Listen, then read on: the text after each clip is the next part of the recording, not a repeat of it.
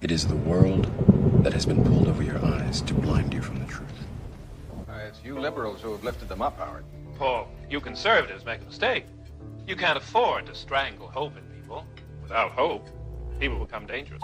No, Howard. You liberals have let them invade our society. You give them jobs, political jobs. Paul, you missed the point. It's only the smart ones we move up.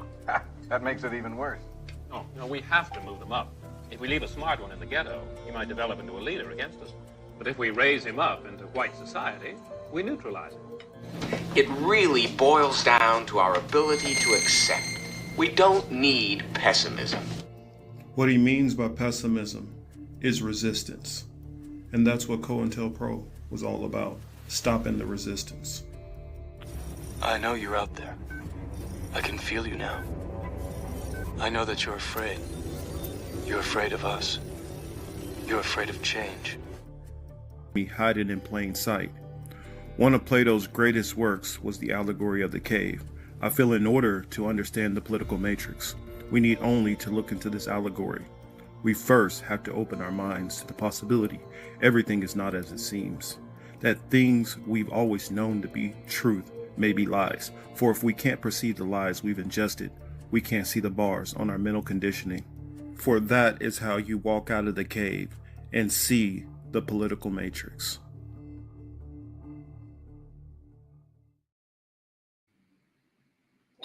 Hello, everybody. I don't know if you guys noticed, I did a new intro. I guess it's giving me a problem with one of my links, but we will keep on going anyway. I just wanted to share this out to, I'll share this on X real quick so they could, save. Hold on, let me just post this.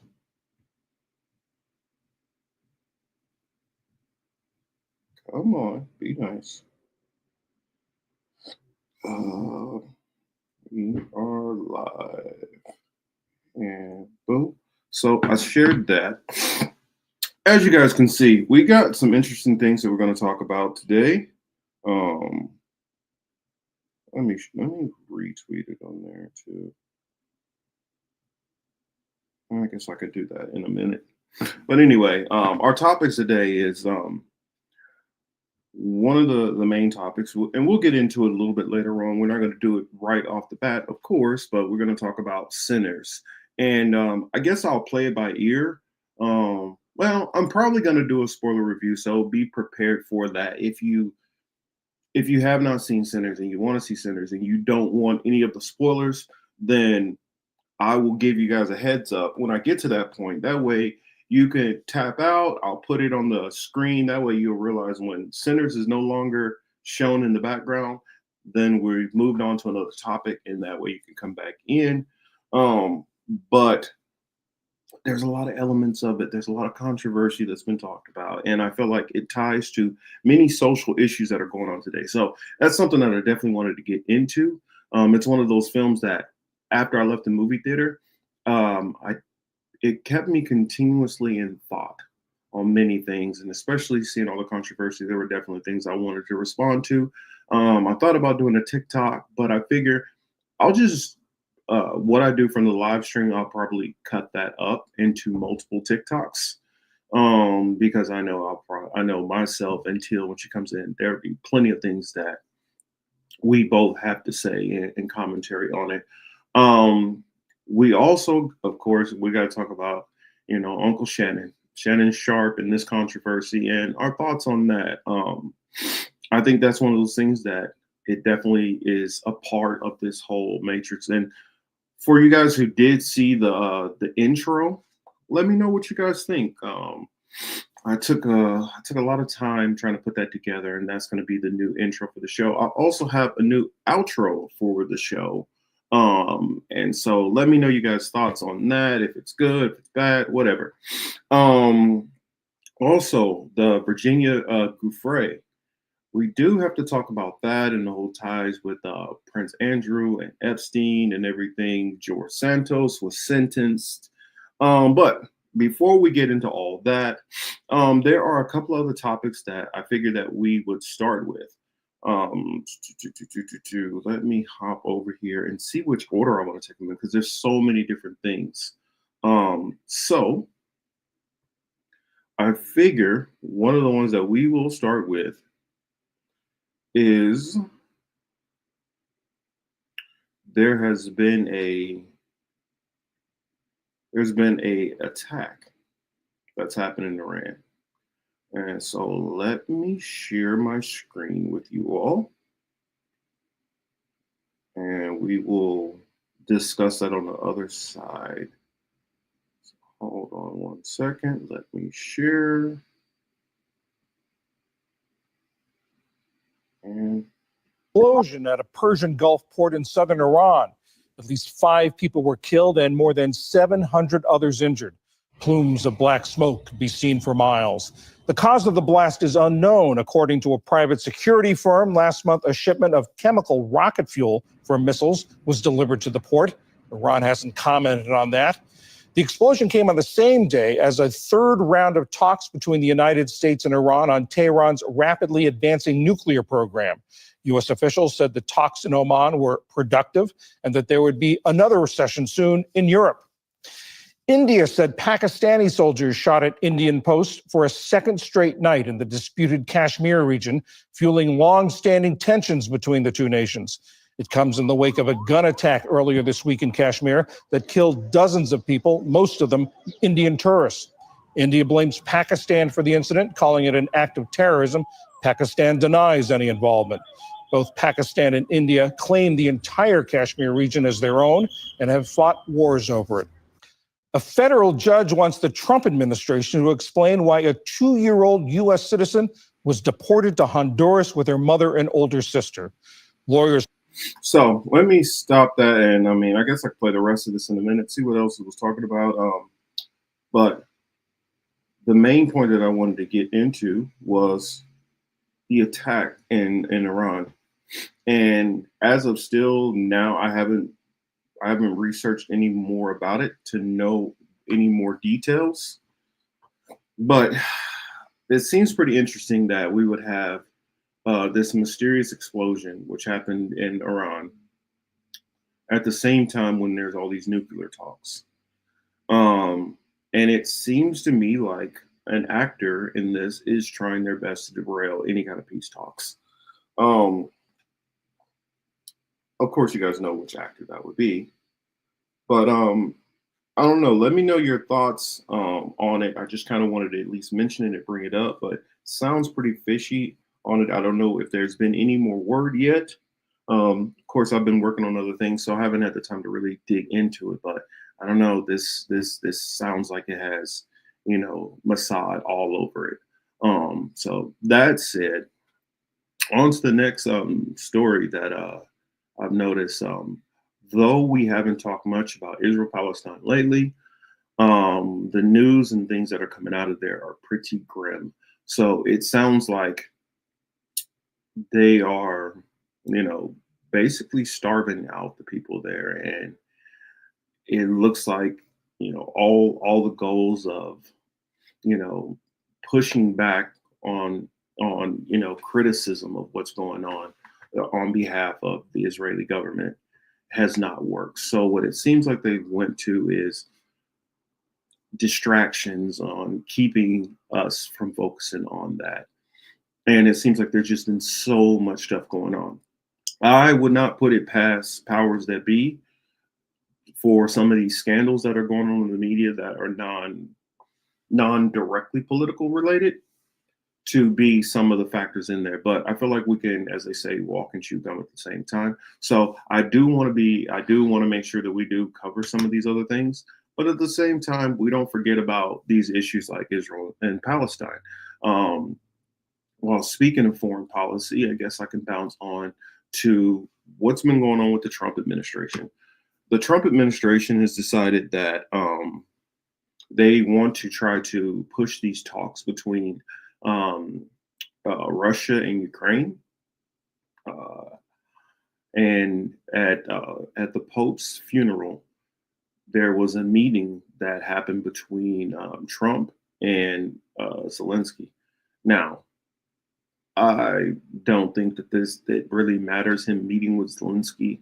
Even if Zelensky was 1,000%, I feel like at this point Russia's dictating the terms, and the U.S., the European Union, nobody else is really going to have very much sway in how this goes. Russia needs to accomplish whatever goal that they felt are. How I'm seeing it, I'm not saying that I'm either on one side or the other. I'm saying Russia is the power player here. Russia has the leverage. And I don't see any way where what can the U.S. do? What, more sanctions on top of them, which have not been working? Russia's monetary supply is even stronger than it was before. They've shored up themselves from the different types of sanctions that you can come after them with. And I feel like Europe is weak. Not very much that they can do besides sending in, some kind of special forces troops or whatever. And they've already been doing that and still been getting mopped up. So I don't see what can be done to force Russia to do anything different unless you could sway China or a couple of other powerful world leaders. And I just don't see it happening. Hey, babe, glad to see you in there. But I just don't see on that front what could be done on behalf of the Trump administration. And this is going to be another one of those, oh, I said that this will be done on day one, which I know my audience don't need to hear this from me. But at what point, I'm wondering, are you Trump supporters are going to start being honest and realize Trump didn't have any major plans on that. Trump doesn't have any major plans on most of this shit. He's just talking out his ass, and y'all just keep buying it. This dude is just farting and y'all sniffing it up, saying it smells great regardless. And it's like, at some point, I get it. You support the dude. But when you support somebody to such a cartoonish level, you're not being taken serious, and nobody's going to take you serious. And I feel like all you guys are going to do is damage the Republican Party, the right, all that in general. And after Trump is out of power, I don't see his mystique or being able to bullshit the world into being able to change, reality. JD Vance definitely is not going to be able to have that command and control to be able to garner, support the way that Trump was able to. I saw some goofball on Twitter talking about, oh, it'll go from there, then Don Jr. and that Don Jr. is a goofball. That ain't gonna happen. Eric's a goofball. That's not gonna happen. It's not gonna be some kind of weird Trump monarchy that's gonna pass through his family members. Though Trump, I feel like, is probably a little bit on the mentally disabled side. He still knows how to fill out a room, and he knows how to garner support and somehow make plenty of average people feel like he's fighting for them. I don't know what kind of hoodoo or voodoo that this dude is doing to sway these people this way, but you can't deny that he's effective. I mean, being somebody who's looking at it objectively, he is being effective. He is garnering his support. He has a floor that no matter how much support he loses, he does not drop below this floor. And as long as he has that, he is going to be politically salient and be able to keep floating on through all these controversies and stuff. So I feel like until things really hit the fan. And when I say really hit the fan, I mean, people have to feel consequences. I mean, I was one of those kids where I can watch a kid do something next to me, get all jacked up, have to go to the hospital or get in trouble. And that was enough for me. I did not have to do it also to realize that that was not a good idea. But there's a big contingent of the population who they gotta feel the pain. They have to have, as you say, belt to ass. That's what they gotta do to learn. They have to experience. They have to be the one who's on the wrong side of things to realize, oh, wait, oh, that's messed up. There's a lot of people who didn't have a problem with things that police were doing to different minority groups until they have a Daniel Schaefer type situation. Then, oh, wait a minute, maybe the cops are out of control.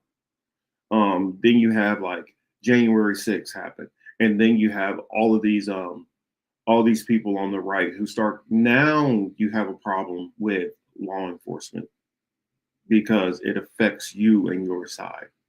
And so that's just something which I've kind of noticed. There are just a lot of people who, because of their biases and prejudices towards other people, they don't, and when I say biases and prejudice, it might not be that they have like this direct, I hate these people, I want to see harm on these people, but this way of seeing compassion towards people on your side and having a lack of compassion on another side. And if you look through plenty of different things, maybe it's generational. I don't know. Well, I think it goes. I think I can see it in a lot of groups of people. Looking at people as a whole, if one wronged you, they all wronged you, and going on. Okay, well, I can see the nuances within myself. Like, there's plenty of Black people where you'll talk to where they see, okay, that we don't all look alike, but I see plenty of other groups, other minority groups, or other white people or whatever, who will say, you know what, they all look alike. You have people who will say that about, various different groups of people, Asians, Hispanics, whatever. All white people look alike. And then the white people are like, no, we don't all look alike. Hispanics are like, no, we don't look alike. Asians are all like, so I get that. Maybe it's something within us as a people where it's my team versus your team, the tribalism that we probably naturally have. But I try to rise above that, and hopefully more of us can. I see Autris is in the building. What's up, Autris? Good to see you. So back on to Trump, which I kind of took us off into an alley, up a hill, back down the hill, around the corner. But back onto topic. With Trump, this is something that I kind of wanted to talk about, but this kind of brought this conversation, forced me to bring it up because Trump right now is putting out some kind of a bill. I guess, you know what, let me hold on that. There's one other thing that I wanted to throw out there first before I get into that, because there's something that the Trump administration has coming within what is it, probably a week or so, where they're going after student loan debt. Granted, Trump is the one who pauses the student loan collections and debt and things like that because of COVID. And then Biden extended it. And now Trump is going to do that again. Trump is flatulence at his finest. Donald Trump. Funny. Put this on the screen. Yes, that is definitely Donald Dump. But when the student loan thing is going to come around, granted, some people, if their student loans have already went into collections, I don't know exactly how that's going to affect them. But if it's been paused from the federal government, they are going as far as to saying that, we might take your tax returns, we might be garnishments, all those things like that. And with a lot of these tariffs, the effects of these tariffs will start going into play pretty soon. Even if Trump stopped everything right now, there's still going to be effects because there are going to be delays in the supply line. And this is something I feel a lot of people completely just didn't get about what happened with COVID. Mind you, I'm not trying to make a defense for Joe Biden or Kamala Harris. That's not what I'm doing. I'm just trying to explain economically something that was going on, which I conversated with many people and interviewed different people. And it just seems like people are not getting this. They say, well, under Trump, the economy was better, and completely ignoring what happened with COVID and the supply lines. Now, I also could make an argument that because of the way the whole COVID situation was handled in the first place by Trump, it allowed it to get bad to disrupt the supply lines. And therefore, though you might give credit to Trump for the economy being good, Trump was actually the one who kickstarted the economy being bad. And the blame got left on the Biden administration, in which, if you really understand how economics and economic policy or just government policy in general works, it's not instantaneously. The effects that you're seeing typically take a while to resonate. And there are many things which Trump was benefiting off of, the previous administration.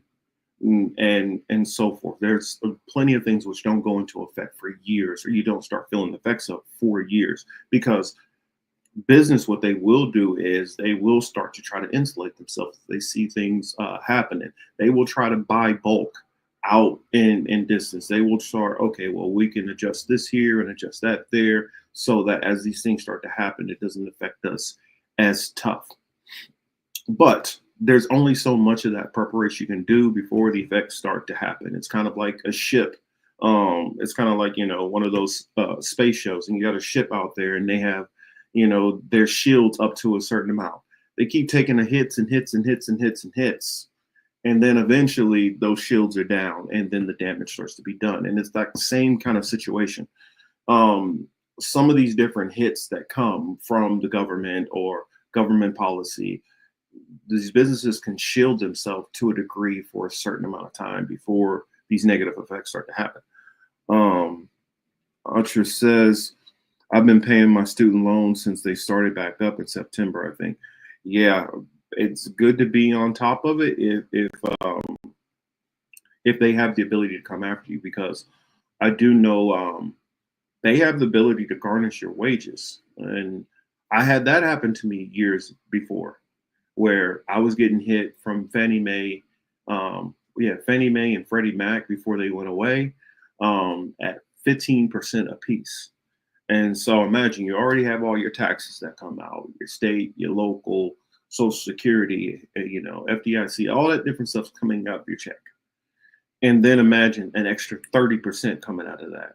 And if you're somebody who has kids and you're on child support or something like that, imagine how much more is coming out of your check. So it can get pretty dicey for some people down the road. And I can see a situation where a lot of people are going to have to end up moving back in with their parents, because, as you know, a lot of these landlords are raising rent no matter what, as if people are not paying more. They don't give a shit.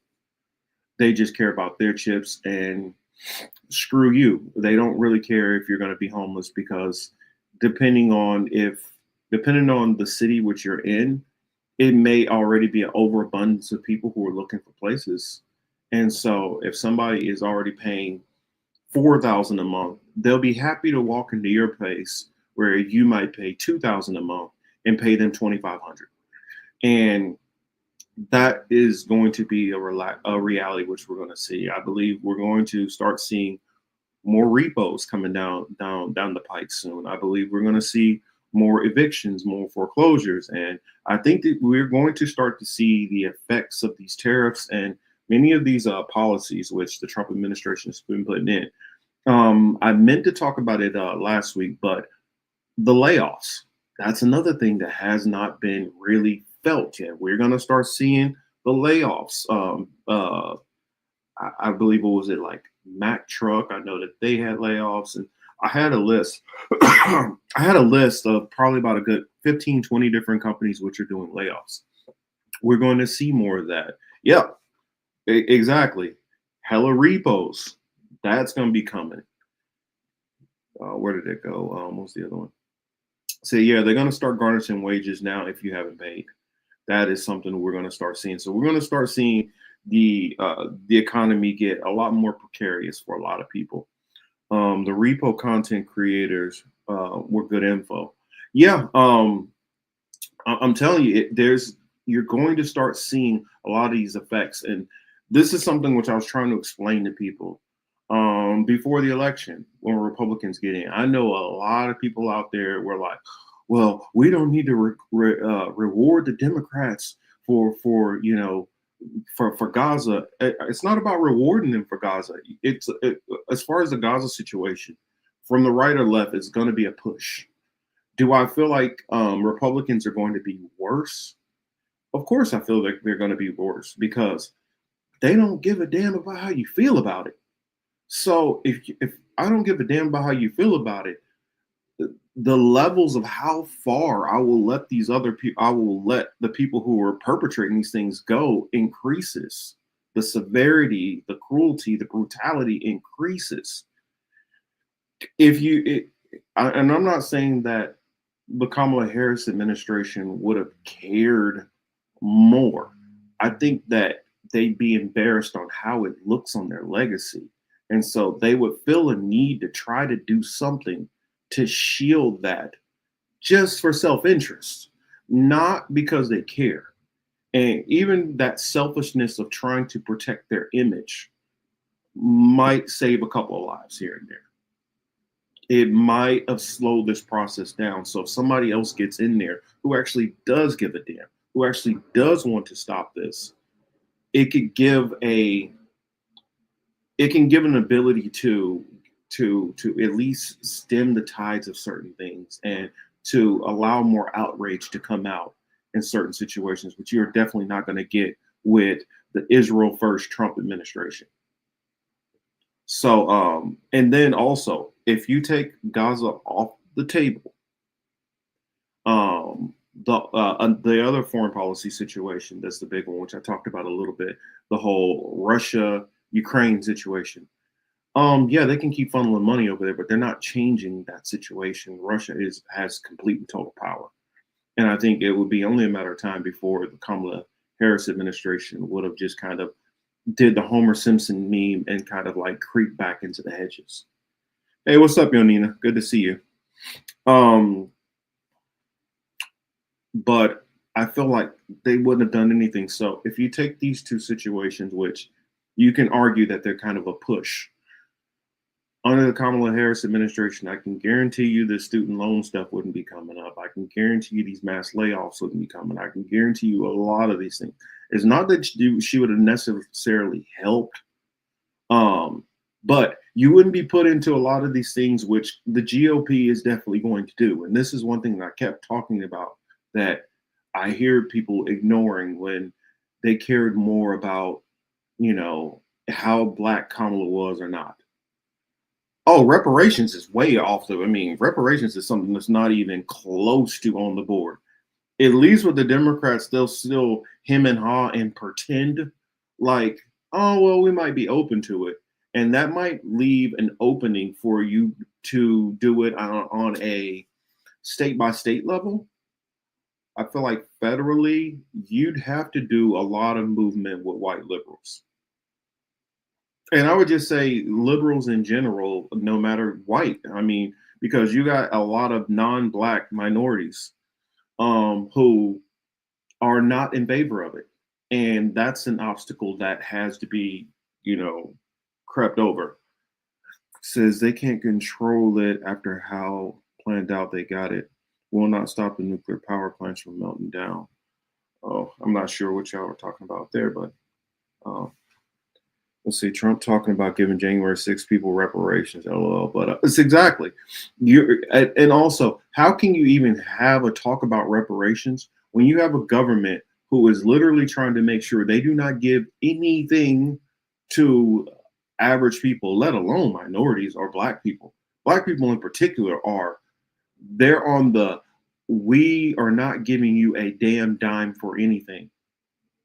So I don't think we've had a administration in some time that's been as antagonistic towards the Black community and minority communities in general. This has been the most aggressive against. And so I get it, the whole lesser of two evil things, but this is one thing people have to understand. You're not in a position of power. I get it, the 99 versus the 1%, but when the 99 is separated into a million pieces, it is not the 99 against the 1%. It is you against the federal government. It is your small little community against your state and local government. It is not the 99. It basically is, you know, a large conglomerate versus you. It is a large corporation versus you. It is a local government against you. It is a police department against you. It's not a 99. So this whole mindset of thinking that, and that's where I feel like a lot of people are misunderstanding the situation. A lot of people are arguing from a point of believing that they have power. You have to organize, build the movement, a solid movement, just like you see in countries that have strong unions, where they actually do have power to push back against the government. We do not have that in America. And I don't feel enough people get that. And I hear a lot of content creators who are talking as if we have power. We don't. Understand you don't. You can have minimal fightbacks and pushbacks, yes, but we don't have the power which many of you guys are acting as if we do. And that's just something that just has to be put out there. Like I say, my analysis is not about what I hope that we possibly can do always. The analysis is looking at the situation for what it is. And then once you can understand and realize the truth, it's just like I did in the new intro. If you can understand and get yourself out of the cave, you can understand the reality, you can see what you're dealing with. If you have full-blown cancer and you never acknowledge that you have cancer, you can't fight cancer. You can't try remedies. And I feel a lot of people who are not looking at the situation as if we have cancer. They're looking at it as if, oh, I just got a little cold and I just take some cold medicine, I'll be fine. If you can't diagnose the problem properly, you can't fight the problem.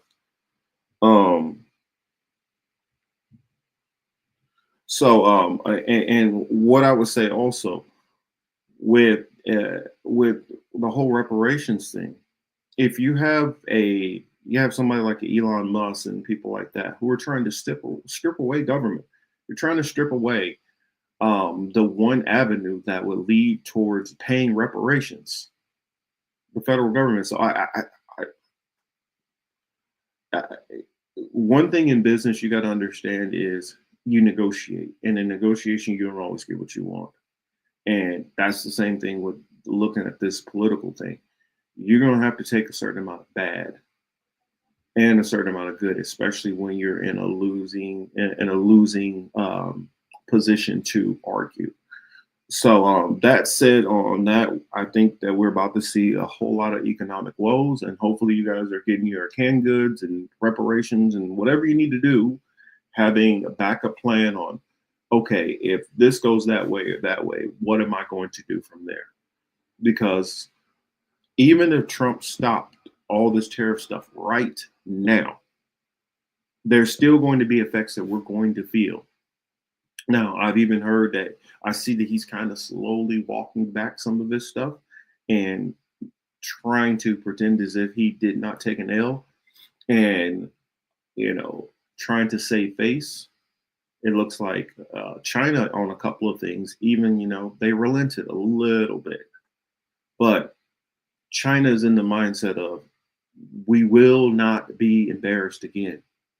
We will not be humiliated. We will not be disrespected. And the whole Trump bully mindset is not going to play well. And that's the problem with a lot of MAGA America Firsters. They still thinking it's 1980s and we can just go around and bully the shit out of everybody. And that's not the reality anymore. It's like you trying to pick on your little brother or little sister. Well, eventually they start hitting the weights and they start being able to handle themselves, and you can't push them around and bully them anymore. And America has not gotten the wake-up call. But if they keep messing around with these people, they're going to get a very, very negative wake-up call.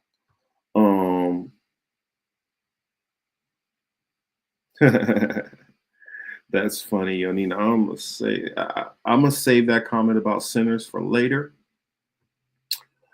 That Bower called Elon isn't even American. That is one of the things which always bugs the hell out of me how they let somebody who's not an American have so much power and control in our system. That's what shows you that our system doesn't have any kind of nationalistic pride as they try to pretend.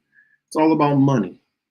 Anybody with a lot of money can come in here and in 5 minutes starts telling everybody who's an American, who's been here for generations, what it is and how their country needs to be run. Let's see. What up, Willie? One of these days we gotta work this out and get you on with us. I would love to. I don't think we've ever been on camera together. We just kind of talk through social media and stuff. And I've seen some of your stuff. Of course, you tune in, you see some of my stuff. So one of these days we got to work that collaboration out. I would really enjoy that. Well, yeah, I said 1980s. Yeah, some of them are thinking it's 1950s. Well, the Trump administration obviously thinks that economics works like in the 50s. And I can definitely see how Trump runs off the mindset of the 80s because he remembers how the 80s was. And I think that there's a certain level of arrested development that's happened with Trump. And I would say that arrested development is multi stages. A part of him is at, wherever he met his peak prowess, and I think the 80s is a big part of where his mind is still at. And a lot of those people whose mind in the 80s is going off, we're working off the information from the 50s and 60s. That was what was guiding the 80s mentality. The experiences and reactions and a response to what happened in those decades previous. Yeah, some definitely think it's the 1880s. I mean, that is true. I mean, with the whole tariff stuff, that's definitely what he's going for. Let's see. Let's take us back to the 1870s. Yeah, I mean, as far as the economic stuff. Cool. I'll DM you, Willie, and then we can work that out. Let's see. Let me remove this here, and let's see what is the next story that I got that I wanted to go into. Oh, yes. While we're still on Trump, and we've already talked about economy, we've talked about the recent tariff stuff. I guess I will go into the next story. When I heard this one, I kind of laughed about it because this is something that I've kind of, granted, this will probably be a little hodgepodge the way I'll do it, but I had been like looking into this for probably weeks, what I wanted to talk about, and this ties into it, so I guess I'll just go ahead and do it. Oh, crap, Till needs a link. If you still are signed into the StreamYard, you should just be able to hop right in, Till. But I can send you a link just in case. Yeah, you could have, maybe she logged out. Let me send Till a link real quick. So what time is it? Well, if you're on the East Coast like me, it is 11:04. I know that probably threw you off because we're earlier. Let's see, invite guest, copy, and I'm texting it to you too. So boom, I just texted it to Till, so Till should be here soon.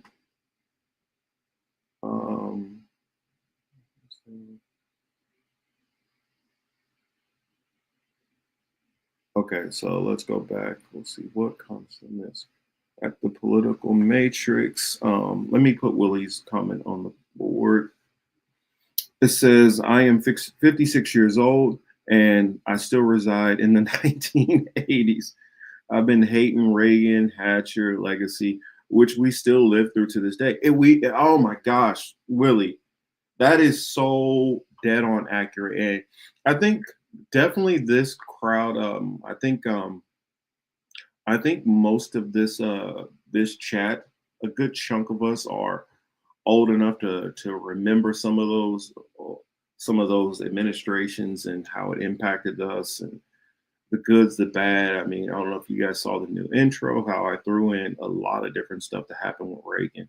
I think Reagan is pivotal to understanding the reality that we're in today. And one of these days I'll do a deep dive into the Reagan administration as a whole. But let's see. Let me share this video real quick. Because when I heard this, I kind of LOL'd out loud. But I guess it's already on. Let me start it back at the beginning. And here we go. Could a $5,000 baby bonus really convince Americans to have more kids? The Trump White House is exploring this very idea. According to the New York Times, the Trump administration is looking into ways to boost fertility, including a plan to offer a $5,000 bonus to have more children. It comes as the U.S. fertility rate hovers near a record low, and American women are less likely to have babies now more than ever. About 3.6 million babies were born in the U.S. last year, this according to the CDC. That's little change from the prior year. Now, let's be clear, raising a child in this country isn't cheap. Parents are estimated to spend more than $29,000 on child costs each year. That's a figure from LendingTree. Studies have shown that a declining birth rate really could lead to long-term economic problems, like a shrinking workforce. A financially strapped population might have problems paying for medical services and retirement benefits for older generations. But reversing a nation's declining birth rate could take far more than a one-time payment. Some experts say that tackling bigger, tougher issues like affordable, high-quality childcare or maybe even paid parental leave would be a starting place for the government to really create a more welcoming place for growing families. Other countries that have tried similar monetary incentives for having children have showed mixed success. In 2004, Australia did introduce a baby bonus, giving 3,000 Australian dollars to parents for each birth. They did see an initial bump in births when the policy did go into effect. Australia's birth rate, though, has continued to decline, dropping from about 2 children on average for each woman to about 1.5 in 2023, according to the Australian Bureau of Statistics. Now, let's be clear, this baby bonus is only a proposal right now. We don't really know if it's going to become reality. But when asked about it this week, the president said it's a, quote, great idea. All right. Let's stop that one. Let me double check over there in case it tries to autoplay. Okay, cool. Didn't autoplay. I'm not surprised to see this. And let me go to Thomas's comment there. It says, sounds like Trump wants to eliminate abortion and reward women to have more babies. Sounds like he is talking to white American women. LOL. Well, this is what a whole lot of the white replacement theory has been about. They feel like America is being taken over by the brown other. And this is something that goes in a lot of these right-wing circles. This is a belief that they have that they're going through a so-called white genocide. It's ridiculous, but this is where they're thinking. And you can't call generations of white people who are decided to not have children the genocide. What it is you have to pay attention to the society you're living in. You know, a lot of these people on the right have no problem with what capitalism is doing to this country. Has no problem with, you know, people. Well, if you don't take care of your stuff and you end up being homeless, oh well. The problem is these people are holding two opposing viewpoints and ideas on so many topics, and they don't realize why things aren't working. You have corporations which have no intentions of paying people more money, but you have rising cost of everything. And you're not going to force these corporations to pay more in taxes to deal with the inflation or deal with the not inflation to deal with the debt that keeps accruing.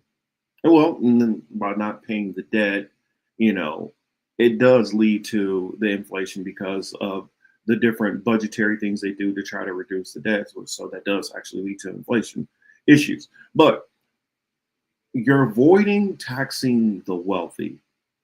And you're avoiding having the wealthy pay their employees more. But you're saying that somehow people should just have kids and all that anyway, when they don't have the means.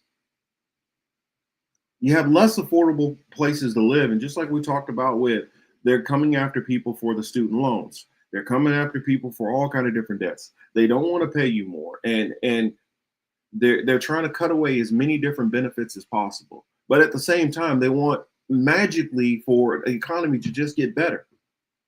And that's one thing I've never understood about people from the right.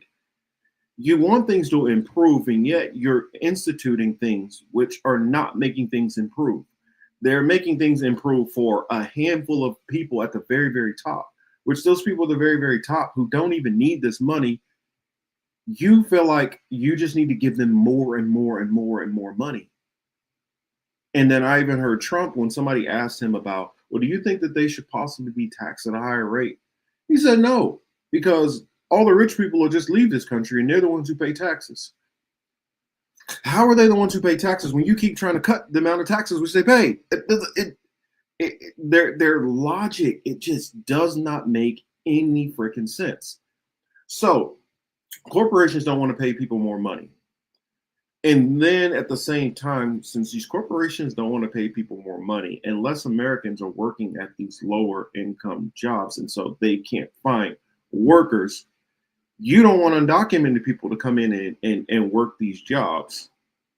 But at the same time, if you do want to get rid of these undocumented people, now you're complaining about the population drop. It's like, I wonder, it's like, do any of these people on the right understand like cause and effect or just simple mathematics?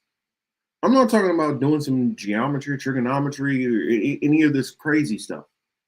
I'm just talking about understanding cause and effect. If you do X, this is going to happen. If that goes this way, this happens. If you don't do this, this happens. And it's like, I don't get how this thought process goes. I'm watching farmers complain about, well, I mean, I might possibly lose my farm. Well, you knew that he was going to come in and cut all these subsidies, which you benefit from.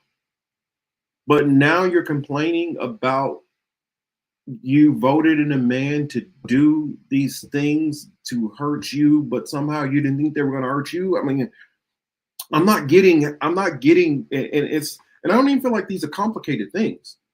I don't get how people, like some of these people are like, well, I think I might have got myself fired. So if you're the one who got yourself fired, how do you complain about losing your job? I mean, is it me, y'all, or just like, is it something like, are Americans just not like, do we have a population of just idiots? I mean, I hate to call it like that and be so kind of blunt about it, but do we just got literally just a population full of dumbass people that don't understand how anything works? Because that is, I do see a lot of different like people online where it feels like the zone is flooded with people who have opinions and who hop on camera to talk about stuff. And I mean, some people could feel like I'm one of those people who flood the zone, that maybe what I add to the conversation is not needed. There's somebody out there who's already doing what I'm doing. So, but I feel like there's a lot of people out there who, you're not breaking anything revolutionary. None of your ideas, none of your analysis that I'm hearing from some people. It's okay. I could listen to CNN and get the same damn thing and know how to pick the bones out of it and toss away what's crap. All I need is the main headline story, and I can go and look and research the rest. But it doesn't seem like this analysis that I'm getting from some of these people. I don't know. It's a lot of shit going on in my head right now. But let me see what y'all talking about in the chat. Chris H is in the building. Says the baby bonus sounds good, but when you look at the economic deprivation people have to live with in other areas of life, maybe Trump's baby bonus is chump change. It's not maybe it's chump change. It's definitely chump change. I think Chris H, I think if I remember correctly, you're in Canada. Some of the costs which you have to deal with when bringing a new child into this world are astronomical in the U.S. And a lot of people in other countries don't realize just how expensive it is to have a baby in America. Also, you factor in you don't some of these jobs you're not getting maternity leave or paternity leave. I mean, you might get like what, a couple of weeks, but both of the parents might need to be home to help out, and you might not be getting that. Also, you factor in, okay, now you got the kid. What about childcare? If you don't have a parent or somebody else who's going to be able to do that, or one of the parents can't stay home, childcare for newborns is expensive. I mean, insurance that you have to deal with, and then you just factor in just being a parent in general, the loss of sleep, um, all the different things you're paying for, Pampers, doctor's visits, this and that. There's a lot that comes with having a kid, and so I can't begrudge people for not making the decision to have kids. Or it's not even that a lot of people have made a decision they don't want kids. They want to try to be responsible economically about doing the process. I mean, there are some people out there who want to, go at people who don't have kids as if what do you have to add to the conversation? What do you know? And it's like, I know how to be motherfucking responsible and not just go get some person knocked up. I know how to do that. Just because you went out there and you were irresponsible and you got somebody knocked up and you had to be forced to be responsible, that makes you somehow some smarter and authority over me? No, I fucking don't think that does. It shows you're impulsive, and it shows that you don't have discipline. That's what I think that shows. It shows that you don't think things out or plan things out. And so, therefore, because you are just reacting to a situation, that's a responsibility that's been thrown in your lap, that does not give you some kind of great insight. I would say it actually gives least insight. I mean, are we going to say the people out there who haven't had a job in 10 years, who just sit on the system and collect a check with 4 kids, that they somehow are some great parallel of wisdom on understanding economics in the world? No, we're not. But one of the situations for me is because I didn't grow up with my father in the home. I wouldn't want to be in a situation where I'm bringing a kid into some kind of toxic relationship, or I'm bringing a kid into an unstable relationship. What happens if I lose? The difference is some people live in an area where they could just move back in with their mom, their dad. They can ask for, hey, can I get, 5,000 to help me with this? Or can I get a couple hundred? Hey, can I get this to help? When you don't have that safety net, when you don't have somebody you can go and ask, or you don't have somebody that you can go stay with, you got to definitely be a whole lot more careful in the way you move through this world. And I think people who have received a lot of this help and then get down the road, get it in their head that they've done it all by themselves, that they didn't have this help. And so, I don't know, I'm going off on my tangents, but that's how I think on it. And you're going to have a whole lot more people who maybe they got to work on their career first. Maybe they got to get themselves to a certain take first and do certain things. Oh, shoot. See, La Senora Tamanique is in the building. Hamza's in the building. What is Truth is in the building. What is up? Yeah, the $5,000 is not an incentive. Can nobody have a baby with that? Hospitals charging upwards of 20 to 30,000. Exactly. I would throw in also, it's kind of interesting that the United States and the Trump administration is now looking at this whole population issue. I feel like the Democrats have been trying to do it by slowly kind of just leaving the door cracked and letting, undocumented people come in so that gets the numbers up in another way. There's a lot of countries who are trying to incentivize children. There's a lot of people. Oh, what's up, Rick? It's good to see you. There's a lot of people who are, a lot of countries who are doing that.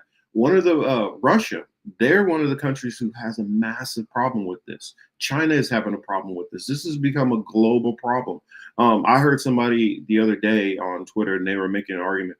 We're too overpopulated. We're not overpopulated. What it is we're overcrowded in a handful of cities. There are certain cities that got way too many damn people. That's the problem. But if you had some kind of program where you took people coming into this country who are immigrating and you say, you know, we're going to set up these cities, West Virginia or someplace in Iowa, that these towns are dying off because they don't have workers. If you started allowing people to come into the country, go into these areas, people were coming in on refugee status and whatever, and you say, you know what, you want to come into this country, you want the American dream. We realize that you have a need to come into this country, but we also have needs too. We have this town, which was a steel mill town, that it needs workers. We have this area where, okay, they've had this much of a population drop. And so now their taxes are going sky high for the people there. And it's leading depopulation in these certain areas. Perfect example, that happened in my county. My county was losing people like crazy when a couple of the businesses went away.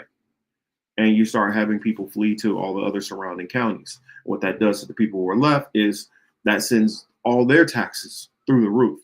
And it makes them start thinking, do I really need to stay here? Because this is like economically not a good place for me.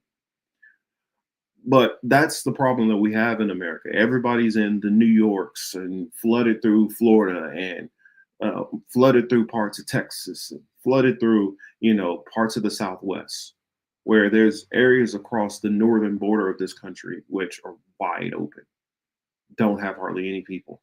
There are places within the upper Midwest that are completely desolate. There are places, chunks throughout the South, where there big chunks of people need to live. There are places in China which, because you have these people who are flooding into the cities, they're struggling with population.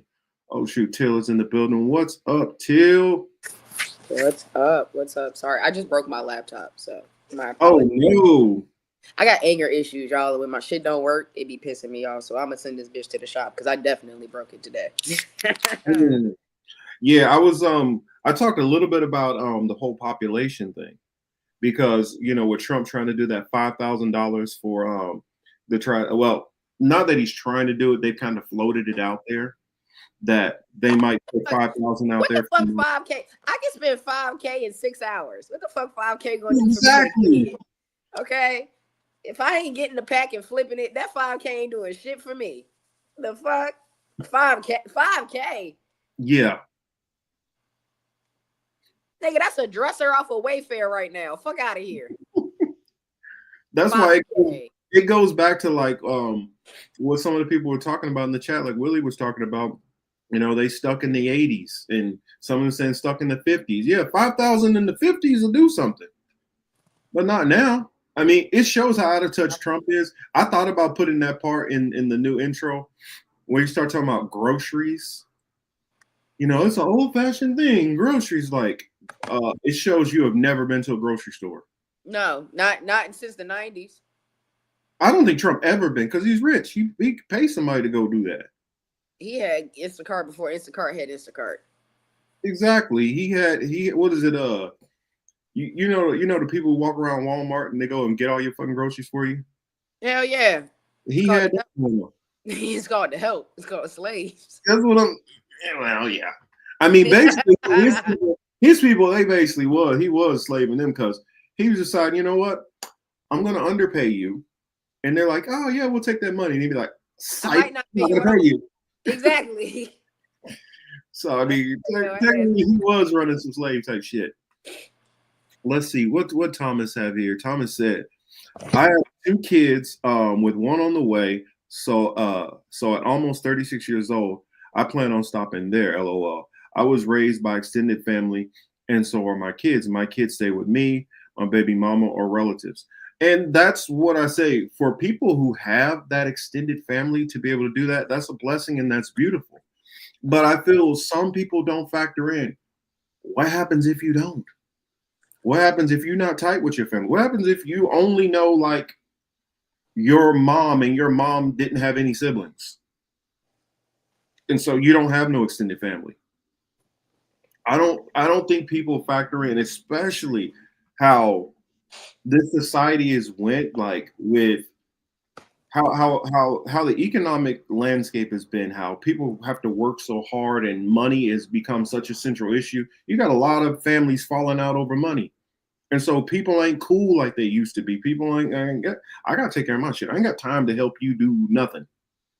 And I don't think that's factored into certain people's thinking when they realize there's a million reasons right now why people are not having kids.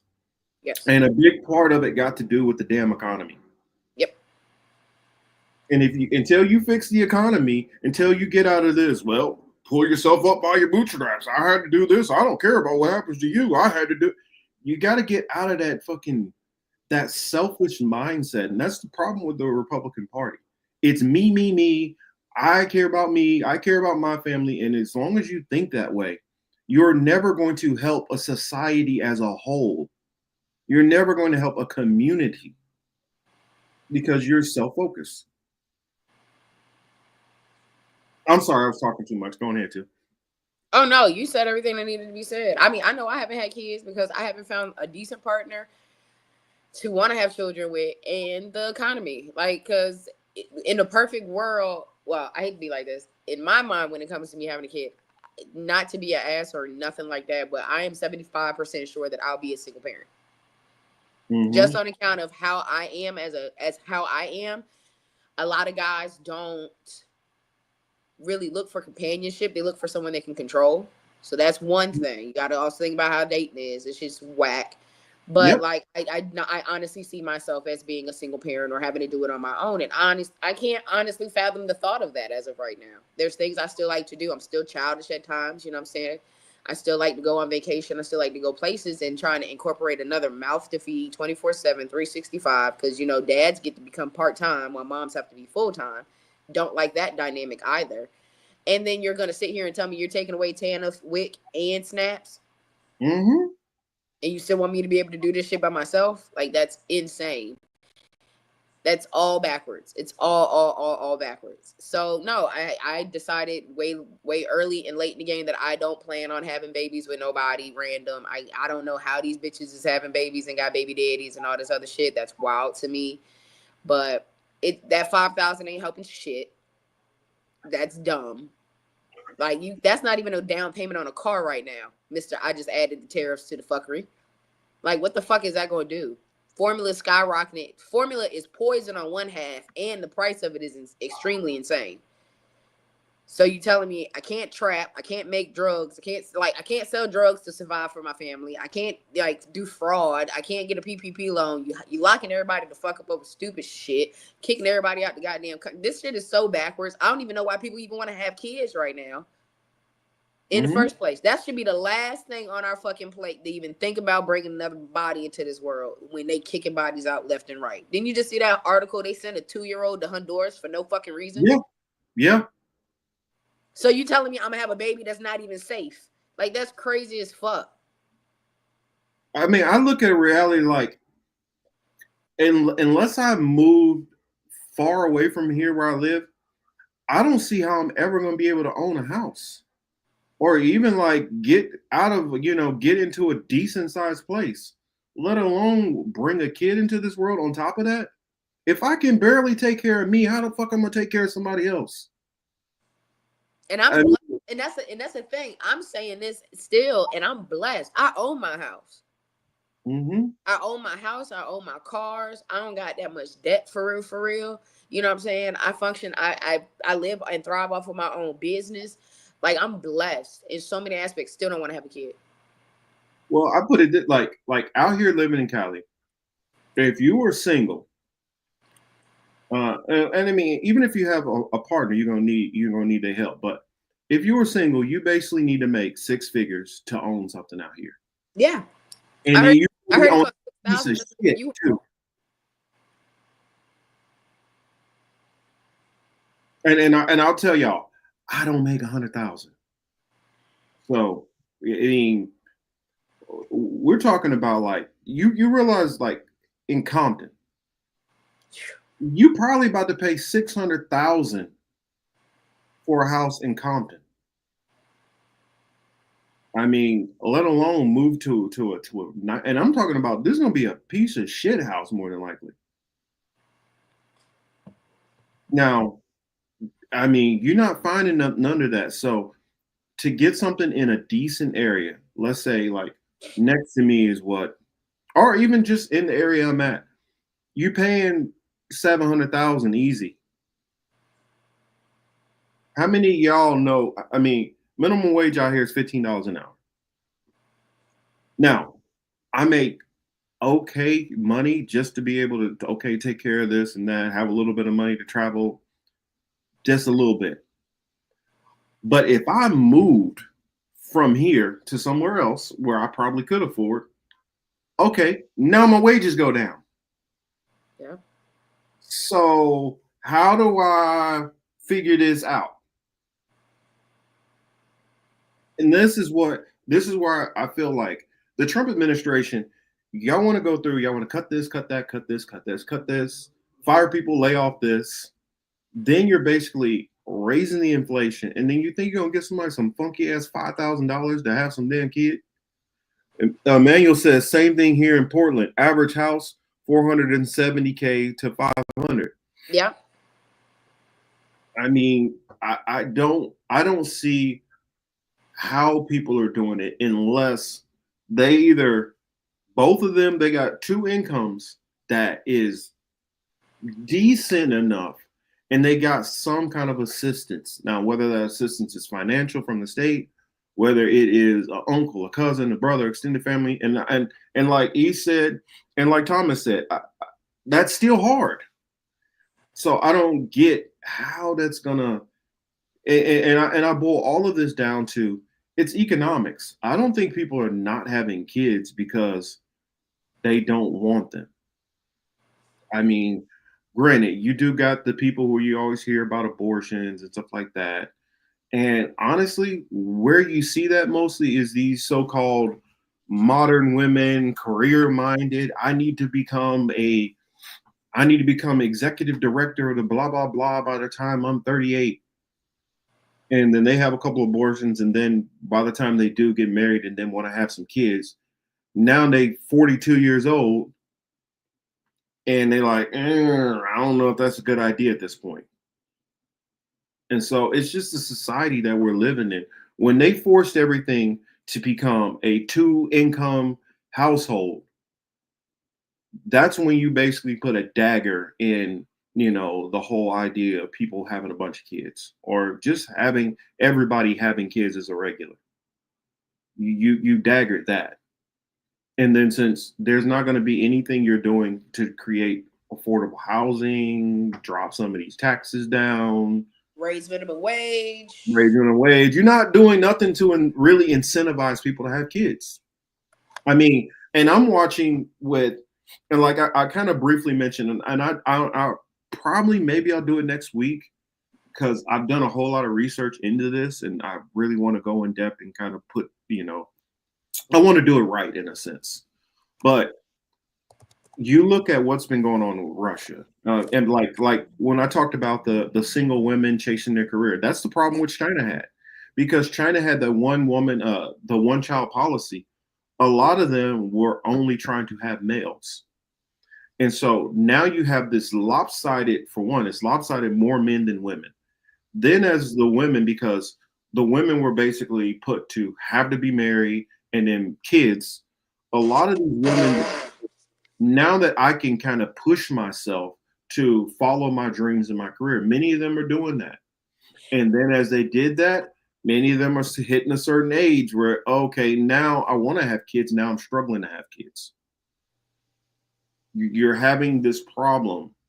And it's not just a problem in America. Like you're hearing the Trump administration trying to push this, which I feel more or less many of them are trying to push it because they feel the balance of white people versus everybody else is getting out of whack to the way they want it. I think it basically boils down to more of a xenophobic kind of white supremacist reasoning. But all of these countries are dealing with population issues as a whole. That's the reason why Canada is welcoming so many different. They have so many push to get immigrants to come in. because their populations are declining. And for those who are like, well, why is that a big deal? Well, if you don't have population coming in and the taxation that comes off of those people, you can't keep the society going. At a certain point, you start having societal collapse.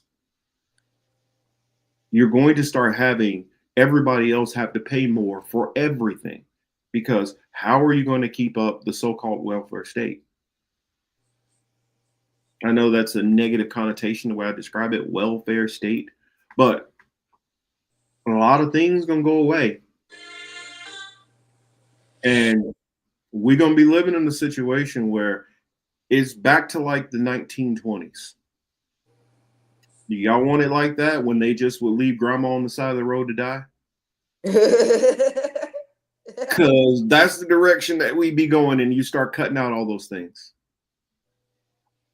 It sucks, but it's true. I mean, so I know Republicans like to think they this rugged individualism. I know they love to think that way, but there's so many government subsidies that go on for your business, for your farm, for if you want to start a business, to get water and different things that come into your plants. And there's so much the government assists with. And that start cutting for real, because them agricultural grants about to go out the window. And that's what I think, like, that's one thing which I complained about, like, a lot of these people on the right, they're going into a government that they don't understand, because they've always went with the mindset, government is bad, government's bad, government's bad. Oh, is government bad when a tornado comes to your area and you need funding? Is that bad then? What about after an earthquake? Is it bad then? Of course not. After a hurricane, is it bad then? Of course not. And so all of these people don't understand how much that is done by the federal government that helps you. It's easy to sit there and complain about what's not been done or the problems. But it's a whole lot harder when you really start to look at the balance of what you're actually benefiting from. Do y'all want roads? Because we does not have roads. I mean, they kind of shitty though. we cannot have bridges, and so some towns you just can't go to no more. You just live only in this town. You better learn. You better get your boat. Unless you're gonna get a ferry and create ferries to start riding across, and how much of a delay is that gonna take? No, child. We got a ferry in our city, so I definitely know about that. I mean, things could go definitely a very different way if that's what y'all wanted to do. That's all I'm saying. Yeah. John Kemper says, let me put this. I swear they plan on collapsing the US. They already doing it, big dog. You right on the money, John. I hear a lot of people saying that, but I'm gonna give a antithesis on it. An antithesis. I mean, I don't feel like they're trying to do it on purpose.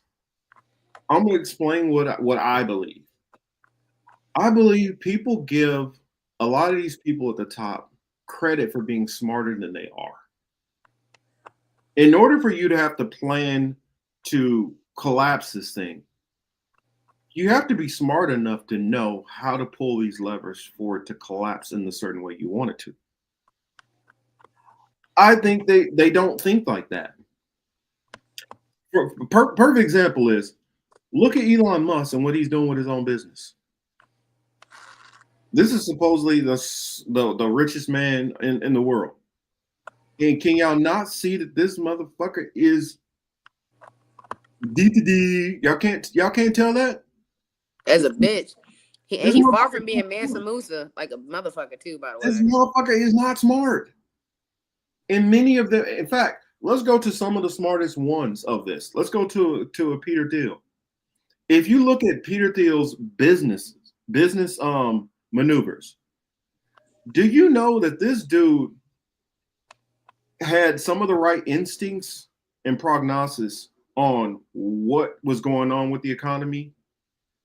But yet, when it came down to making the right bet on it, he had the overall, but messed up majorly on some of the easiest details. Do you know that this dude, when he saw like there was economic woes going on, he had Google right here and Yahoo right here. Do you know this dude bet a huge chunk on Yahoo doing better than Google? That's not smart. And he has plenty of business ventures, which you'll see, where he had this one here that everybody could see was going to be the solid, smart move. And he made the dumb move over and over and over. And he's one of the intellectual leaders on the right. Again, I tell you, these people are not smart. They have a whole lot of money that they're pushing up to the table. And what it is they're hitting big on certain things, but you're not seeing how many things that they're not hitting on and how many things they're failing on. Sorry, go ahead. So it makes me always go back to, like, since we bring up Elon, we always bring up, obviously, in the same like the same sentence as Tesla. But like, let's take a moment to really look at it first off. Like, Tesla knew what the fuck he was doing. Who was he going against? Alexander Graham Bell. Alexander Graham Bell ain't know what the fuck he was doing. He was just trying to do it fast. When you do shit fast, you make mistakes. Every time. You know that. That's like that's the common denominator. If you're doing it fast, you're going to make mistakes. If you're not thorough, you're going to make mistakes. And if you're greedy, you're trying to beat somebody out. You're trying to make it so that you're either got more money, you did it first, whatever have you. Like, that's all we're dealing with is with motherfuckers that have real bad complexes. These are all motherfuckers with big egos and God complexes trying to beat out the next motherfucker. And they don't even know what kind of work you really need to put in. That's the worst part. My favorite example is Tesla made an electrical current that didn't harm anybody. Tesla's electrical current, if you touched it, it was like them balls you see in Spencer's. You touch it, electricity touches you, but there was a barrier, you wouldn't get shot. Alexander Graham Bell didn't know that. So he was like, nah, I don't think that's how it worked. What'd he do? He killed a whole fucking elephant, y'all. Go look that bitch up if you ain't know that. That motherfucker killed an elephant, and in the same breath, what did they find out? You can electrocute people to death, and that's how we got the electrocution method of killing people. Because this fuck ass motherfucker decided he wanted to try to beat Tesla to some stuff that he didn't even know about. Because why? He was greedy. He wanted the money. He wanted the fame. He wanted all that other stuff, which is all that these people are chasing. They're just chasing fame. They want to be the first one with the answer. They don't even know what the answer should be. They just want to give out the first damn answer. That's why you got Trump sitting here telling you a half story and then having to backtrack it on the next CNN press conference. That's why you got his freaking people in his cabinet telling you one thing, then having to go back around and be like, God damn, that might not work. Yeah, because y'all didn't think it through.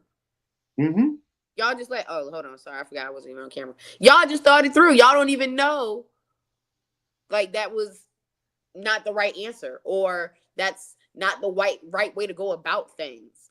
They don't give a fuck about nobody else's opinion. That's why they're not listening to us. They don't give a fuck about what we got to say. They don't care about none of our opinions. Like, it's y'all. There's so much going on. It's so much. Go ahead, Marcus. Sorry. No. You made a lot of good points. Like, this is what I want to explain. Even the people who you might think they might be brilliant on this one thing, that don't mean you're smart on other shit. That doesn't mean it. You got Dr. Ben Carson, considered one of the greatest neurosurgeons out there in the medical field, in the medical world. Cooney Ben Carson? No, yes, him. But when it comes to politics, what the hell does he know? Don't know a damn thing. And that's what it is. You have a whole bunch of people with a whole lot of money. Like, I put Rick's comment up there, which I want to do again. And this ties into what Yonina is saying when she threw out Curtis Yarvin. Oh, wait a minute. Where'd it go? Says, most billionaires are failed son/Nepo babies. And that's what it is. You go to a Peter Thiel. He comes from his parent who was who owned, what is it? Lithium, not lithium. Had to do with radiation. I'm blanking on it. It might have been lithium. But basically, his father was killing a whole bunch of people and made money off of that. Elon's father was running emerald mines. These people got money, and when you get a certain level of money, you basically get a certain amount of get out of jail free fuck up cards. Yep. You can go out there and just try shit, and if your business don't work, okay, move on to the next one, move on to the next one, move on to the next one. You got enough money that something's gonna hit finally, and that's what it is. You have people who have failed up because they've had money, and now that they've gotten to, now they've gotten to the pinnacle, now they've gotten up to the top. There's just a whole bunch of people sitting up there who've been smelling their own farts, who thinks they're all geniuses, and kiss each other's ass because of how much money they have. And because they have this money, people believe that money equates to intelligence. And that's it does not. Nah, money just gets you the talking stick when you feel like saying some shit. Mm-hmm. There's a whole group of motherfuckers passing around a talking stick within one another that they just get to say some shit now. Yeah, and Curtis Yarvin falls into the same thing. Yeah.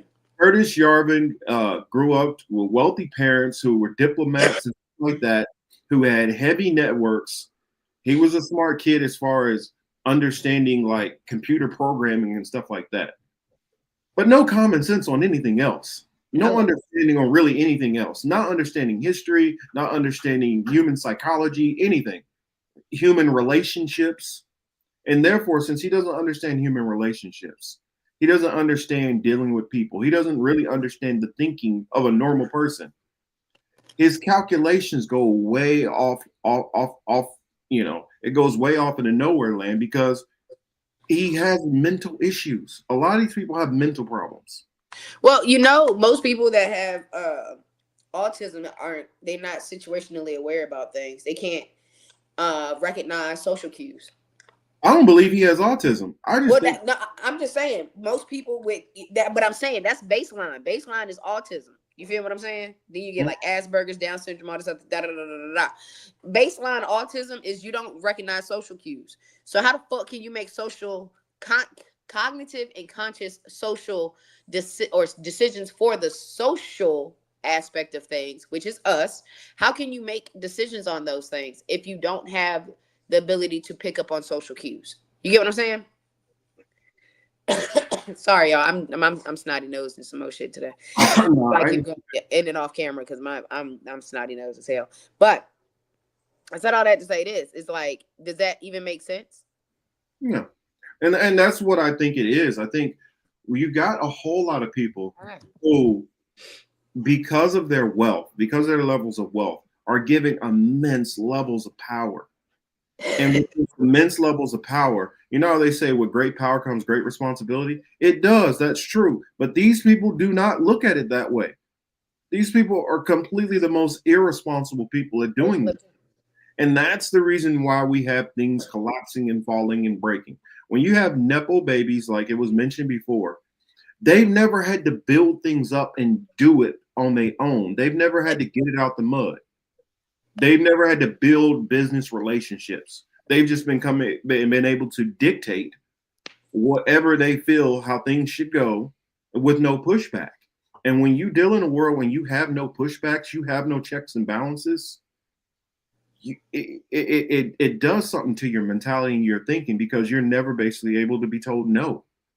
When you're being able to be told no in a situation, now you have parameters and you understand, and it helps you rethink and reform and refocus to where you're going. These people don't have that. No. They've never been aware of these things because they've been around the same circles their whole life. The Nepo babies get to grow up with the Nepo babies. Yep. The draft showed us that. So if you in the same group of people that do the same shit that you do all the goddamn time, then of course you're not gonna have nobody that nobody is willing to pull your coattails. And shout out to the draft. I got a friend of mine, former high school classmate, shout out to her. Her son got drafted. Shout out. He got drafted in the 3rd round. Jalen Noel.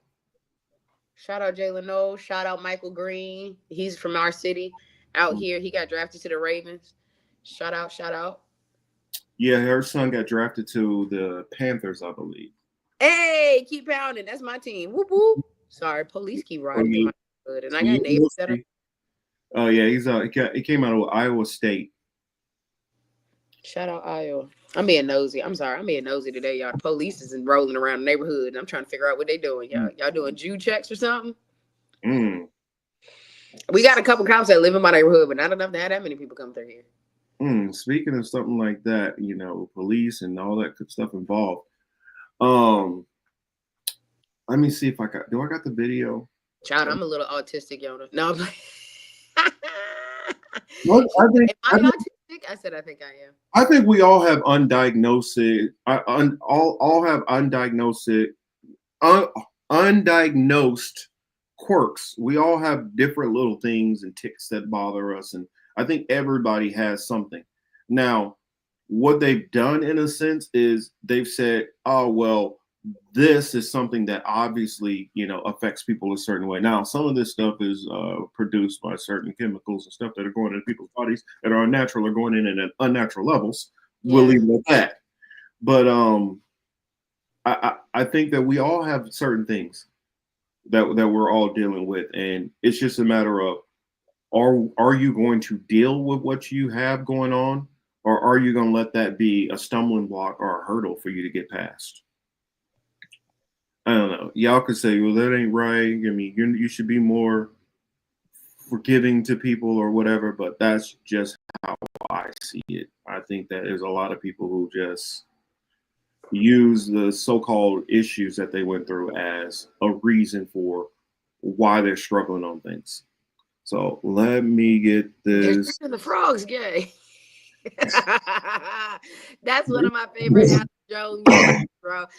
That's how I know I be on the spectrum, because I got little stems that I really like, and that's one of my favorite stems, bro. We need a soundboard for that. I want the soundboard so I can they're turning the frogs gay. That's my shit. It's in the water. Shit. Turning the frogs gay. If you claiming that everybody only use 10% of their brain,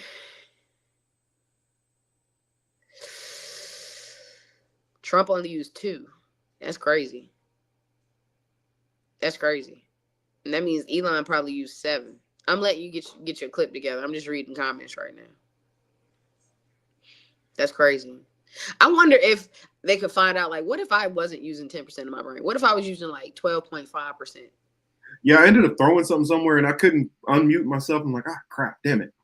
But it's funny, you talked about frogs being gay. And this dovetails into, well, my favorite one from him is we talking about, I'll eat your ass. Talking about, you think I want to think about stringing my neighbor up and eat him? I don't want my God. That one took me out. I'll do it if I need to. I thought you were talking about Mike Tyson for a second. I was a little worried. I was like, no, I'm talking about the one with Alex Jones. He's talking about, yep, I'm thinking about stringing my neighbor up. I was like, whoa, okay. Yeah, he talked about killing his neighbor, and I thought that was kind of gangster, because I was like, damn, you finna kill your neighbor? You were talking about being full-on cannibal. I'm like, things ain't got that bad yet. Calm down. Calm down. We not even close to no kind of famine or nothing. Society ain't collapsed, and you already jumping to eat. You know what he got going on? So at the political matrix, someone turned to Alex Jones, eat your ass into a nifty, catchy song. Oh, I bet they did. When you start saying crazy shit like that, it's only a matter of time. Yes, please, Chris H. Send me the link.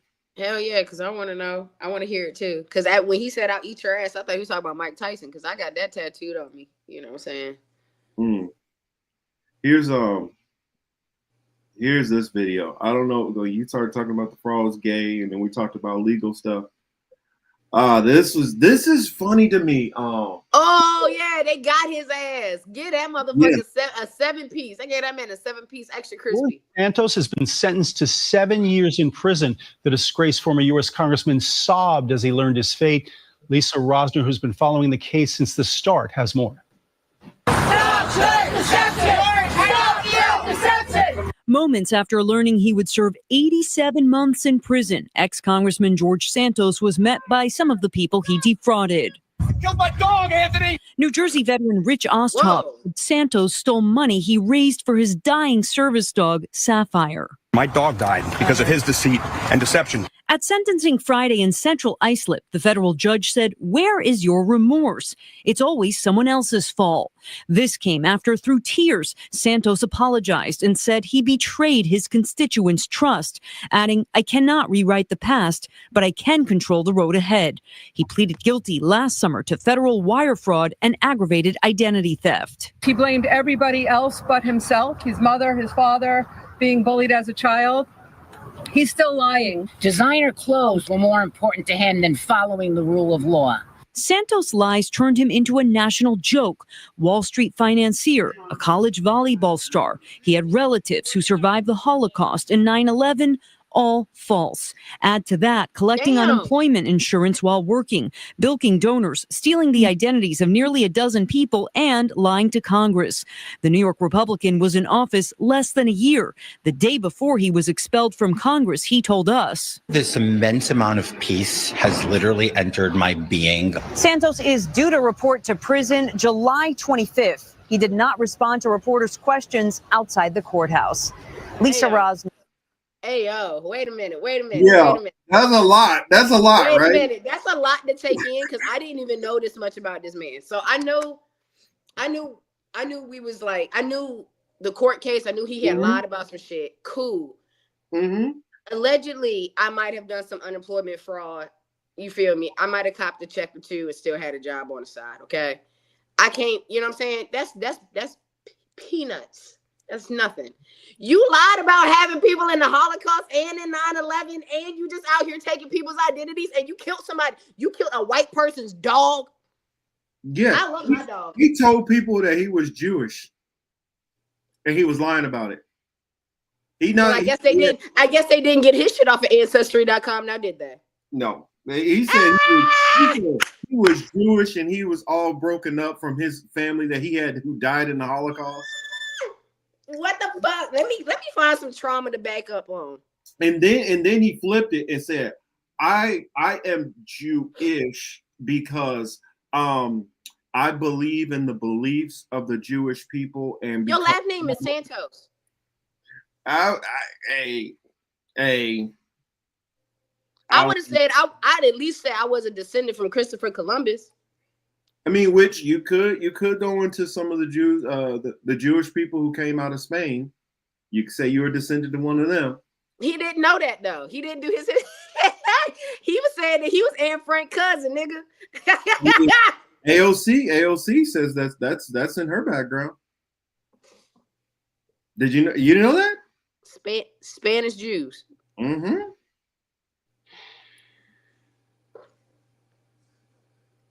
Hey, that means I'm Anne Frank's cousin then, I guess. Hey y'all, I'm Anne Frank's cousin. That's what she said when she did her DNA. That it comes up Sephardic Jewish. None of that shit even makes sense. You know what? Anyway, back to the funny shit. That motherfucker lied, killed somebody's dog, said he was Jewish, said he was part of the 9/11, and did unemployment for all. And he was a college volleyball star. Mate, you fat. I don't think so. Like, and if you believe that one, as a college athlete, and you believe that, we gonna have to take that scholarship back. You make bad decisions because that's crazy as hell. Volleyball, out of all, you gotta. Because he figured that's something that they're not gonna really be able to like really research. Bullshit! I'm gonna be able to find you, nigga.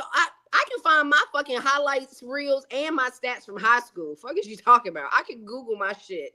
I know where to look on that sports feed shit. Get out of here. Not to mention, just as a tracker, because I ran track, we have the same physique as bitches that play volleyball. Okay. Let me see that dump truck. If your ass ain't fat, you ain't do a lick of no. I know what volleyball players look like, and you that big, you a thick boy too. Your dump truck got to be crazy. I'm like, I need to at least see some pictures of you like looking athletic. Thank you, Tramonique. Thank you, Tramonique. Santos is a Brazilian name, exactly. Because I wasn't even trying to get on the fact that it's a Spanish name and Latino. And thank you for being specific, because I was about to say that. I said Santos. Santos.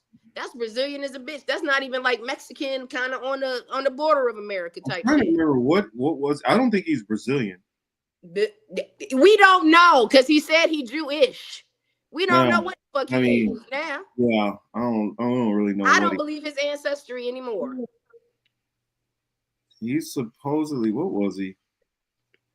What did it say? I'm trying to remember. What did he say he was? Thank you, John. Can we highlight John? John, I just learned that You're too. right. I lie on my resume all the time now. See, his mama Brazilian. Thank you. George Anthony Devolder Santos. Yeah, that's definitely Brazilian. Hello.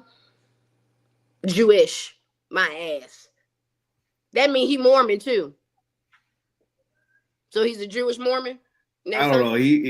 I just knew when I first seen some of the stuff he was saying, I'm like, this dude is a straight liar. And I first found out about the identity theft shit.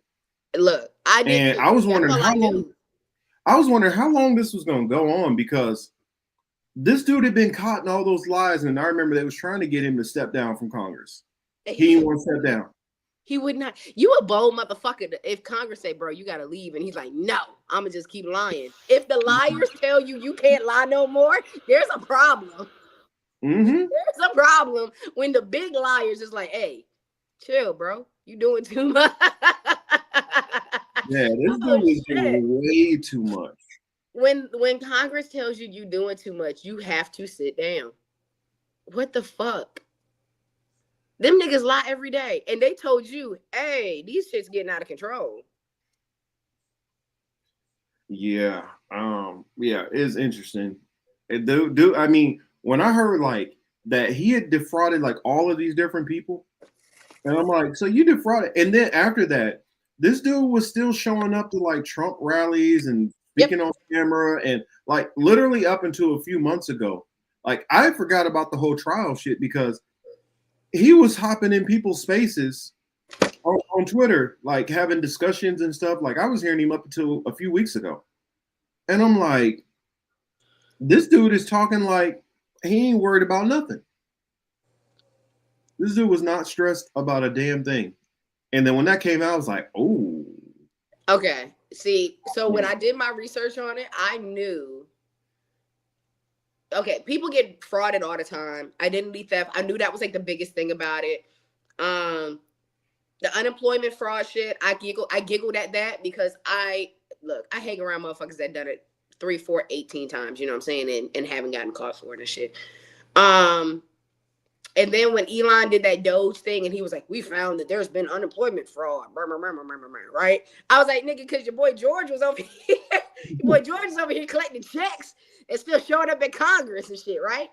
But I know for a fact, and y'all gonna be like, "Oh my God, T, that's petty." I don't give a fuck. When that motherfucking dog died, that's when I knew he was going down. You can kill white people. A white boy can kill a church of black people. Go to Burger King. White dude can shoot up a whole grocery store of niggas. Still make it in on time.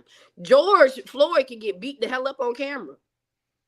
Don't kill a dog, though. Yeah. Don't kill a dog. Trayvon Martin can get shot. Don't kill a dog. You kill a dog, directly or indirectly, don't let your name get connected to being able to kill a dog. Oh my God, they on your ass, boy. They gonna make sure you under the jail for killing Fido. Lassie, you killed Lassie, and don't let it be a military dog that's helping a goddamn vet. We don't give a damn about the vet. Fuck him. Okay? That motherfucker's homeless. But that fucking vet dog, oh no. You can't fuck with the disabled vet's dog now. Fuck him. Don't give him his fucking 100%. Don't fuck with that damn service dog, though. I'm just being honest. And that's how I knew he was going to go down and serve that time. I knew they was going to give him a good piece for that dog. Well, the reason why Kristi Noem ain't because Kristi Noem got the one get out of jail free card. You could be one thing and get out of almost everything in America. Crying them white bitch tears get you off, baby. Yeah, I mean. That's the most expensive currency. I told y'all before. Especially be a white woman of prominence. Hello. That'd get you out of there. Like, that's the reason why I was like, when Martha Stewart went down, I was like, what? Uh-oh. We in trouble now. She was too cool with them niggas. That's why. Yeah, she was hanging out with Snoop a whole lot. She was hanging out with Snoop. She was cool with Little Kim when she was going through her shit. You gotta understand, Martha Stewart was cool in the hood. You can't be cool in the hood and they know about it. You can't take pictures with niggas. No. And not to mention, Martha didn't cry. She took her shit on it. She took her hit on the chin and just did her time. She was like, all right, whatever. I'll see y'all later. Oh, well. Christy, soon as they hit her with the okie doke, white bitch tears. These bitches, you know how much these bitches cost? 1 tear is $1 million. 2 tears? 2 tears? That's somebody's life. Somebody getting killed. Ask Emmett Till. Speaking of Christy Nome, did you hear about what happened? Her suicide? Huh? Hold on. Sorry, wrong person. I was getting hype about the other thing. Never mind. I know that's coming. The suicide is not a suicide. My bad. No, go ahead. But apparently now I don't know what happened to the Secret Service, or if this is like they letting stuff happen. But she had family come in town over the whole Easter weekend. And she had pulled out money and everything so she could spend with her family. And somehow while she was out to dinner at one of the prominent DC burger joints, she got her purse stolen. She got her purse stolen, passports in there, money, phone. Like, I'm pretty sure some security shit got, breached.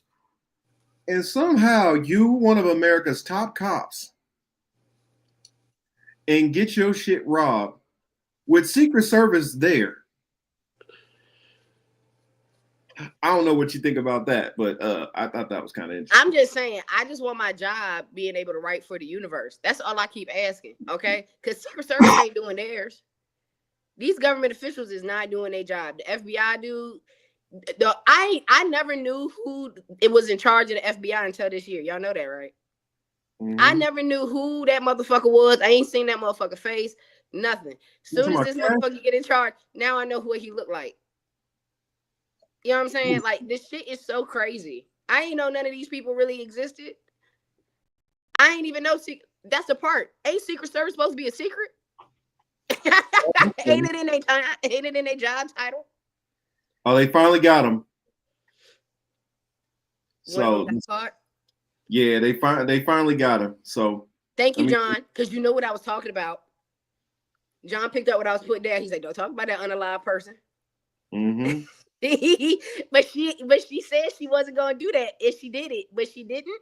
Oh, we're gonna talk about it. Like what? Let's say arrest in the theft of Christy Nome's purse and thousands in cash. Sources say. You stupid. You look dumb. This is government Barbie right here. She looked dumb. She looked like government Barbie.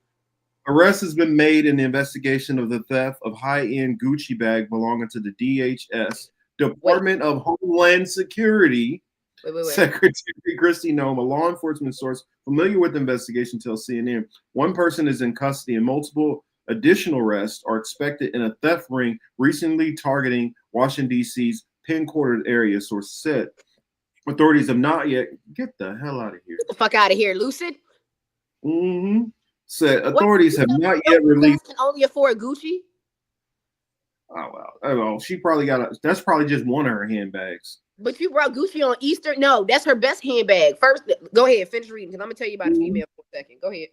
Specific details about the man's identity, but the arrest came after the U.S. Secret Service launched an investigation to find the perpetrator who stole her bag as she ate dinner with her family on Easter Sunday. Spokesman for the Secret Service initially declined to comment on the arrest, but in a statement to CNN Sunday, Washington Field Office Special Agent in charge, Matt McCool, said the defendant is a serial offender. Of course, we'll leave it at that. They randomly went and found some motherfucker who looked like the part, who looked good enough because they didn't even know it got stolen. Like, it was that smooth, apparently, that Secret Service is only supposed to be about 10 feet away from her. And somehow this dude walked over to their table and just took it right off of back of her chair. Okay, so there's a lot of things that's just fucked up about this whole situation. So let's start first. You should never, as a woman, put your purse on the back of no chair. So that lets me know your mama didn't raise you right. Obviously, because you're killing puppies. But your mama didn't raise you right. Like, nobody taught you how to be a woman. You don't put your purse on no floor. You don't put your purse on no chair. You put your purse in your lap, or you put your purse in the chair next to you. That's it. You don't ever why would you put your shit behind you where you can't see it? That's dumb. Secondly, I'm a purse bitch. I'm not very feminine when it comes to a lot of things, but I'm a clutch and a purse girl, if anything. Shoes and my purse go match, top notch. Gucci? You working in DC and you rocking Gucci? You telling me Cardi B got 18 Birkin bags, but you rocking Gucci? Suki with the good coochie. One of the nastiest rappers ever. She got Louis V and Birkin, and you going to Easter dinner with a Gucci bag. Kind of low level shit is that? You have more money in the bag than the bag was worth? That's crazy to me. And you working for DC. That's insane to me. Your shoes can be Gucci. Cool, I guess. You wearing Gucci slides to what? Roof Chris? I have a Louis Vuitton bag. I have 3 Louis Vuitton bags, actually. I got Louis Vuitton boots. That costs way more than Gucci. You telling me your brum ass broke Gucci bag got stolen? Fishy. Oh, you got it, because I thought Gucci was some expensive stuff. Gucci is low level expensive shit. Gucci is when you ask for that. You ask for Chanel and Gucci when you start fucking with a sugar daddy, just to see where their pockets is at. Gucci is low level shit. They average bag. You can get a bag from Gucci off Walmart.com. No, she needed to have Louis V, Hermes, Birkin bag. One of them, any of them. But you got a Gucci bag. There's a Gucci outlet across the street from my house. That bitch in Tyson Corner. You got that shit off discount? Boo. Boo. And you took that to Easter dinner? Boo. Ew. Get away from me. Brokey. Smells like broke. Yuck. There's too much going on in that. I'm sorry. I'm a purse girl. You're not about to. Thank you. See? Y'all know. Sukiana is a U.S. military experiment to cause havoc in the black community. Chris, who are you? Who is Chris? Who is Chris? Who are you, Chris? Because you know. And yes, John, I am slamming Gucci because Gucci's whack, bro. Gucci. I used to wear Gucci when I was in high school. Like, get out of here. That's like Burberry. You ever notice Burberry is not important anymore? They're the same level. Gucci and Burberry are the same. Like, get out of here. There's so many more. YSL. Why don't you have a YSL purse, girl? They sleek, they pretty, and they probably wouldn't got stolen. But no. Don't feel bad about your Michael Kors bag, Buki. Don't feel bad. Michael Kors is still cool, but Michael Kors is an age bag. We're gonna know where your age is at when you wear that. That's kind of like when you come out with a Dooney and Burke. Wait a minute, what does that mean? It ages you. I'm sorry. Like I told you, I'm into fine designers. I'm into Versace. Like me personally, my perfumes are Versace. I might wear some Gucci perfume, but I wear Versace all the time. I wear YSL. My purses are Louis Vuitton, YSL, Versace. I love Versace. I'm a Versace head. Like I love Louis Vuitton and Versace. Those are 2 of my favorites. You know what I'm saying? Hermes is another good one, but that's more or less in the male aspect of things. But like Michael Kors and Dooney and Burke, that tells you that you're a part of a different age bracket of nice design bags. That's a bracket that my mother would be in. My mother was a Coach girl, so she likes Coach, Michael Kors, and Dooney and Burke. That's my mom's era. In between me and my mom is the Gucci bitches. You know what I'm saying? Gucci, Burberry. Then it gets to my level of stuff. I've evolved into Versace. I've evolved into YSL. It's an age thing. So don't feel bad about your Michael Kors bag. It's still good. It just let me know that you and I are in a different age bracket. Yeah, I don't even. Y'all. Ooh, my favorite right now is the Dylan Purple by Versace and the Dylan Blue by Versace. Those are my 2. And then Black Opal by YSL. Those are my 2. I like a little Prada too. I don't even know what the hell I like. Perfume, cologne. I don't even know what the hell I got. Get some Tom Ford, man. Smell like the fuck boys. I get all of my hoes. This gonna tell me. I'm telling on myself now, Marcus. It's funny. I get all my hoes Versace Eros for Christmas. For two reasons. One, because you can get it at bulk when you leave the country and you come back through, you know what I'm saying, the little trade, the little when you come back from Mexico, you go through the airport and stuff. What's it called? Before you go through customs, you can just get all your stuff at the airport. I'll get all their perfumes and colognes from there. And also, if they all smell alike, can't nobody tell nobody that somebody was over my house. Clock it. I don't even remember what the ones I have now are called. I don't know the name. I have to look at them. But I think like the one I used to buy all the time was what, Aqua de Jo. Is that a good one? Yes. As long as I'm just telling you right now, if you in my age bracket or above, as long as you ain't wearing cool water, we're good. I wore cool water like in high school. I know, that's what I'm saying. Just don't come over here with no Nautica. No, hell no. Nautica, like that's you stuck in the 90s. Okay, don't come over here smelling like cool water. You smell like the black air freshener. Out here smelling like black ice. Some brute. Oh my God, shut the fuck up. I just heard you. Oh my God, not the brute. What's that other one? It's black. Draco or Drake. It looked like Dracula on the front of the car. Yeah. Hey, I know some older stuff. Like, I don't really be too up on it now. I'm weak, y'all. You know, I'm gonna go look and see what the hell I got in there. What the hell colognes I got? So you can tell me how bad my shit is. I do not wear Baccarat, actually. I love the fact. I love how well versed our crowd is. I love it. Everything from a Mickey Mouse wallet all the way up to y'all. You gonna make me look into Rogue Baccarat. Ooh.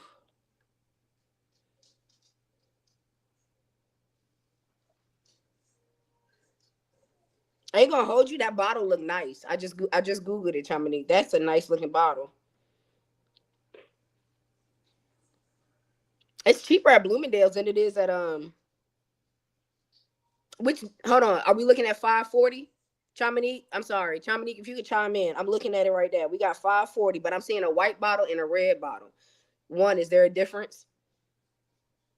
Because I see a price difference between Neiman Marcus and Bloomingdale's. That's all I'm asking. Because I see the bottle's a different color.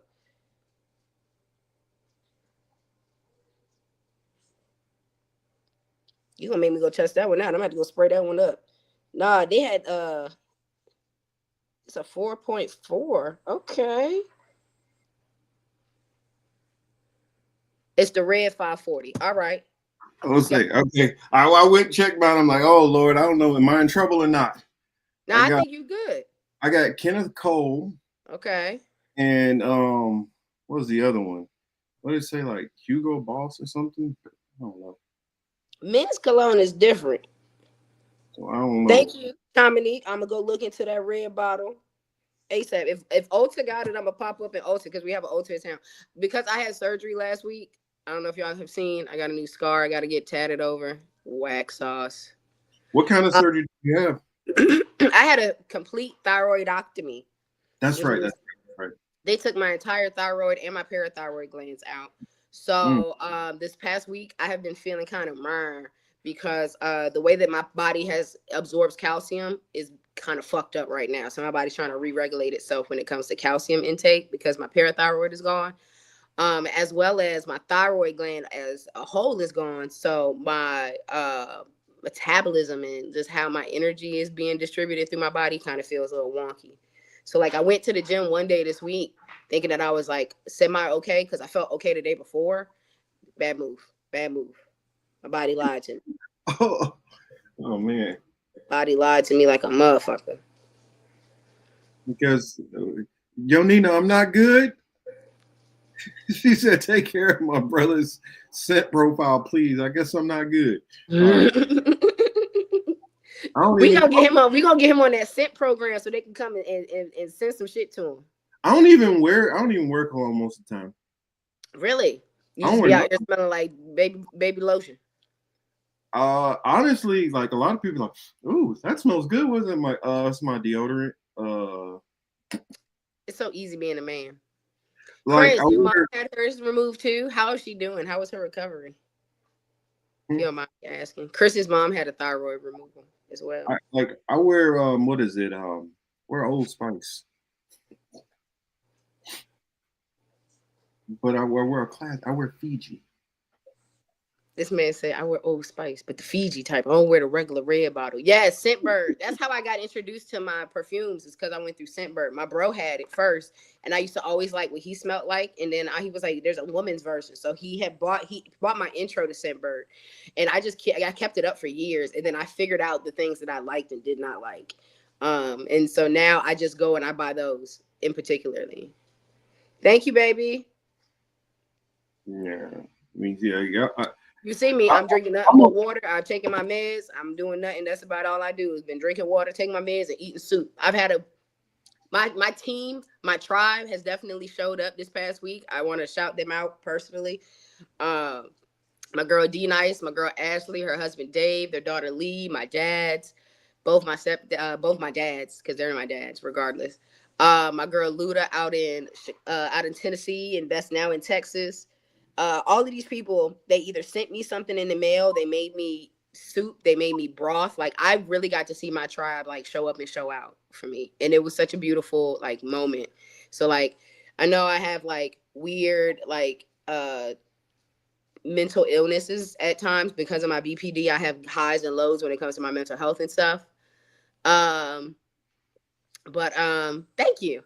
But right now, my tribe definitely gave me, like, if I didn't have a reason beforehand to want to stay on this realm with these crazy motherfuckers, they definitely showed up last week and showed me that I'm definitely loved. So it was really nice. Chamonix, my nephew wears Bod Black Ice and it's pretty good. Girl, that shit reminds me of 2008. Is that a good thing or bad? I don't know. Because it gives me like the days when I was sitting in my homie's car smoking blunts back to back to back. Like back when a 10 bag of weed could actually go into like a white out Dutch that was like this long. You know what I'm saying? But like, I don't know. We're gonna work on it though. We're gonna work on it. Speaking of, can we talk about one of our big topics? Hold on, yeah, I got. Because somebody brought up to me, I didn't think about it until this Give me morning. 1 second, I'm gonna bring that video up. I know which one you're talking about.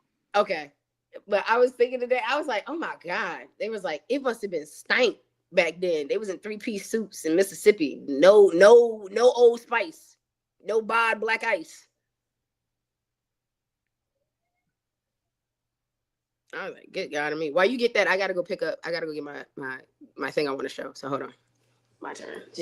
Oh, well, not that one. I'm gonna say not that one yet. Because that I got a lot to say on that one. We gotta talk about your girl Virginia. I'm gonna play the video. So I don't know if y'all have heard of this, but I'll play the video and then we can talk about it on the other side. Virginia Guiffre, one of the women who accused Jeffrey Epstein and Prince Andrew of alleged sexual abuse, has died at age 41. Her family told NBC News in a statement on April 25th. Quote, "It is with utterly broken hearts that we announce that Virginia passed away last night at her farm in Western Australia." Her family said in a statement to NBC News, adding, quote, "She lost her life to suicide after being a lifelong victim of sexual abuse and sex trafficking." Virginia was a fierce warrior in the fight against sexual abuse and sex trafficking. She was the light that lifted so many survivors. In the end, the toll of abuse is so heavy that it became unbearable for Virginia to handle its weight. Guiffre was one of the most prominent accusers of Epstein and his associate Ghislaine Maxwell for allegedly sex trafficking underage girls. She provided critical information to law enforcement that led to both of their convictions per NBC News. She also previously accused Prince Andrew of alleged sexual abuse when she was a minor, which he has denied. The royal settled a lawsuit brought on by Guiffre in 2022. He agreed to make a, quote, "substantial donation to Ms. Guiffre's charity in support of victims' rights." News of her passing comes nearly a month after she claimed on Instagram that she had 4 days to live after she was hit by a school bus driver. Australian police later released information about a minor crash between a bus and car that appeared to be connected to her crash. The Western Australia Police confirmed to People magazine that there was a minor crash on March 24th outside of Perth, but wouldn't confirm to the outlet if the crash was connected to Virginia. Authorities also told the outlet that there were no reported injuries and no one was taken to the hospital.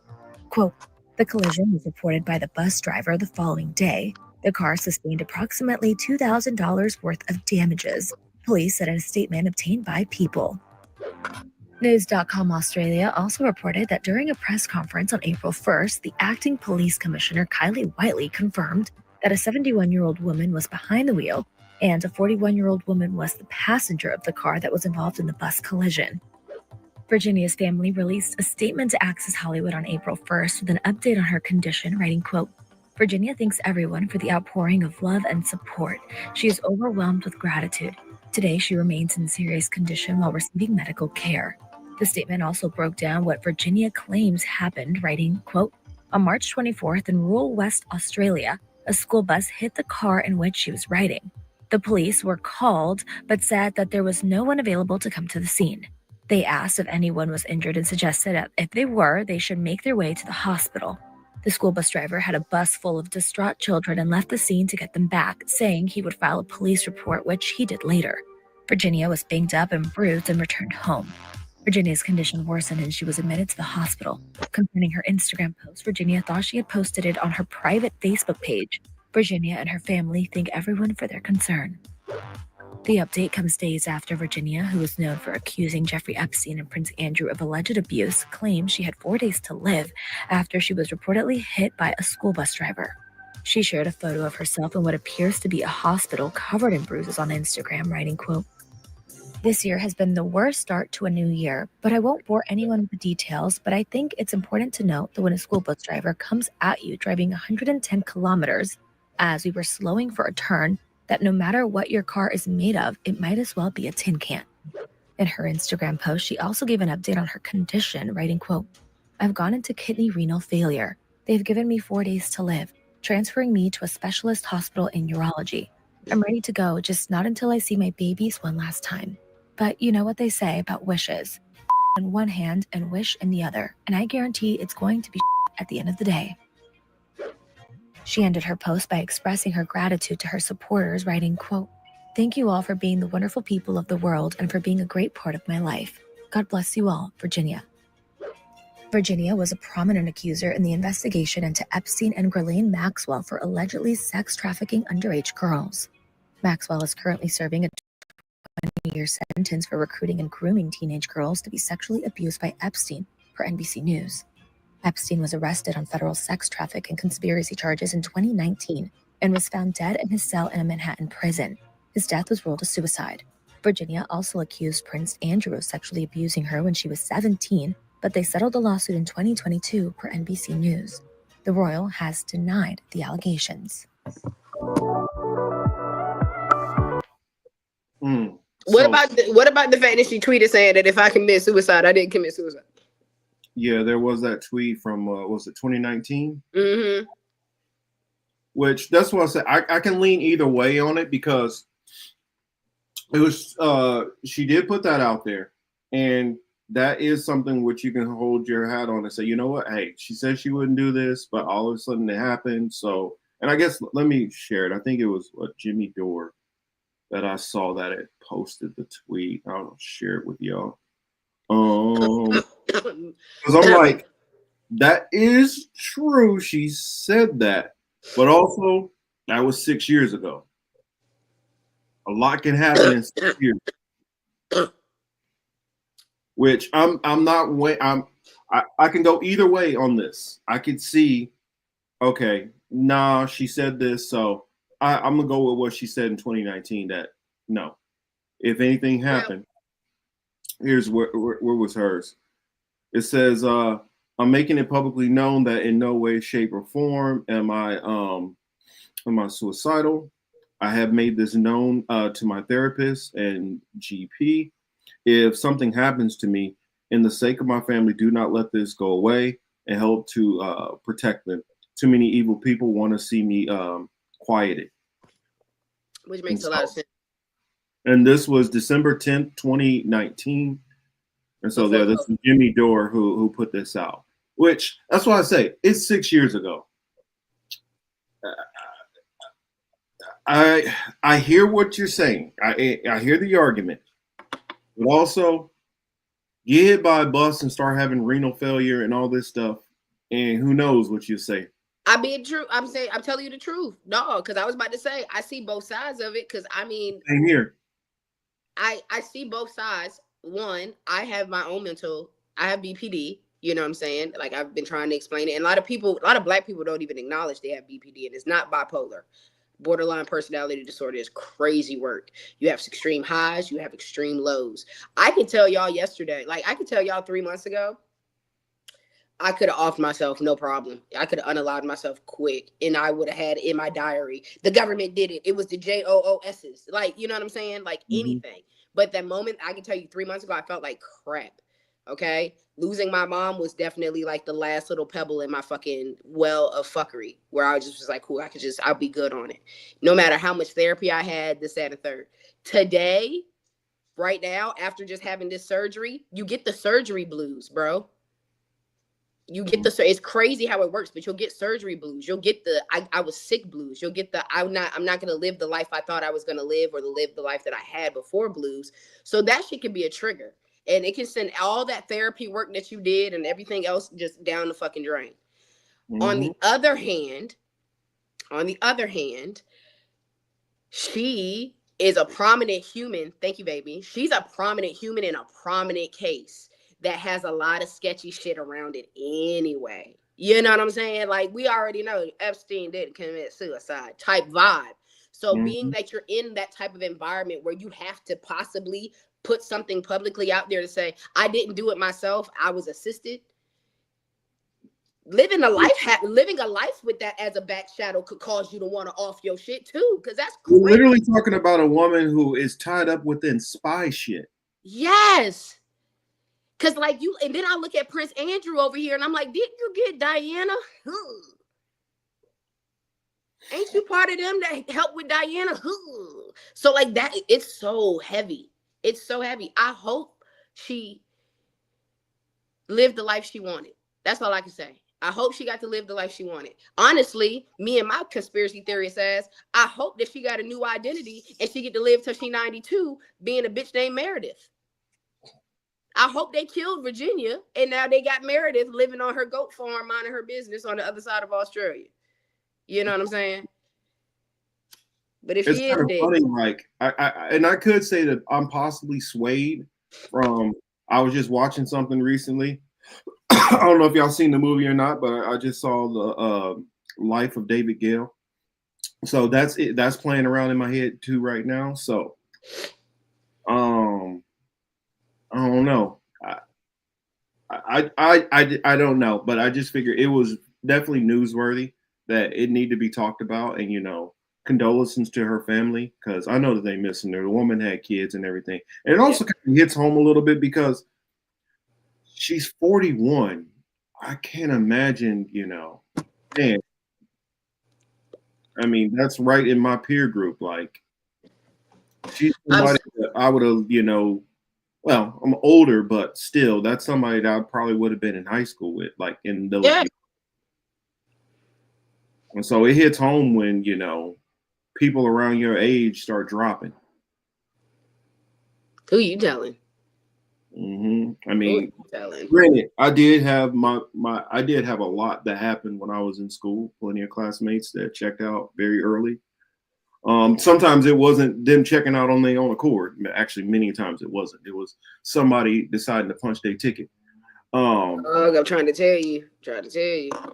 But I don't know. Death is, people pass. It's not. I don't know. Not always a pleasant thing. I really do be hoping that sometimes when they come to these like big profile ass deaths and shit, that they just get to, not Epstein though, but they get to go live on like a private island or some shit and just get to live out their life. Like, no bullshit, no more news. We got you set up. You ain't got to worry about rent, nothing. Just go outside, pick a coconut, sit down and shut the fuck up. Which honestly, that's what that's if you had to lean me on the theory, and I know this is where we go into our conspiracy theory bag a little bit. That's what I honestly believe with Epstein. I'm like, I don't buy the official narrative. I think they just set this man back up all the way off the grid this time, and he just running everything from the shadows on a new island. Bruh. Boo. But I thought that too. Mm-hmm. Because I was thinking they might do that with Black Diddy. I'm just waiting to see. Because I was like, if Diddy kills himself, that motherfucker got an island somewhere. For sure. I promise you. They're like, okay, it went from you just having wild parties and doing a whole bunch of extra stuff to now this is going to be your job. Thank you. Thank you for the audition, and now you have it.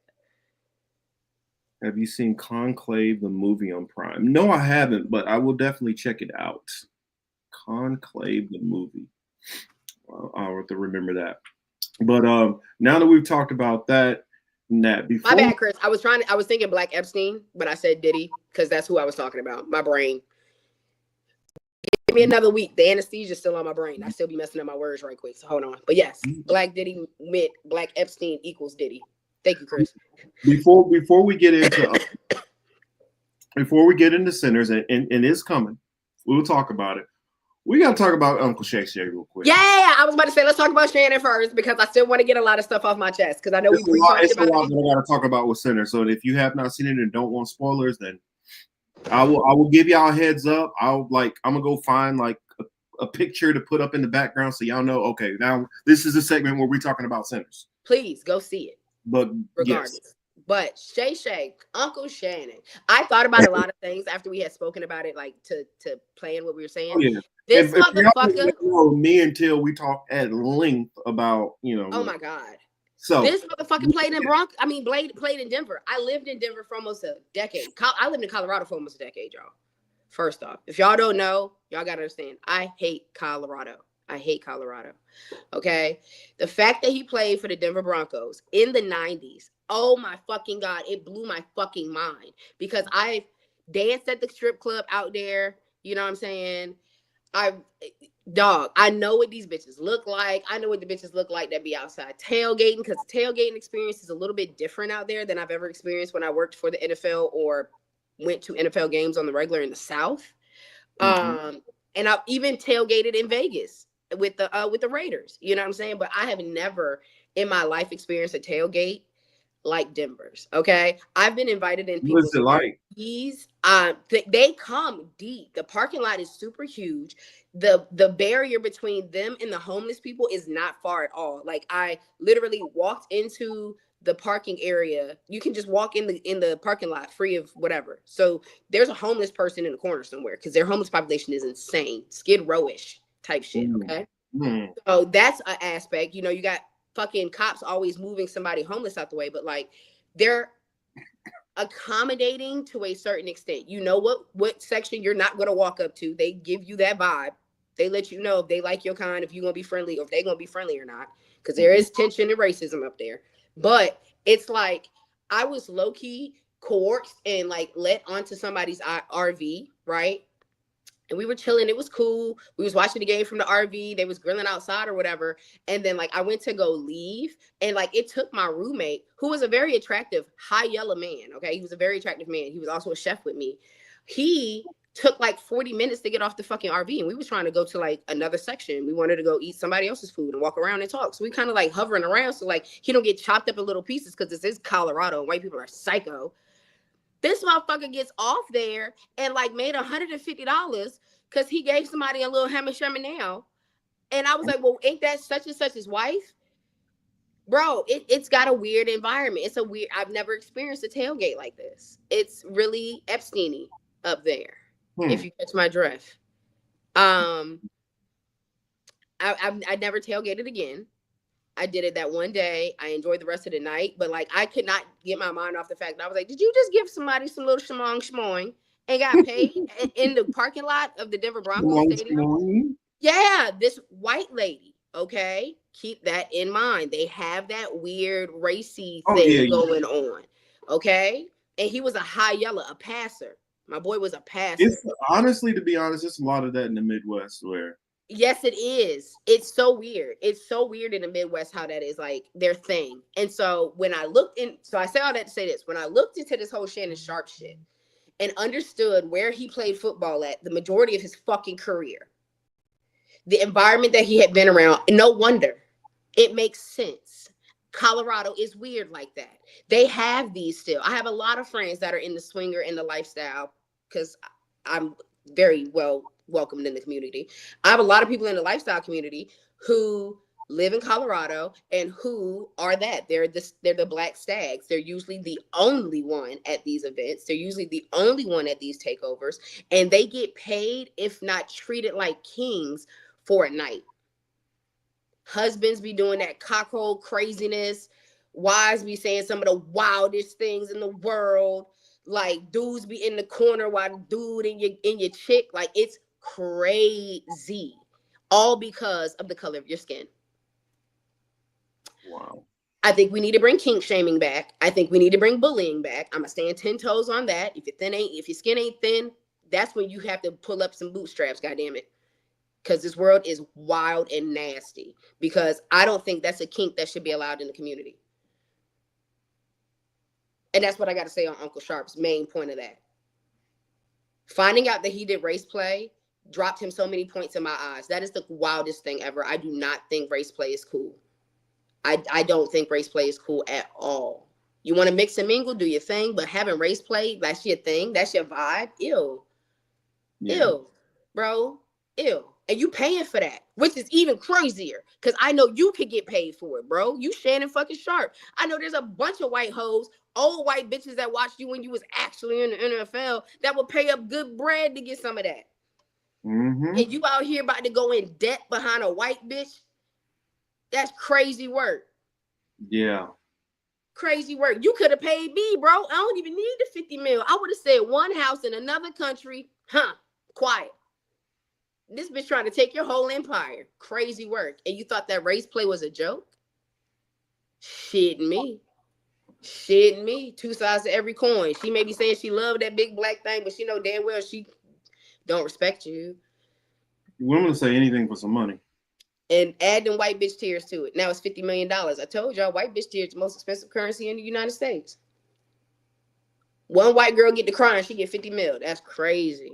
You know a black girl would never be able to touch that type of shit in a lawsuit. I mean, there's only one way. And a lot of them implore that way. Because, like, I seen a lot of people like, that's what you get for fucking with them white bitches. And it's like, no, that's what you get for playing around with any of these women and not protecting yourself. Because the only difference with what a lot of black women do is they gonna get you, they gonna get a baby out of you first. They gonna get to Anthony Edwards and still get mad. Can we really talk about all of this? They gonna get a baby out of you and then do the dirt. So thinking that, oh, you're gonna be protected. That's like with the whole Dr. Umar stuff. Like, oh, stay away from these snow bunnies. All the races of women do this shit. All of them out there bag chasing. So thinking that chasing a bag is exclusive to certain races that's not the case. Now, whenever you dealing with this like race play shit, dead flag, red flag, whatever, don't get me wrong. There are women who, okay, they just got a thing for some black men and she might love you for who you are and all that. That's a real thing. But anytime you got any of them playing that, put that big black whatever in me, any phrase like that, it's something way different on the other side. That need to be nipped in the butt instantly. And but he decided he wanted to eat it. Well, here's my biggest thing is when you 50 something years old, you don't need to be messing with no 20 nothing. Period. And here's another thing. I know some people might have something to say about this, but it's a reason why a lot of these super wealthy men or whatever pay for escorts. Escort gonna be professional. She gonna show up. They pay you to leave, bro. Get her check and bounce. You pay them to leave. Yeah, exactly. You don't say you pay them to leave.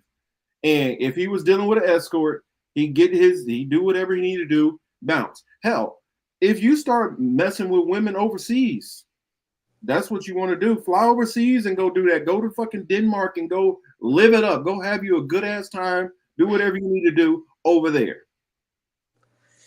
But when you start messing with women in America, and especially you mess with a chick in LA area, stupid. Oh, the dumbest thing you could ever do. I don't care how bad and how bad you think she is. And let's just put that out there. For a Shannon Sharpe, she's not bad. She mid, bro. She a mid bitch. Now, if you work at Target, okay, she a baddie for you. But for Shannon Sharpe, no. Get the fuck out of here, yo. We've been trying to put him on Miss B Nasty. We've been trying to put him on with Miss B Nasty. Well, He's out here. with Miss B Nasty, and that should already show you a problem with Shannon Sharpe. You out here chasing OnlyFans models and porn stars, basically. What the hell are you doing? What are you doing, really? And I look at it like this. This is crazy work, because when you get on that status, and I know some friends who made it to that upper echelon. The amount of women who are throwing themselves at you for the free. Women who like, yo, I do this and this and this to get with your ass. And you go mess with paid, that don't make no sense. I've been upset all week about it. I used to make jokes years ago that I was like, yo, I'd love to be Shannon Sharpe sugar baby. I said I wouldn't get that man no problems. I used to tell my brother that all the time. I said, yo, let me be Shannon Sharpe sugar baby. I wouldn't get that man no headache, no nothing. You looking out for me? I got you, big dog. Real rap. You out here paying a regular Becky.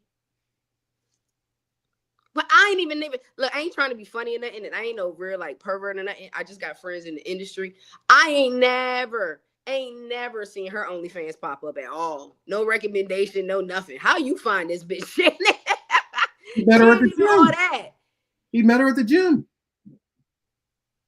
Boo. Ew. Yeah. Ew. You got some regular Planet Fitness bitch?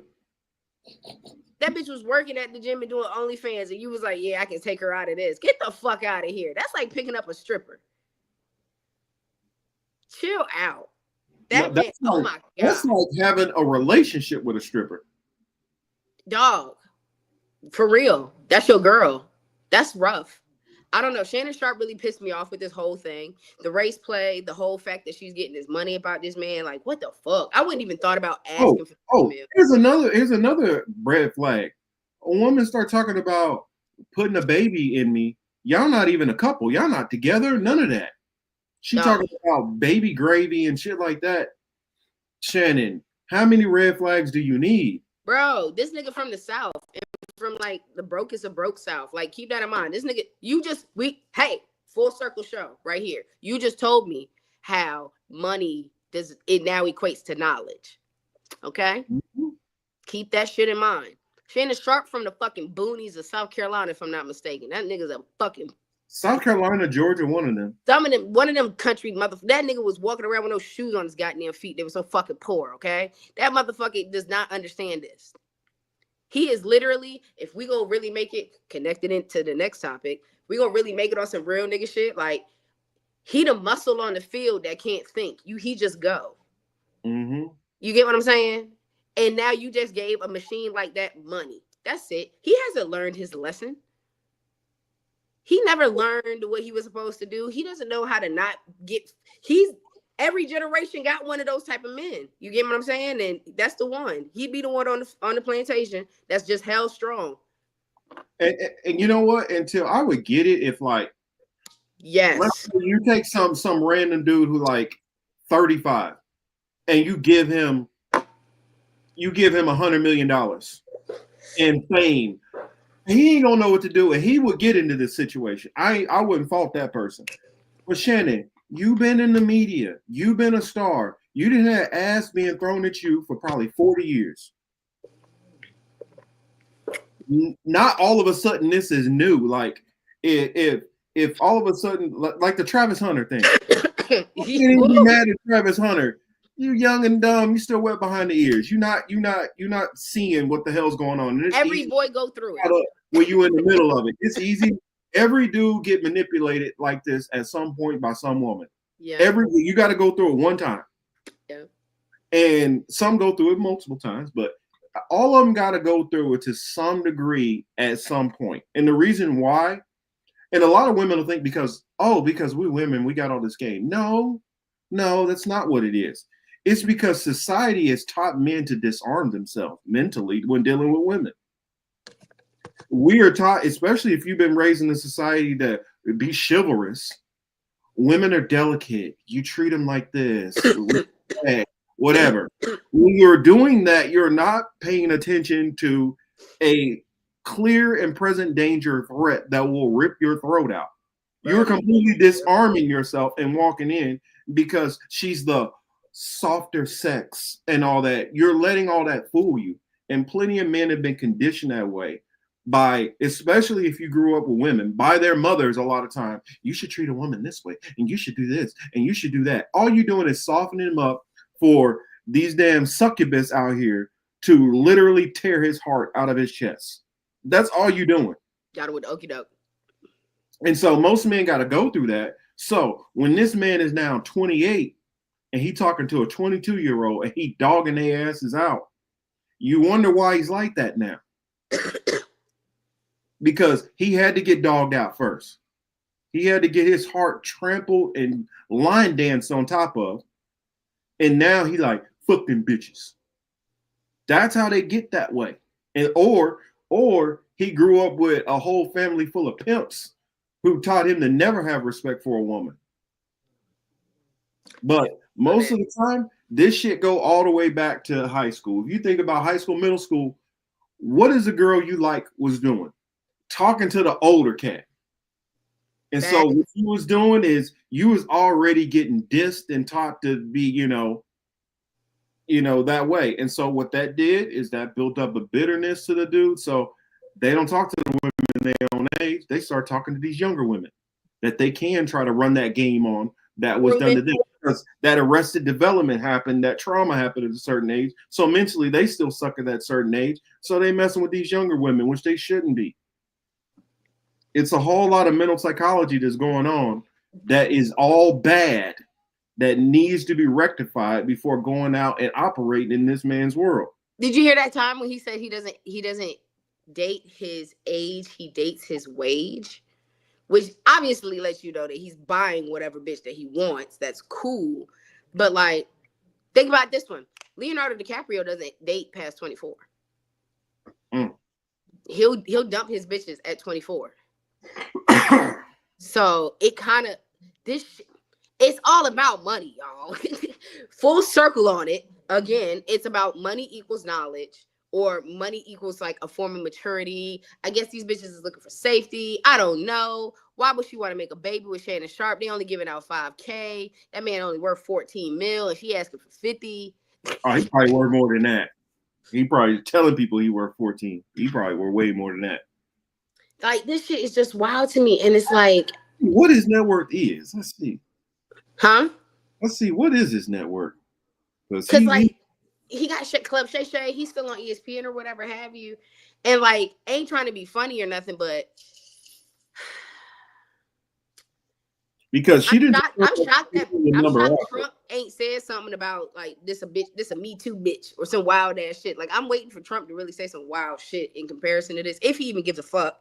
You know what I'm saying? I doubt that he does. But I just thought about like the fact that like bitches like this. They said 30 million. He worth 30? Yeah. That's crazy. That sounds crazy to me because he had some big contracts in the NFL. And he's known to be pretty frugal with his money and stuff. And also other endorsements. He frugal with his money because he paying for bitches.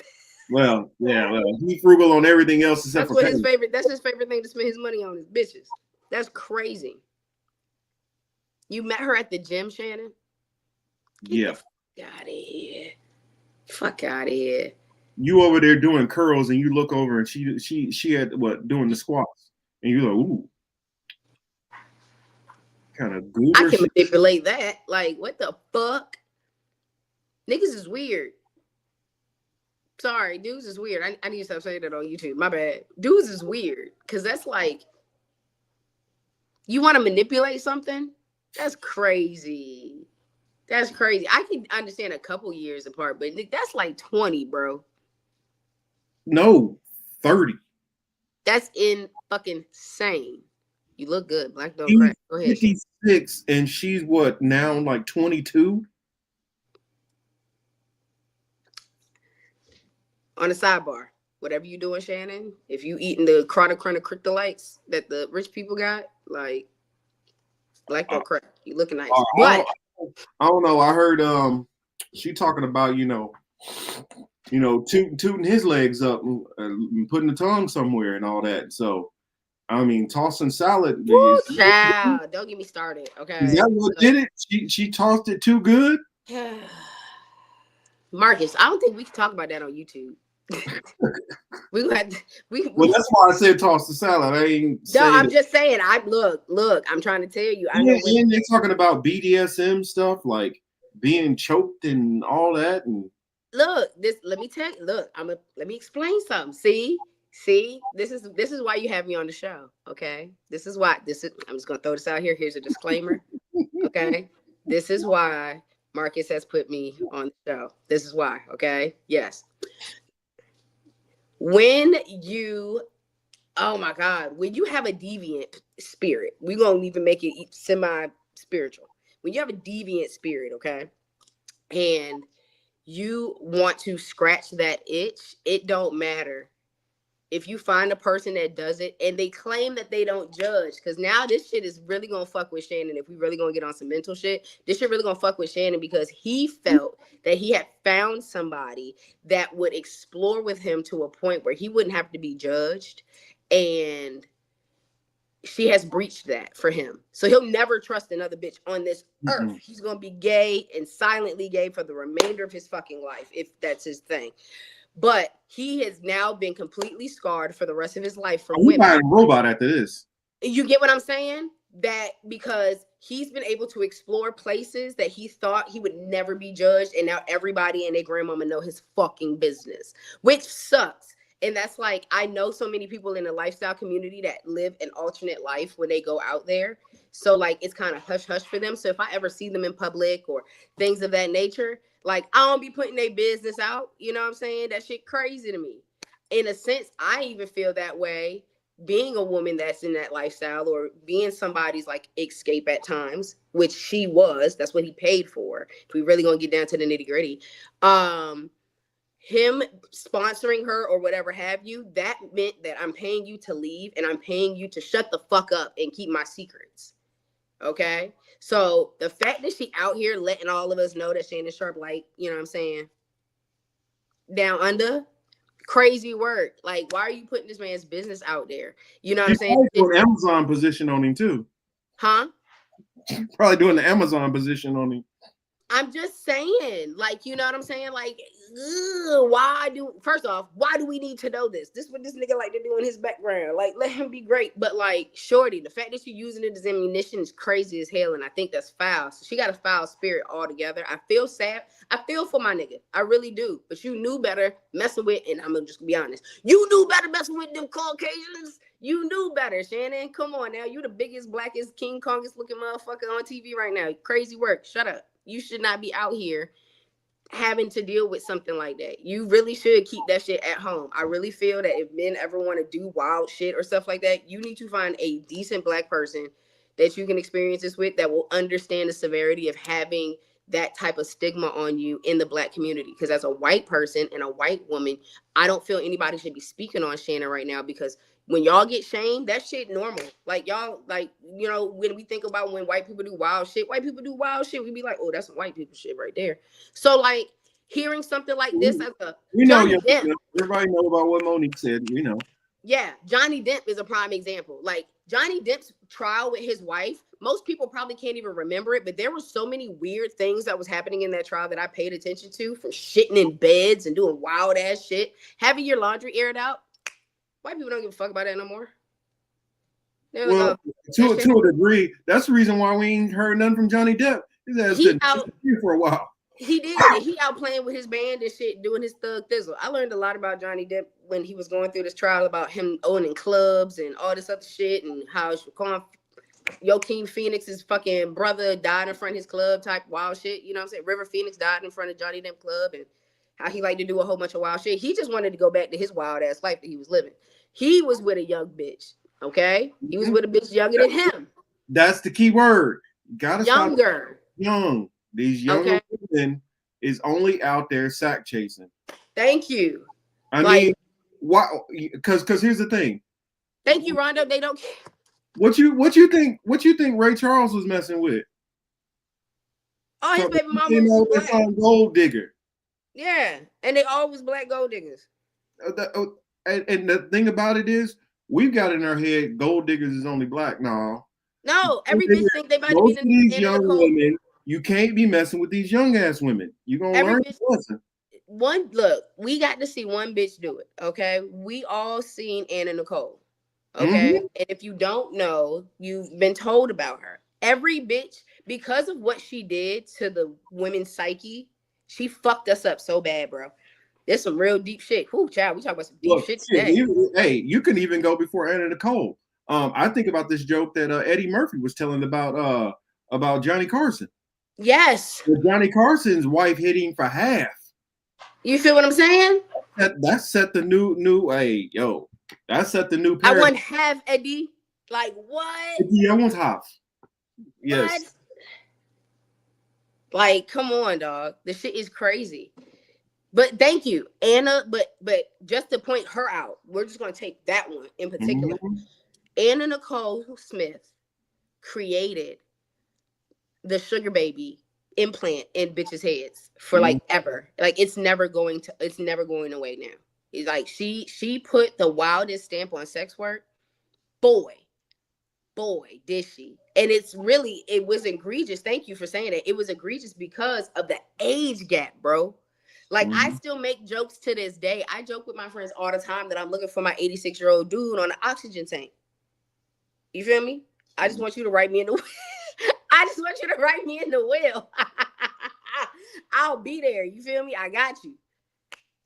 Taking applications. Yeah. But like that's what started it, was Anna Nicole Smith putting light to it. We seen it in cartoons. We see like Lola Bunny and stuff. She cute as a bitch. She get all of it. Tom and Jerry, Shorty got all the perfumes and the roses and all that shit. Like they put it in our brain, but Anna Nicole made that shit life. And now we all looking for that old head that's gonna give us the money, but you gotta shut the fuck up.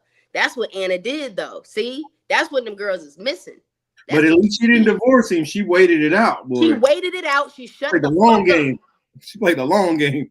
She ain't bothered nobody. She got her old dude and chilled. You feel me? Minded her motherfucking business. She ain't bothered nobody. She ain't write no tell-all. She ain't put no text messages out. She ain't try to divorce him or blackmail him. The shit is crazy. Oh my God. Yes, dude was 1,200 years old, bro. I swear to God. She was pushing that old man fucking wheelchair and shit, pulling that motherfucking oxygen tank. I said, you know what? That's what you do. You gotta go out with the motherfucker. Like, come on, bro. You can't. Oh shit. Sorry, Ron. Sorry, my dog's underneath my feet right now. But you gotta go out with the motherfucker. Like, you can't just be out here just. I feel so bad for Shannon. But tighten the fuck up, because you knew better. You should have been able to go to a LS club or pay the right bitch, because like that is not it. That is not it. You need to find that person being in the community. So sorry, Shannon, but you should have been in the community looking for that if that's what you was looking for. Well, some people brought up, oh, it's not gender specific. It is. I'm gonna tell you why it is. How many times you hear men out here suing these women? You don't have none of these men out here suing these women. Now, what they do is they get married and then they divorce them. Perfectly fine having a sugar mama, yeah, but they ain't out here no lawsuits trying to take half of their fucking fortunes. You don't see that now. And like I saw Rondo put in there about the scramble for Africa. Yeah, it's a lot of these old ass women out of the UK who they ain't getting no play anymore. So yeah, they go down there and find some dude down in Africa or the Caribbean and mess around with him, get their little rocks off. But hey, you can blame that on Stella. Stella told them to do that. You know, so hey, y'all to be mad at somebody. Stella got her groove back, did that. But do you see these lawsuits? Tell me what man out there suing some woman for $50 million? No, what happens is men are a little better at chess than checkers in that department, and they marry them bitches and then they divorce them. That's how they do it. They smarter about it. Cause niggas know. And gender roles is crazy, y'all, because that sucks. Because men do get their half if they play the game right. And they play the game right. They play the long game. They don't play the short game. And not to mention, you 19, Buki. You 22? Excuse me, she 22. Buki, you done ruined your name forever. We gonna know what type of woman you are. We know now. We know if we see you with another black man, we need to come smack the shit out of you if we see you in public type shit. Like, you know what I'm saying? We know you're going to have to save this black dude out of your clutches. You showed us your Kim Kardashian claws way too soon. Like, you put a bad name, you put a bad taste in your mouth over your name because now we know that you're going to tell every time we see you with somebody bad. So we're going to be like, oh, she's trying to take down the black community type shit. Damn, you took Shannon Sharpe that quick. I liked his show. Well, here's the thing. Ain't no man going I like watching him. I hope that money gonna be worth it. Ain't no man gonna want to mess with her. No, ever again. Ever again. They not gonna be able to be comfortable with you. They'll never be vulnerable with you. You gonna have to get pimped out for life or something. Like every man is gonna look at you and fucking no, you a side eye. That's crazy work, shorty. And you're only 22. You got your whole life ahead of you, hopefully. But you got your whole life ahead of you. And you just tried to take down Shannon Sharpe, who was like a dope, he was like a dope little outlet for the black community. I ain't even gonna hold you. Mm-hmm. But like now, every comedian he bring up there gonna talk about this shit. Like it's what a way to ruin. What a way to just go on and full-fledged get into the industry. Because you tiptoeing with the OnlyFans, you might as well just hop right all the way in. Because that's your life now. Exactly, Thomas. Yeah, she did, but the Britney situation a little different. Her conservatory be fucking her up, and I think something happened to her. Oh, what happened to her? I think it was some mutual stuff going on because Britney wasn't right in the damn head. So when you're not right in the head, you don't know what that relationship was like. Also, she decided to marry a background dancer, and no, she was already crazy work for that. So that's why the Britney situation is different because this was a long-term relationship. They had 3 kids. Yeah, this is the same as some little booty call chick who you about to ruin your life over. Yo, he about to have his whole career taken away from him. All that hard work, all down the drain. Hall of Fame, down the drain. You're gonna be tainted for life because you had a shorty extort you over some coochie. And nobody can't tell me that Kevin Federline didn't legitimately want to be with her. Like, yeah, he did. She was just going through a mental breakdown because it was like poisoning her or some shit. Yeah, I don't think he got with her with the intent right off the rip for money. Whereas I think this chick was all about the money from day one. She knew, bro. I ain't gonna be funny. Like, this sucks. But talking to Shannon Sharpe, I could only imagine how hard it was for her if she's a LA girl.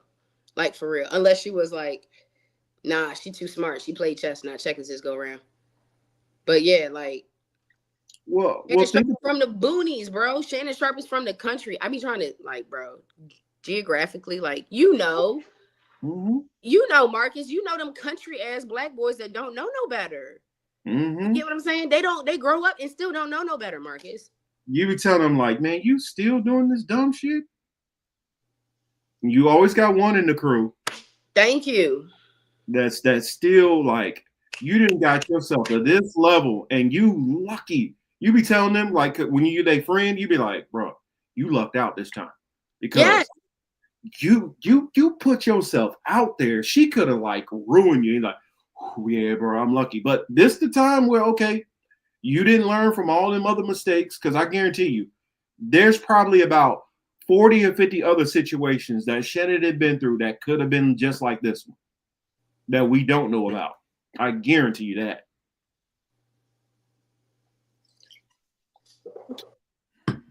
Shannon Sharpe stalked that girl at 19. Okay. So, now if y'all want to talk about that part of it, I know Yona keeps bringing this part up, and we can end it on this part. It's like, I don't believe he forced himself on that woman. I believe it, just like they say, all that was consensual. This is a game she's playing. This is a game she playing for the money. And you got to look at that. I mean, keep in mind, her lawyer is fucking Brian Busby. Bro, I saw that. The same dude who just went after Jay-Z. Yeah. I can't remember who it was. It was some other artist also before Jay-Z that he went after, talking about the whole Diddy parties because he tried to put that. Then he went after Deshaun Watson. Yep. I mean, this dude targets black men, bro. Professional, wealthy men. This is what he do. Or did he go? Did he try to jump in the Diddy thing too? That's what I'm saying. He did. He did He did 2 suits. He was. Was that him? Did he? It was that girl. He was representing the chick that dropped out. The girl who went to the payphone and tried to claim that something happened to her at her party. Yeah. That was what it was. Yeah. I'm like, this dude is coaching these women up. He is literally trying to get the dollars. That's it. He's no different than the lawyer that Stormy Daniels had. Rondo. To Kill a Mockingbird is one of my favorite books. That is a good book. To Kill a Mockingbird. Yes. Good job, Rondo. But okay, now this is one thing that's been blowing me about the age gap is crazy work. Okay, I'm not denying that age gap is crazy work, but that's a separate problem. Y'all got to understand. At the end of the day, he ain't break no rules. She was 19. Okay, if y'all want to sit on the praying thing, he paid to pray. Okay, and she went along with it. As much as she accepted it, she went along with it. So I ain't really got no sympathy for Shorty because she grown. She was 19, not even 18. Not even like waiting on her on some Jerry Seinfeld shit. Not even waiting on her on some Dane Cook shit. Not waiting on her on like all these other weird motherfuckers that be doing that weird ass shit, waiting for bitches to turn 18 to be at their birthday party talking about this my girlfriend. Okay? He didn't. She was 19. So anything and everything is consensual. Oh, fucking well. She accepted the payment. She accepted what she got. Trips, drinks, everything else in between. She was 19, bro. You can't help that. Oh, well, she was grown as fuck. She made a cognitive decision and she now she talking too much, in my opinion. Especially for what the fuck, like, that's just crazy work to me. Because all of this stuff all decided to come out. Yeah. She tried to hit him for 50,000, basically 25 per cheek. And then he's like, oh, now you got some common sense to realize what the fuck going on. Yeah, like, no, bro.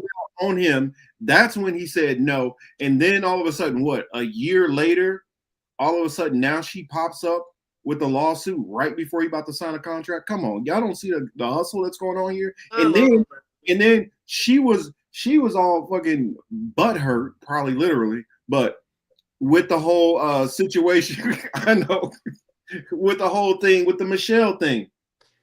When she found out about that, because she felt like she was probably the only one, that's when she got in her feelings and played the scorned woman card. Yes. And so this sucks. It sucks dating in 2025. I just want to throw that out there. Maybe just because of social media, it sucks even worse, but dating is weird. But a friend of mine told me just yesterday, he said to me, he was like, you know what I'm saying? All my hoes ain't hoes, but they my hoes. And men are really out here doing that. And so she really did. She must have really got her feelings hurt when she found out, oh, I'm not her or whoever else I think I know about. Who the fuck is Michelle? Or you thought you was the only one, shorty? This man got enough money to spend. And he don't live in LA. He flying back and forth to all these other cities. You think he waiting for you? Come on, dog. Like, this is a high school, long distance relationship, college long distance relationship. Like, what? Really? Get out of here. Ooh, what? BJ Investigates has found a possible extortion racket with OnlyFans and content creator agencies. Really? I did hear a story about that. It's some shady stuff going on with it. Which makes sense. OnlyFans is a pimp, bro. That ain't nothing but back page on the front page, if y'all know what I mean. But yeah, that ain't nothing but back page on the front page. That's crazy. That's insane. That's insane. It's Facebook for porn stars. Like I don't even know how. Basically, I guess It really is, because like the way they do content creating and how they recommend. That's why I'm saying like she was never recommended. So I'm trying to understand. Like, well, they said that like content out of it. thing happened, she just blew up. So even if let's say she gets out the door with 500,000, let's say that happens, she's still about to make way more money, because with her name blowing up like that, her Instagram, all her social medias went through the roof with followers.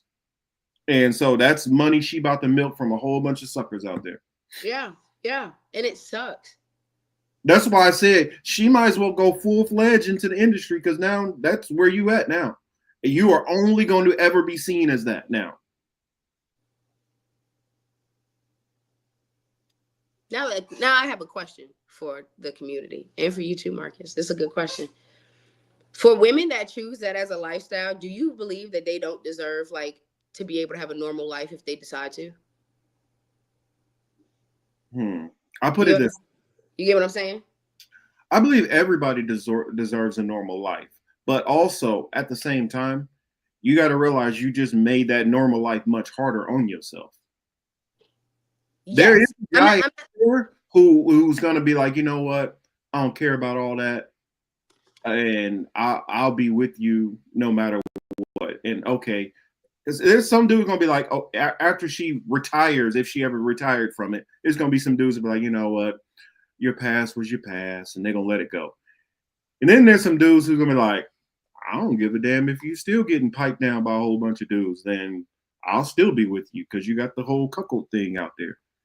But so, like they say, there's somebody for everybody. So I do think that's possible, but you've like really majorly limited your options. Because you're talking too much. It's the same thing with some of these women. Like I'm watching some of these women who they getting online because I don't know this modern woman thing about I need a guy who make 250,000. He got 3 houses and 15 cars and all this crazy shit that I'm hearing women say. And it's like, what are you bringing to the table? You think just bringing yourself and some box to the table is enough? You really think that's enough? I got a question for you, Marcus. Can I ask you a question? You got women who are like, well, I have a master's degree and all that. And who give a fuck about your master's degree? Because when it comes down to it, a lot of women with your master's degree and your money and all that, you're going to be like, this is my money. What about your money? You ain't about to share. You're not, most of these women, unless you're the old school, like women with money who like, I'll go find me some random dude and pluck him up and make him brand new. The new generation of women with money ain't thinking like that. They like, yo, I got mine. Now, what do you have? And we will worry about spending your money, my money over here. Don't think our money coming together. So as long as you got the new age woman who ain't trying to break bread and build something together, our money, then I don't know what we're doing here. Because a lot of these women walking themselves, hey, a lot of these women gonna be Tracy Ellis Ross, no matter how successful and decent looking you are. I'm just okay. So now I'm asking you this question because I asked a man this question last night, and I think I need to write this down in my important questions to ask humans because I have a book that I have questions in, and this is wild that you brought it up. So when men say, what are you bringing to the table? What is it that you were looking for as an answer? What is the answer that you're looking for? Oh, for me, if I was asking that question of a woman, I am expecting that for one, you are bringing something as far as building this relationship and building blocks. Let's say I got my money. Okay, you putting your money with that so we can build something together. Do you have a vision, a dream? Can you ask cook? Can you throw down in the kitchen? What do you have? What you bring into the table? What do you have? It needs to be some things you're doing. There's some women who they might not have a whole bunch of money. They might not have an education, but they can damn sure take care of a house. You come in that house and you feel like a damn king. Everything is cooked, washed, floors mopped, all that. That might be what they do. That's what they bring into the table. They doing that and they doing the stuff in the bedroom. Then you got some women like, yo, I can make sure our financials is good. I can deal with the lawyers. I can negotiate this. I can do that. I can help you set up this LLCs. I got this area. I can do this. We can hire somebody for the cooking and cleaning or whatever, but I got this. What are you bringing? And that's what it is. Some of these women, what is your niche? Whatever your niche may be, but it gotta be more than just what you can do in the bedroom. It got to be something. Maybe you funny. Maybe you the type of woman where after he didn't had a horrible day, you know exactly how to talk to him. You know exactly how to get to his mind and help him decompress on some mental level. Or maybe it's on a spiritual tip. But what is it you bringing? And a lot of these women cannot answer that question. Y'all heard that, y'all. Y'all heard that. So I have seen it work and not work. Now I will say that there's a there's a break between the social media gang and the non-social media gang, because I know there are women walking around with skills like this that do bring this and they don't see that. Can we get to sinners? Because it ties into sinners. Sorry, y'all, we gonna have to bring up sinners now. What up, Indy? Good to see you, my brother. Because Chamonix, I see what you're saying, and yes, I have a lot of Latino friends. I have a lot of Latino and West Indian friends, and that's how they are. Thank you. So I wrote down. I was literally taking notes. I was writing this down because this is the second time I've asked this question in 24 hours. So I heard that. My friend that told me last night, he explained to me, he said something on the lines, I'm trying to get his wording right, but he said something on the lines of like, because he said, he said, what are you bringing to the table? And I said, tell me what that answer looks like. Okay. And he told me that. Now, did your friend have answers like I had answers? Some of y'all are crossing. In a sense, because I hear it in a y'all always speak in a general. I love how men speak in a general, and I can decipher it because I hear what you're saying. You want to see if she does have skills, but these skills are sometimes looked past. Even like sometimes they are overshadowed by other things. And a lot of, I'll say this just for Black women as a whole, a lot of Black women are dating out of their trauma, be it what they experienced at home with their fathers. They are experiencing at home with other male figures in their life. Okay, they date out of a set of trauma. Because for instance, I love cooking. That's my shit. I throw down every fucking day if I could, right? And like I that's just my thing. I just do that. That's also one of my love languages. I'm not doing it for every fucking body. You get what I'm saying? Like, I don't get soft, or these are some places, and all of these things that you had stated and the things that he stated too, all come with a section of vulnerability. If you are dating a woman that has financials, you know what I'm saying? For instance, myself, I have a lot of my boxes checked off in my life. You know what I'm saying? I've been blessed. So like, I don't have a lot of the same worries that other people have. And like, I just need to make sure I keep up like these couple mediums, and it's a fraction of what some of the people in the world are dealing with right now, especially Cali, talking about your rent and shit. Rent out here is insane. Mine's going up next week. You feel me? I do a fraction of that a couple of times a year in reference to like my taxes on my property and stuff like that. But I own shit now, right? So I hear when they say, okay, you bring skills. Yeah, I got that. I can focus on, I have the luxury of focusing on those skills and on those things and on that stuff. And because I have that, I notice that when I date now, I date out of like, well, what do you bring to the table right now? Like, what are you bringing to me now? I get to sit on y'all side of the table and I get to hear y'all. Marcus, I hate to tell you this. I don't know about a lot of men, but a lot of men ain't got a lot of shit to bring to the table either these days. I hear you. It's crazy because I'll ask men too. You gotta be at the level where you at and know what you offered and what you asking for. Like I see, Chris H says life sounds transactional. It is. Bro.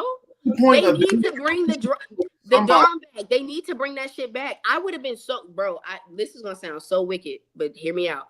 I wouldn't have had an issue getting married off for some money. I wouldn't have had a problem with that. I would have sucked it up. Because yes, it's transactional. Life is transactional these days. It's there. These days, life has always been transactional. It's never really been about love, guys. Like that's a facade. Like that's some good feelings. Fall in love with grass, something. But trying to play this game of life, it's transactional, bro. It's the whole point of marriage has always been a transactional thing. Always. I mean, you go back to the oldest marriages. It wasn't.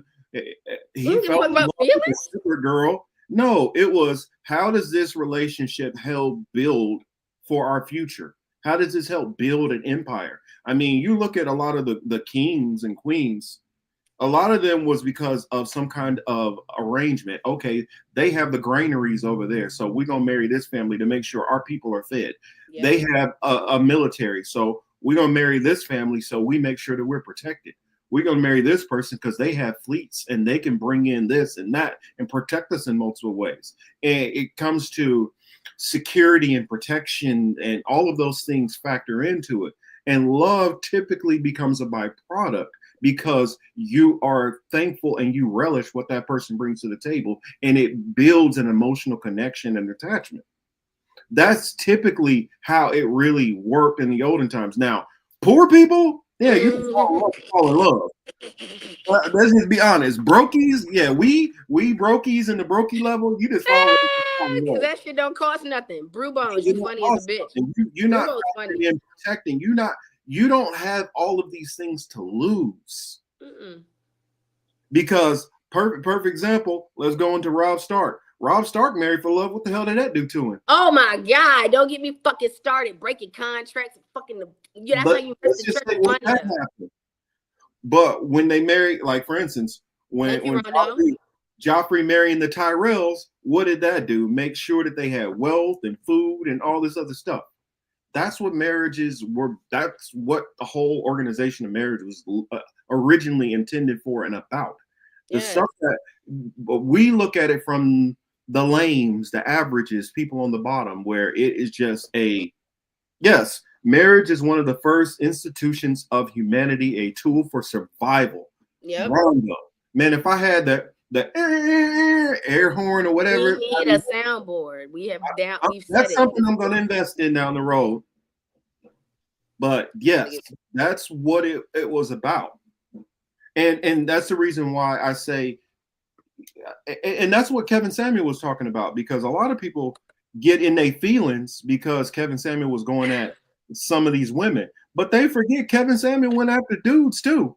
R.I.P. Kevin Samuel. I watched one the other day. Yeah, R.I.P. Kevin Samuel. I watched one the other day. He asked this dude, he's like, so what are you bringing to the table? So he said, how tall are you? He said, I'm about 5'7". Okay, so you're short. He said, how much money you make a year? I make about so you make about 27,000 a year. So you're short, you make about 20,007. He said, how much do you weigh? Well, I'm about two. So you broke. You broke. He said, so you broke, you short, you're fat. And you got any kid? Well, I got 2 kids. He said, and Kevin went direct on him. I was like, ooh, he went there. He was like, so you got a big dick? I was like, oh, whoa, Kevin, whoa, slow down. You got nothing to offer? I love Kevin. He said, well, I don't know. I mean, I guess it depends. He's like, you do if you do. You know if you do. And you don't. You know if you do and you don't. He said, so basically what you're telling me is you don't make no damn money. You're short, you're fat, you're not that great looking, you don't have very many prospects going on in your future. You got a couple of kids and you got a little dick. What the hell you demanding from these women? How are you walking out there expecting for your super queen when you ain't bringing nothing to the table? Thanks. And so that's what we all got to look at, men and women. What the hell is you bringing for you to be demanding so much on the other side? That's all I'm saying. I keep it even. I'm not just going after these women like a lot of the red pillars do. No. Men, you gotta make sure your shit is trunk tight also. Please and thank you, because like get the fuck out of here. But dudes get intimidated by that shit too, which is crazy as hell. It's such a wild place to. A lot of the royal families, only, I mean, a lot of royal families married family to keep the money together. I know. Who said that? Who said that? Who said that? You know how many of them were gay that was forced to marry a woman? There's a lot of that going on.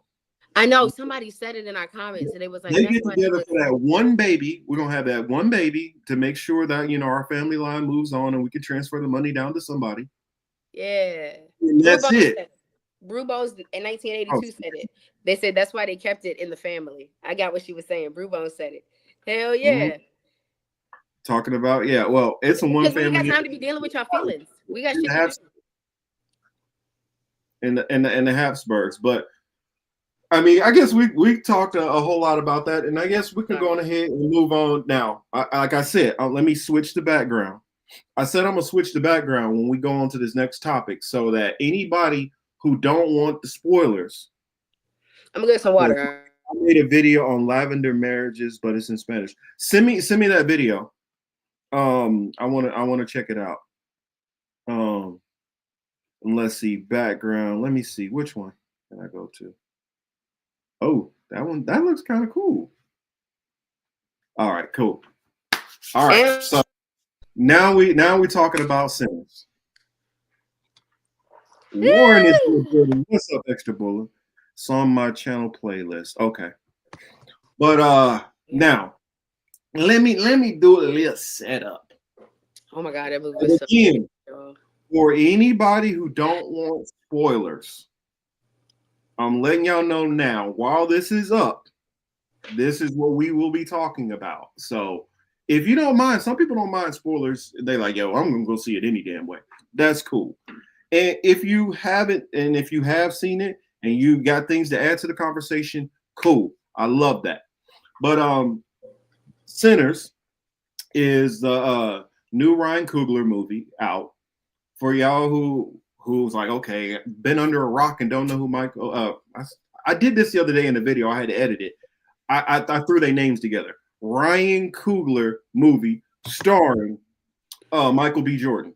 Ryan Coogler did the Creed movies, Black Panther, Fruitvale Station, and so this dude just came out and literally, like the old NBA Jam, has been nothing on fire. Everything he's been releasing. This movie right here, it's set in 1932, Mississippi. And there's a whole lot going on. I mean, I don't know. Should I set up more, or should we just go on ahead and talk about it? Or should y'all need to go see it. Fuck that. I pay my ticket for y'all to go get off your ass and go see it. In fact, we're going to go see it again in IMAX. I'm gonna go see it again day after tomorrow. We're going to see it again. So definitely recommend y'all see this. Because Lord have mercy. Let's go ahead and get into this. So I guess I'll lay it for those who didn't see it, but you fine with hearing the spoilers and all that. I'm gonna go ahead and just lay out a quick synopsis of it. Michael B is playing Smoke. Play the trailer. Should I play the trailer? Oh fuck yeah! Play the trailer. All right, let me go see. Let me go find it. Hey, Emmanuel. I'm glad to see you here. So,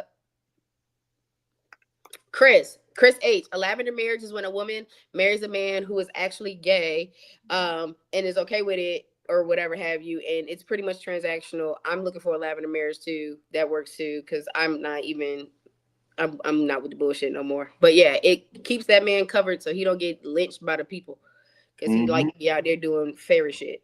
And you okay with him out doing their own fairy shit because y'all don't even touch. Lucille Ball and Ricky Ricardo probably had a lavender marriage. They didn't sleep in the same beds. Yeah, I mean, who knows? I mean, it is Hollywood. And you know what I'm saying? Actors and acting community is known for a lot of them people to be not necessarily straight. A lot of them. And we're talking about men and women. But we got it. Here's the official trailer. So we're going to go ahead and play this real quick, and then let's talk about it on the other side.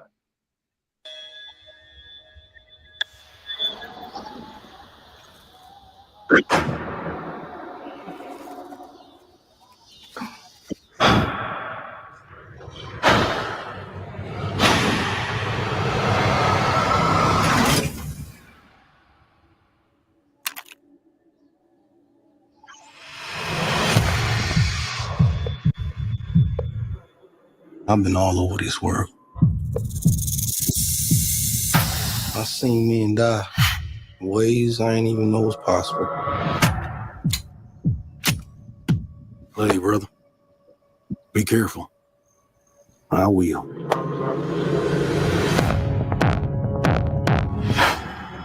With all the things that I've seen,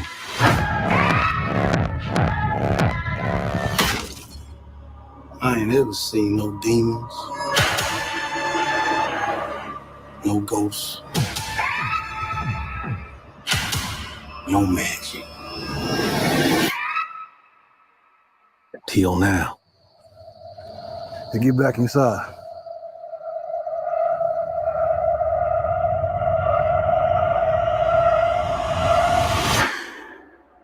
Let me in, man.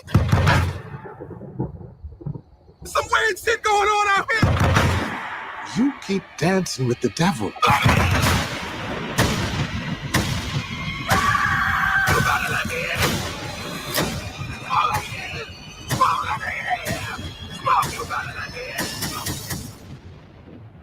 One day he's gonna follow you home.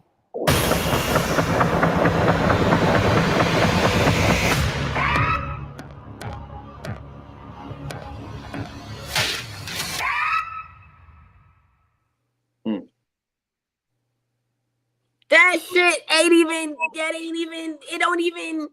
It don't even do the thing for the thing. It showed y'all some good shit though. It really did. Mm-hmm. So first off, let me stop gushing. Let me be a girl and gush for a second. Them men was fun. I would have loved a man in that time. I love the 1930s. I think one of my past lives, I was in the 1930s. I have weird dreams about me living in that time. Like some of my most lucid dreams, I go back to that era multiple times. It's like another universe, but I love that time. Them men was fun as hell. Oh my God, they did a good job on Michael. Who child? All right, off that. Storyline plot, amazing. Favorite character, Annie. That's my dog. I loved Annie. Annie was so beautiful. Annie was so true to her fucking roots. I loved everything about it. Like, for instance, this is my mojo bag that I keep on me at all times. I had that mojo bag on me while I was in surgery the whole night. Like, seeing that shit and having one was amazing. I said, this movie is accurate as hell. Ryan did his fucking thing. Man, listen. Should I give the synopsis first? Let me give a synopsis first. Y'all gotta go see it. Fine. For the people who ain't seen it, we gotta get us some y'all need to go see it. so that we'll know what we're talking about. Because some people like, I'll wait till it come out on video. I don't give a damn about spoilers. Wow. Basically, you have Smoke and Stack, which are two twin brothers who are originally from Mississippi. They leave and move off to Chicago to do some untold things. We don't know what happens. Anyway, they come back to Memphis, and their idea is to open. They're not from Memphis. They're from Mississippi. I mean Mississippi. Sorry. Apologies. Mississippi. Move back to Mississippi to open a juke joint. And so the first part of the movie is them setting everything up and getting everything ready. As they set everything and get everything up ready, you have the character Sammy, which is introduced, which is their little cousin, who is a guitar player. Who sings and plays the blues. And then it goes into some of their previous relationships and things that were going on before they left. Like Teal brought up about Annie with Smoke, and then Stack, his previous relationship he had with Mary, which Mary is a mixed girl who passes as white, who he's with. And then Smoke is with Mary, who has deep ties with hoodoo and voodoo and spirituality and things like that, which they kind of have like a estranged marriage kind of situation. And so him coming back and they deal with that. And you have the situation with Stack where he's with Mary, and it's kind of like hey, I tried to hit and quit and get away. But they kind of were partially raised with her, and she's back in town because of the passing of her mother. So you see them assembling the crew. You have the jukebox, them setting up the juke joint, and Sammy, their little cousin, they call him the preacher's. He's the preacher's son, and his father. He has this battle going back and forth with his father about playing the devil's music and kind of walking away from the church in a sense. So fast forward all that stuff, they get to the juke joint, and there is Remick, this character which they show him, which he is fleeing from Choctaw. He's fleeing from the Choctaws, and he runs across these couple of clan members, husband and wife. Anyway, he's the vampire. He turns them, and then they go to search out the juke joint because they hear the music and the spirituality attracts this demon. Anyway, once the vampire gets there, one of the characters walks out, gets infected, and then it turns into a whole snowball effect. So there's the synopsis real quick. So now let's get into it. Back to you, T. Okay, the twin shit was amazing. All the people that saying that this movie is demonic can suck a fat one. Go salad toss Shannon Sharpe, for real. That shit pisses me off. It's not demonic at all whatsoever. It's, if anything, it's super, super spiritual. I loved every moment of that movie. That thing was amazing. From the twins encounter, like from being able to look at the twins and seeing the symbolism in what they were, their wardrobe, understanding that Stack was always going to be the one in red. Stack was always going to be the bad guy. If you notice, when he got changed, his shit, he the only man that I seen with a black beater on. How you got a black wife beater in 1932? That is kind of crazy. Like that vest fit real nice, like, you know what I'm saying? He was his whole character, his whole demeanor. We always knew Stack was going to be that one. But if y'all do pay attention to a lot of the things throughout it, just breaking down those two characters in a sense, understanding where they came from in Yoruba culture as far as the twins, and what they stand for, in, like, you know what I'm saying, the entire thing, because he brought over Yoruba from West Africa, and he highlighted a lot of it. And I've been around a lot of them. I wanted to cross over to Ifa. I really appreciated how he shed a beautiful light to that, as well as seeing how it transformed into hoodooism when it got to the South, and how it had its sprinkle of like Haiti, West Africa, and how all of that came in. You feel what I'm saying? Like, come on, bro. My man's was wild shit. But if you watch the movie, you'll notice how that he even portrayed the twins down to a T. If you ever get into reading about the twins in Yoruba, is one was always there for the other. Not once did Stack kill anybody. Not once did Stack like shoot at anybody. He never used his gun. He gave it to Mary. He didn't stab the snake in the beginning. He gave the knife to Smoke. Smoke was about that action. Smoke was always about that action. And at the end, when you see him trying to roll that fucking cigarette, I felt for my nigga, because he had tremors, because they were in World War I. You know what I'm saying? He had tremors coming back because he was the one catching the bodies. He killed their daddy. Smoke killed their daddy. He shot those two dudes in town. He was the one capping everybody. He didn't care. Like, Stack didn't do that. Stack was a good boy, low key. Stack was a little softer, even though he didn't act it. But that movie's so good. Off to that. Annie.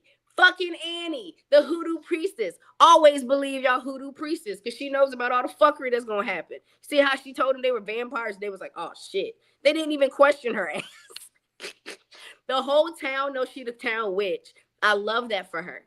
I really do. And I felt for her when they talked about her losing her son and that part. Like, he brought in so much shit into this movie, Marcus. Oh my fucking God. He was a daughter. Huh? Was it a daughter or a son? Mm-mm. It was a boy. Lost his son. That shit was crazy fucking work. Oh my God, that whole movie was amazing. The clan was coming anyway. If you heard Remick was telling them about the clan anyway. That kind of like was wild as hell. The racial connotation that it had over it wasn't super thick. I appreciated that part. I'm glad that it wasn't a slave movie with vampires. You get what I'm saying? I really appreciated that part. But yeah, the slave like parts that he brought into it were fucking amazing, from the wooden coins. Like, this shit was so dope, bro. Growing up in the South and seeing how these motherfuckers really was acting is insane. Like, it was so well put together. Fuck Grace. Sorry. The Asian girl. Yeah. Fuck Grace. I get that she shopped and she owned the shop for the white people, but she threw my boys under the bus quick. She was like, yeah, we came to party. We ain't came to deal with this. What? Come on, bro. They put money in your pocket. You ain't ready to just, you know what I'm saying, hunker down for the night? No, because you let them in. Arr, she let them fucking in. I hated her for that shit. Mary, her and her one drop rule, that was kind of wild, crazy that they would even bring that up in the first place. And that's all. I'll stop there. Sorry, Marcus. I really enjoyed it. I'll go into, since Yonina brought up this about the white people hated on this movie, I'll go into some of the first like controversy stuff that was brought up about this. First off, Hollywood had a problem with this movie. And I don't think it was because of this movie at all. It was because of what this movie represented and what this movie could represent. It could represent a break from traditional business in the way Hollywood does business with becoming directors and writers.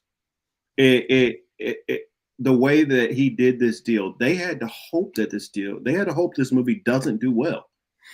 Because the deal which he set up with the studio was after 25 years, he owns the rights to it and make money. So if this thing doesn't do well, then they basically get their money off of it, and he ends up, holding the bag with basically not getting any profits. But if it does do well, he has the ability to make tons of money off of this and eventually be able to separate off to be able to do his own thing and possibly, let's say it makes billions and billions of dollars. He's able to set up and eventually do his own studio in another 25 years by himself. Yep. Away from them. And so not only do you got a young Black director who having the ability and autonomy to be able to do things on his own, you also lose the talent in being able to milk off of his ideas and creativity for success and money that you can make. So it's a double-edged sword why they want this to do bad. Because if it does bad, then he has to keep crawling back to them. Still keep benefiting and making money off of his intelligence and his smarts. That's the first thing. Then you brought in about, because I got my notes over here, so I got a little whiteboard where I wrote down. So you had the white walkouts. You had a lot of people who walked out of this movie. For one, why the fuck you go into a movie, especially expensive movies are these days? Hey, any day, I don't walk out of no movie. I'm gonna watch. I don't care how bad the movie is. I'm gonna watch that bitch to the end because I paid the money for it. I'm gonna watch it and then I'll shit on it afterwards. But I'm going to watch. I don't know. I'm one of those people. I believe in completion and finishing things. So, I hear you. My thing is this is for the white people right here. I instantly saw Sinners in her SWV and Escape in the back saying this is for the niggas, strictly for the niggas. Like, this is our movie.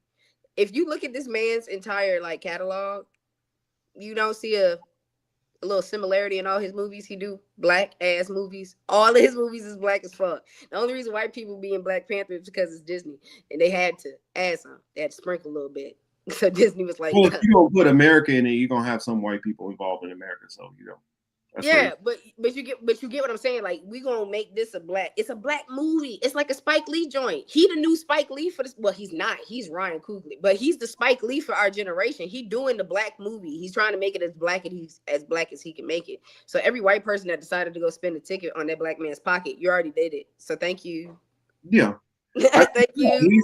He's telling movies from a black perspective, which that's something that's the reason why these movies are anything he put out is going to make money, because we don't see the representation, not in a good way. You got basically all you got out there is you got Tyler Perry putting out fucking telenovelas basically. And people are just tired of his shit. And a lot of his storylines is just garbage. You put a bunch of beautiful people and think that's going to paper over it and be good enough. It's not. But this is something that's creative and different. You had you had Hollywood already hating white people. Then you had the Christian TikTok people. The Christian people pissed me off. You motherfuckers went to a movie about vampires called Sinners, and you're mad about the movie? The fuck are you talking about here? You're mad about, look how you walked away from the church. What do you think this movie is going to be about? Not to mention, stay your ass at home and watch Passions of the Christ 3 more times. How about that? Don't waste your time coming to a movie about this. You can see in the trailer what the hell this is about. You could have Googled think Sinners was going to be? That, oh, it's going to be punishing the sinners. Like, are you people fucking retarded? I mean, that's right. We're not supposed to say that word. But this is what y'all acting like when y'all do dumbass shit like this. I watched one lady who was like, it was so beautiful and all that, but I mean, and Ryan Coogler did his thing, but I had to get up out of there because my spirit as a Muslim would. Oh, Jesus. What are you doing at the movie? What are you doing at that movie in particular? Yes, I've seen Jones Plantation. It's good film. Another people who I had beef with. So that deals with the white walkouts because they didn't like certain scenes. They felt it was too black. Basically, he showed you that that's what he's doing. He's doing movies from a black perspective. One of his movies has the word black. I mean, well, technically two of them. Thank you. So, come on now. It's literally named after the political party. You got that going on. Then let's see. Then you had a couple of positive perspectives I've seen, and then the one big negative that I heard, and I was gonna show a little video about it, but I figure I can do it on my own. I don't really need to show her video, but shout out to the people who did TikToks on this.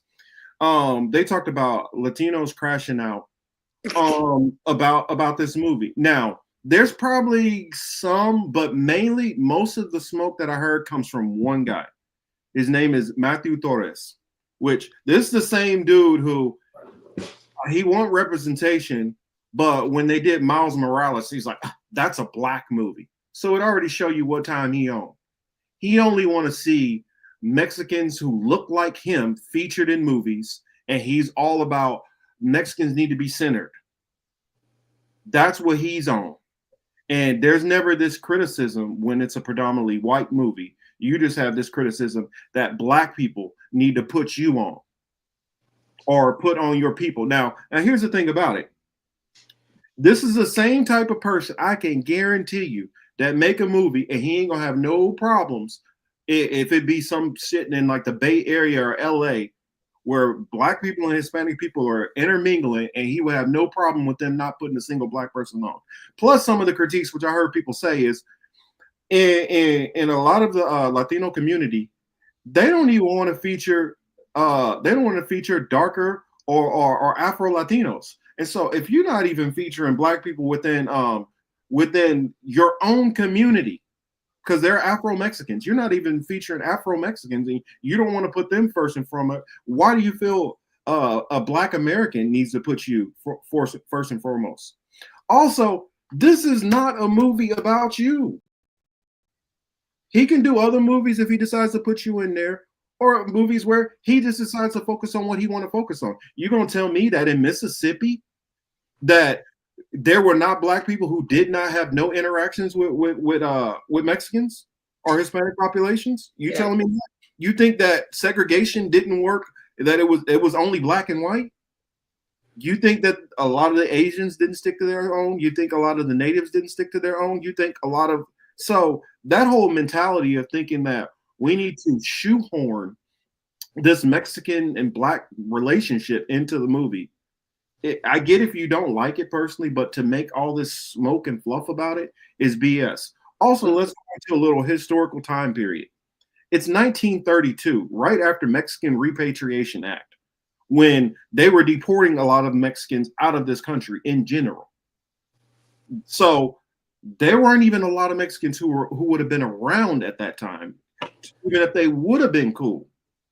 The Asian people you saw were the two Asian people who they do business with. These were business partners, which if you go through Mexican history, there is a huge strain of definitely Chinese who were down there in Mississippi who were doing business with black people, because Chinese did business with everybody because they were able to work back and forth across the white and the black lines. Yep. And you saw that. Hey, yo, Ryan themselves for the most part. Ryan pointed that shit out too. So let's chop that up. And then he talked about Ryan Coogler not giving flowers to Dusk Till Dawn because that's a Mexican vampire movie. For one, Dusk Till Dawn is not a Mexican vampire movie. It was set in Mexico. It is a movie about two white brothers who are criminals. And you had a couple of Mexican characters who were thrown in there. It didn't go into any kind of Mexican culture. It didn't go into any kind of folklore about the vampires and having some Mexican tradition or hoodoo or mythology. None of that. It was a slop B-rate movie, and Mexicans were casted in the background of it, which, if you really go back and look at the movie, some of this shit was kind of insulting to Mexican people. So calling it a Mexican movie is wild to me. If I talk to anybody who saw Dusk Till Dawn and ask them, do you consider Dusk Till Dawn a Mexican movie? No, I highly doubt anybody is going to say yes. Okay, you had Cheech Marin as the bartender. You had Selma Hayek, which that's the only Mexican person who was very memorable in that movie, because she was the siren who got everybody's attention. Mm-hmm. So you have a two white brothers. That's and so you saying that basically Sinners is a ripoff of that? You got vampires, you got two brothers who had a criminal past and a juke joint. That's it. That's what you weighed on. But what about the other influences, which Ryan Coogler himself said? He literally even said that, yes, Dusk Till Dawn did give him a hint of influence, but he out of his own mouth, he said he got a lot of influence from the movie The Faculty. Also, let's factor in how much of this movie had traces and influences from all kind of other vampire movies about having to be accepted to come in through the door, things like that. About how they did, and also the vampires were completely different the way he did it in this movie. Smoke and Stack, their relationship was far more richer. This movie was built, it was also a timepiece going into the 1930s and showing how business and life was in the 1930s in Mississippi with the sharecropping and all that and the wooden nickels. This is a whole different type of movie. Yes, Usher was in the fact. Yeah. So when he brings up that about why Mexicans weren't put into that movie, that's crazy work when a lot of Mexican population don't want to put black people centered in their stuff also. Well, it's not like, and I'm not going at all Mexicans. I'm not. But I'm saying out of all the Latinos, it seems like Mexicans have been the most anti-black. So I'm just calling it how I see it. Y'all don't be running the bodegas in the hood. It be the Asian people, bro. Well, even the bodegas you talking about Puerto Ricans, Cubans, Dominicans. You're not talking about Mexicans. No. And that's like New York. So no. Cause like if you really think about it, it be the Asians that be having the stores, and not to mention, I know a lot of Asians from the South as is, and they got some of it's wild as hell to see Asians with accents from the South. It's so crazy. So Bo was funny. I like the fact that they gave Bo a good accent. There's a Chinese continent a contingent in the Delta to this day. Facts. Thomas says right here, dear Christians, it's just a movie. Calm down, LOL. Hollywood stereotypes natives, blacks, and everyone far more. One group. You gotta spell it J-O-O-S, boo. Yeah, they don't get stereotyped. Well, YouTube didn't censor him and let him put it in there. So okay, next time do J-O-O-S. He slid that one across the plate. But you right there. I thought the same fucking thing. Like Machete, I don't even think I watched that movie. I'm like, I like Danny, but they saying that he was in Dusk Till Dawn too. I mean, yeah, he was in Dusk Till Dawn as well. That's right. He was in there. That's right. I know, but they still messed up his makeup and made him look weird. Ain't nobody makeup got fucked up or not, except Cornbread. He got his shit blew back, but shit happens. And I appreciate you saying that. I do got to push back a little bit. You said that there's not a lot of black population. There are plenty of like the Veracruz area when have Gaspar Yanga, that whole history, and a lot of Mexicans like ignore that history. Or even if you just look at like Telemundo or Univision, you see that they try to put the lightest people ever on TV. Yeah, The and on novellas TV. always got light-skinned ones. Like, these are the people who they always want to forecast. And I mean, the first time I ever saw people walking around with umbrellas for the sun was when I got around more of a Mexican population, because they don't want to get darker. That was something that was like, I'm not used to seeing that. Now, granted, where I grew up in the Midwest, a lot of the Mexican population who have been there for generations, oh, we tight. It's this new generation that's been coming in. A lot of the new immigrants are coming in, and people who are coming from Texas and the West Coast. And I feel like, yo, the problems y'all had out there, y'all keep y'all bullshit over there. Quit bringing that shit over here and bringing racism into our community and dividing the black and brown community, which we didn't have. Keep y'all bullshit divisions that y'all have on the West Coast and Texas to yourself. We don't need that. So that's some of my pushback. Yes, of course, there are more Afro-Latino people in Cuba, Puerto Rico, Venezuela, and Colombia. Yes, that's a fact, and that's the reason why I feel like there's more, I don't know, cohesion and more unity dealing with black and brown in those communities, because you have a whole lot more mixture. Even the people who look a lot more fair-skinned in like Puerto Rico, a lot of them still might be like 20% black, 25% black. Whereas you'll have somebody who looks exactly the same in Mexico with 2%. And I think that makes a huge difference. Not having that mixture in there and not having a sympathetic viewpoint towards that. Oh, gotta shout this out.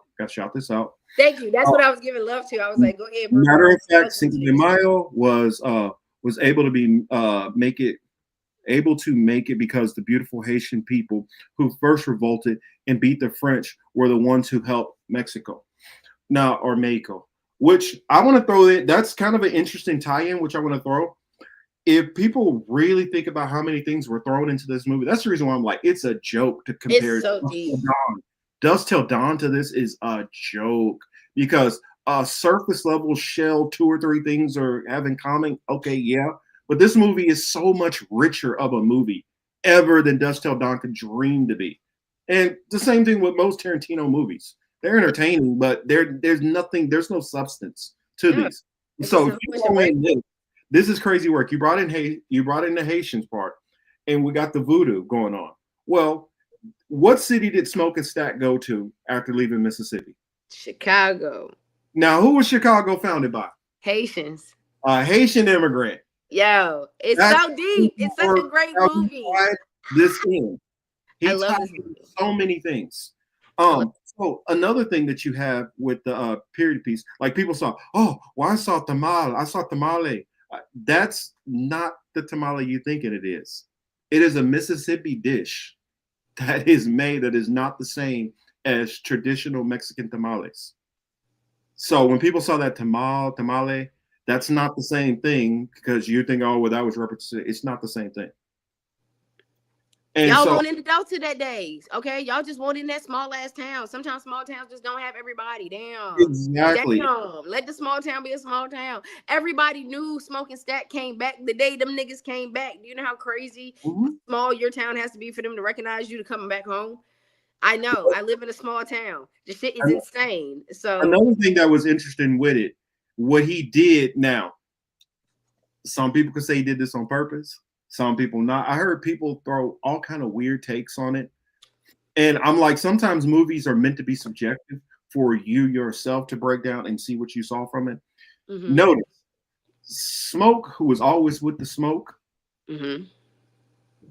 he got the black nuclear family. Even though the child passed away, he had him a black woman, a black relationship. The one who ended up turning into the vampire who people look at, obviously the one who went down the wrong path. Yeah, the fuck with that damn half-breed, Shannon. And I'm like, I don't know if he was doing that on purpose. Yeah. He fucking with them white women. This is what to get you. Yeah, I know that. That's exactly what he did. I don't care what you say. Dr. Umar, I'm just saying. I don't care what you say. But I see that just happened to be something that was there. Another thing that I would throw into it is because this could have been a whole message to the Black community in general. Like I heard Larry Johnson flipping out about, you see them doing the jig? Y'all think this is a game doing the jig? No. When Irish people, for one, that's an Irish dance. Now, the jigaboo thing that he brought up, that's when they were forcing Black people to do that. Black people weren't being forced in that movie to do that jig thing. These Black people who were seeing that and doing the jig dance or whatever is something completely different than, you know, the whole dance and a jig thing, which was brought up as one of the critiques and complaints. Are you serious? That was a reach. That was such a reach. Larry Johnson was Mr. Angry Man, always on everything, and he a nappy headed hoe. That's what he is. Like what? That was a reach, bro. That was a reach. They could have had, like, you would have been the type to be like, did you see that monkey beanie baby on the porch? Porch monkeys. Like, get the fuck out of here, bro. That was a reach. Well, another thing that I thought was okay. The Asian perspective. I saw some Asian creator was like, we're just happy that he decided to include us in the movie. We appreciate it. Okay, even though Grace had fucked up part, they still appreciate it. But somebody also brought up something. We also got to remember, Grace was the only person who was a mother in there who had a child. Now, there's a lot of people, when their child is in danger, they will do some dangerous or irrational shit for their child. And so I give her a little bit of lenience for that, but also that goes into a message on what they were saying about Black people including other people into Black spaces who are not Black and how they can mess it up for our community. First, Mary, who uses basically her one drop rule, which, or we'll say 25% rule. And then she goes and does some of the most white girlish shit ever. Let me go walk up to the people. Because she thought she could use her privilege. That's why. Her white privilege stuff ended up being something that backfired and messed everybody up. And since she had already came into the community, y'all felt comfortable with her, not realizing that just because she was part of the community at one point does not mean she cannot be a detriment and danger later on to the community as a whole. And if she would have never been admitted in the first place, and even if she grew up with them, she probably never would have been able to get in. And that was a problem, that she should have been booted out of there in the first place. Now, that's not a guarantee that she wouldn't have got bit by one of them and they let her in later anyway. But I'm just saying, Chris, Mary was trying to help. No, Mary was being in the way. She was trying to help. She was in the way of still fucking things up because of her white. I'm not scared of anything. I'll just walk out there, don't thinking about the fucking dangers. What if you went out there and them two white men decided to just take you and have their way with you and then kill you? Then what? It didn't even have to be on no vampire stuff. It could have just been on some other crazy stuff, or they could have been on some clan time, or like you out there associating with them people. And there's so much. There's so many dangers that she completely just ignored to go right on out there. That's what happened when you got good dick and your favorite dick came back home, bro. I'm trying to tell you. I'm sorry. I've fell victim to it too. I get it. Doing the most, overextending yourself. She shouldn't have done it. Mary should have never overextended herself for some dick. I understand what she was going through. Her mama just died. She needed some normalcy in her life. I ain't excusing her. I can see it from her point of view. Wow. Huh? He said homegirl's DJ Vlad. Wow. Bro, yes. Homegirl was DJ Vlad. And like she was just trying to she just wanted her dick back. Like she was trying to do anything that would make her nigga look at her and be like, please pick me. She was a pick me. Unfortunately, she was a pick me her whole life because she really didn't fit in nowhere because she was both, you know what I'm saying, kind of black, kind of white. Then she got married to she probably got married to a lame. Her husband's a lame white dude in Arkansas. Come on, man. She wanted her nigga back. She was looked at as a part of the community. She was looked at as a passing. She wasn't looked at as white within the black community. We accepted her. Her mama was one of us type shit. Her mama was Creole as a bitch, so we knew her mama type shit. So, you know what I'm saying? So it sucked. And also, you got to remember another thing that they throw into the movie that made it more difficult in that relationship. Let's say even if Stack wasn't messing with her, on that level, they grew up. Her mama partially raised them. Yeah. So there was a sense of family and community with her, regardless. She was already in the community from a baby. So it's hard to decouple that and push her completely out because she was always accepted. That's the reason why she was able to walk right on in there in the first place. Then the next thing you got to throw in there is the whole Grace situation. It seemed like, I can't remember her husband's name, but he seemed like he was down for the cause. He trying to help out. She like, yo, we here for the money. We party a little bit. We can do business with them, but man, we need to get the fuck out of here. Well, Bo, you got to also look at Bo. Bo had his own store. Bo's store was for the black people. Grace's store was for the white people. Mm-hmm. So she had, and white Asian ladies are mean too. By the way, they run shit. I don't know about anybody else in the Asian culture. The women run that shit. Period. You feel me? Mm-hmm. So she already had this mindset of what she sees every day with her clientele. You know what I'm saying? With how her clientele reacts in her store and how she has to present herself to them. She went in the instant fight or flight white. Like, she was like, let's get the fuck out of here, bro. And I don't blame her. I get that she was a parent. I wrote that down in my note. I get that she was a parent. But her verbiage, the way that Ryan had her verbiage when she said, we came here for the party, we didn't come here for this. I was like, damn, that's wild crazy. Because that's a true statement. Motherfuckers always come to deal, they always come and hang out with the cool kids until it's not cool no more. Mm-hmm. And so I'm glad that he put, light to that. But I'm sorry that the Asian community had to take that hit. But it's the truth. I mean, look at Menace to Society. That shit happened because they had a bad encounter with some Asians. You know what I'm saying? Like, they be doing the most sometimes. They don't even need to do the most. Well, I think just like Mary, she was a parable of like bringing other people into black spaces, and then they end up messing it up for everybody.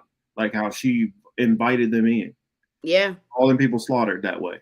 Yes. And more than likely, you couldn't have protected your daughter anyway at that point. No, because if they would have got her ass, it would have already went and been her ass and came back. I mean, so how do you know that he already didn't go and get the daughter? Like, come on, bro. I mean, so, and I would look at it like this. If their goal is to get, if they following Remick, they're a collective mentality. They following Remick.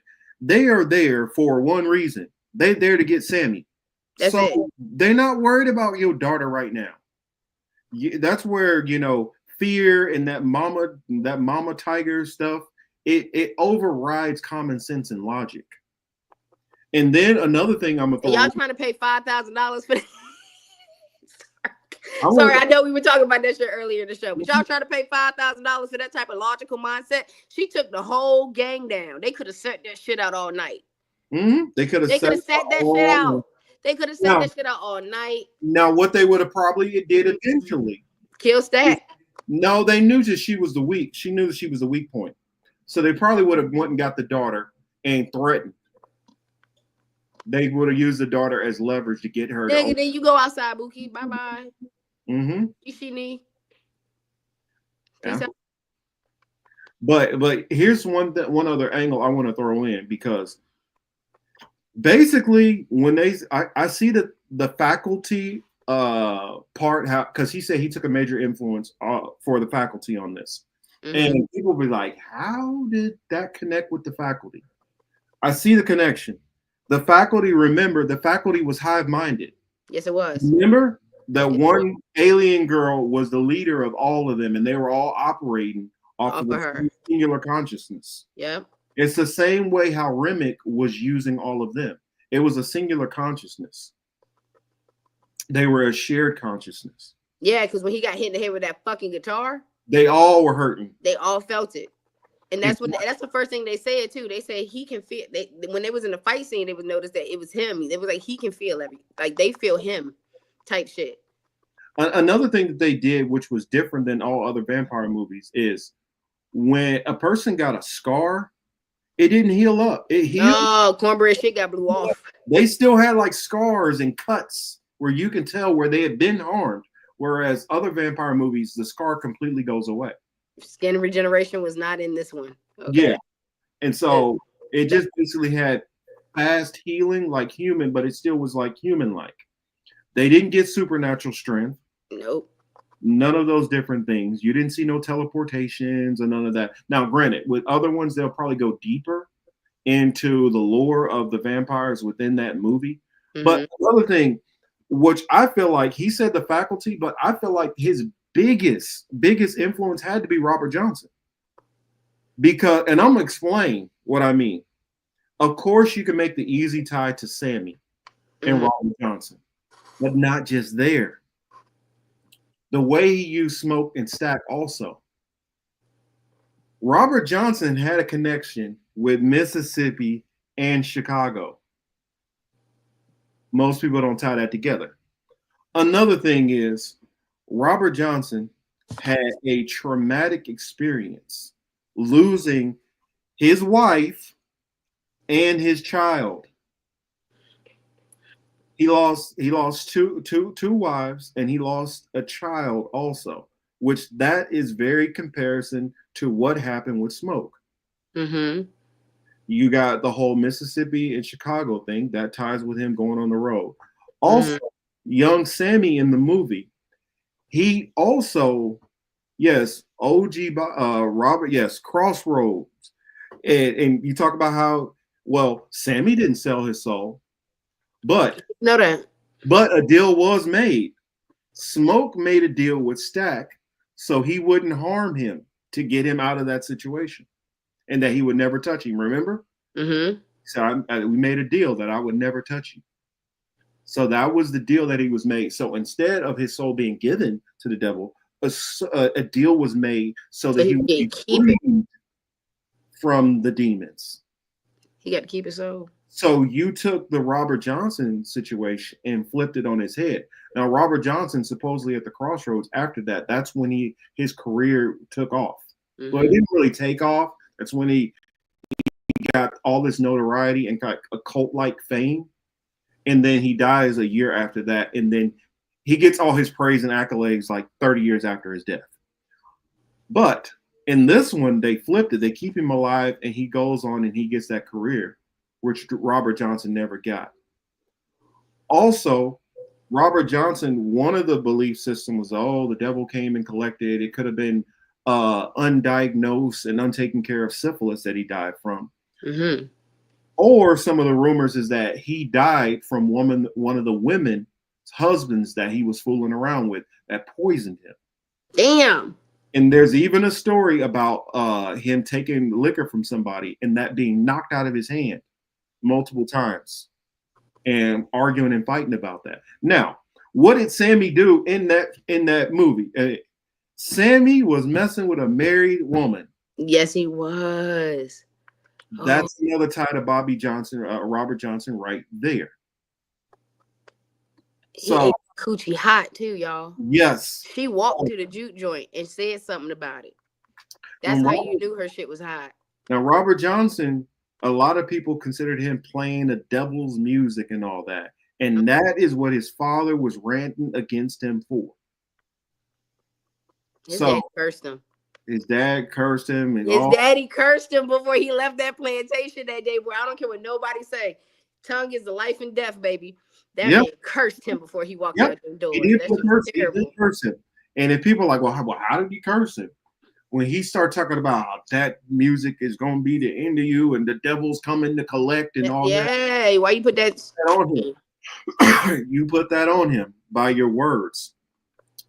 Another thing, like my favorite part of the movie though, was the dance floor scene when it's showing the spirituality and the connections of the different genres, and it's showing all these people's traditional ancestral playing, how it's tying in, and so it threw the different cultural elements from different parts of West Africa, and because you had the two Asians there, which I'm assuming more than likely they were not both the same. He had Bo had to have some kind of other mixture because they use different elements of Asian. The Asian dance. Yeah, that wasn't just China. Thank you for noticing. One China, they threw some other stuff that was Southeast Asia in there. Mm-hmm. Because they threw in like the Monkey Man stuff. And the Monkey Man is a prophecy thing that goes in various different parts of Southeast Asia, Thailand, Indonesia, all that was thrown in there. And then you go into some of the stuff he put fingerprints on it, but he didn't talk about it with some of the voodoo or hoodoo, whichever way you want to put it, of basically little remnants of Papa Legua was thrown in there. So it was a lot that was thrown into this movie, and so many different angles, which you could see them go in from there, and the indigenous songs and the way, and also about Remick. Well, he's looking for a spirit, because obviously when this happens, you lose your soul, and so basically you become into this collective. And that's what he's searching for through Sammy. And obviously he was searching for it before that with the Choctaw. Man, they was about to light his ass up, bro. I ain't gonna hold you. I loved how the Choctaw came in. They asked that lady one time. They was like, yo, we looking for somebody. And then she was like, and he was like, oh, he here? Man, that man said the sun going down. He was like, shit. Peace be with you, bitch. Bye. And them niggas. Well, this is something I skedaddled. I loved it. I love that part. I learned this from Native American TikTok. And Thomas, if you're still in here, correct me if I'm wrong on this, because I'm just going off of what I heard. It said that Native American TikTok was talking about, well, people were complaining about they wish they would have seen the Choctaw in there more. They're like, when you're dealing with spiritual elements and stuff like that, the trickster and things, Native Americans don't be out after dark dealing with that. No. That's their playground. Like, that's why they wouldn't have been there at nighttime to deal with that at all. They know better. They know better. They said, oh, something going down. All right. Oh, we'll fuck with y'all niggas in the morning. They like, yeah, we know when this motherfucker is most powerful. We know when he got the juice. Nah. Mm-hmm. Y'all have a good night. Figure it out. There's only one thing. There's one thing which didn't make sense to me. One question. If I said one plot hole that I felt never got answered. Where did Remick come from in that scene? Because Remick looked like he just dropped out of the damn sky. I know it Out of nowhere, and I'm like, okay, it was a lot of room from any kind of shaded place his ass could have been running from. He had been in the sun quite a while. All that smoking he was doing. Hey, maybe he can turn into a bat. Maybe they got the bat powers. That's what I'm wondering. That's an element that they didn't show. That he is in an extreme situation, he is able to convert into something else. Yeah, skinwalker. He could have been a wolf. You know what I'm saying? Exactly. That's why it goes more into that Native American folklore. Like, I wonder what he's doing, because in a lot of Native American folklore, the crow or raven is looked at as evil. Mm-hmm. And I'm wondering if he transformed himself into a raven or something like that to escape. Did you see? Well, if you when they first pan onto the house, you see the big ass birds on the top of that bitch. So I peeped that too. But they also followed Stack and Smoke the whole movie. Those birds were always in the scene in the movie. It was always around. Some weird shit. That shit was such a good movie. Ah! Oh, I gotta put that. Well, I gotta put John's comment up there. He's like, they were like, these white people do not listen. They don't listen. Where the guy, John? They was like, oh, he in here? As soon as he was like, oh, he inside. Shit. Well, peace be with you. Got on his horse and left their asses. I love it. They're like, okay, boom, give you one warning. Oh, fool, y'all and y'all racist bullshit. Fine. Okay, cool. Have a good night. And so I like that. And like when, yes, exactly, E. That drop-in was kind of wild. Now, we got another thing that I said to Teal the other day. And I was like, yo, there's a possibility that something we thought we saw is not what we think we saw. And something can change. Now, some people will call it retconning, but it's something that could be definitely changed. Here, let me put this on the screen for you. Hey, Denise. But or D Nice. That's D Nice, yeah. D Nice. But I told y'all, I told Till, I said, how do we know for a fact that that Smoke is dead? We don't know that for a fact. We saw basically like almost like an ancestral plane kind of thing, which he did with Black Panther, and you know, him seeing his wife who had died, and we saw, you know, him there embracing his baby. Mm-hmm. But also when people are near death, those kind of things can happen. We don't know that at that point he had already taken care of the Klan members, which that was also an excellent scene. I loved it. Yes. Which also he could have taken them out from a distance and didn't have to walk out of cover. But when I saw him take the thing off his neck, that told me, oh, he ready to die. He didn't want protection. So he intentionally wanted to go out, and he wanted to die. He wanted his baby back. He wanted to see Exactly. Eddie. I love that movie. But I also look at it like this. How do we know that Stack didn't want to keep his brother alive? And we don't know actually where he went. We saw him just take Mary away. For all we know, he could have been hiding in that barn. And we saw Remick was able to run that long in the sun without, you know, and able to bursting in the flames. Not bursting instantly in flames. They could have both ran out there, grabbed him real quick, dragged him back in, bit him. Now he's an undead. Now he's actually, you know, part of it. So you could see a possibility in a future version of this movie where you have Smoke and Stack still there. I'm telling you, that movie was so fucking good. Sinners is so good. I gotta go see it on Tuesday. I gotta see it again. The hoodoo that they put in it was so accurate. I felt seen. It was really, really nice. Annie's whole character was very beautiful. Shout out to Ryan Coogler's wife too, who bought him that $300 software that got us to Sinners right now. She's really the MVP of life because she did a damn good job investing in her nigga. Like, good job investing in. That's how you invest in your man.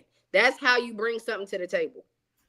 That's how you bring something to the table, ladies. I've been waiting to drop it this whole time since that first conversation, Marcus. I just want to let you know that I've been holding on to this. I wrote it down in my notes today.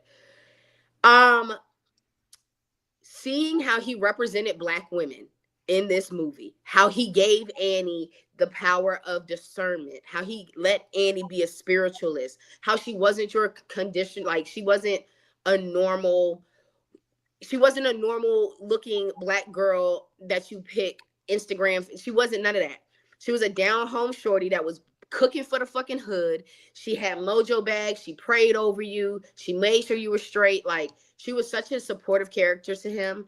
And I loved their interaction, their connection.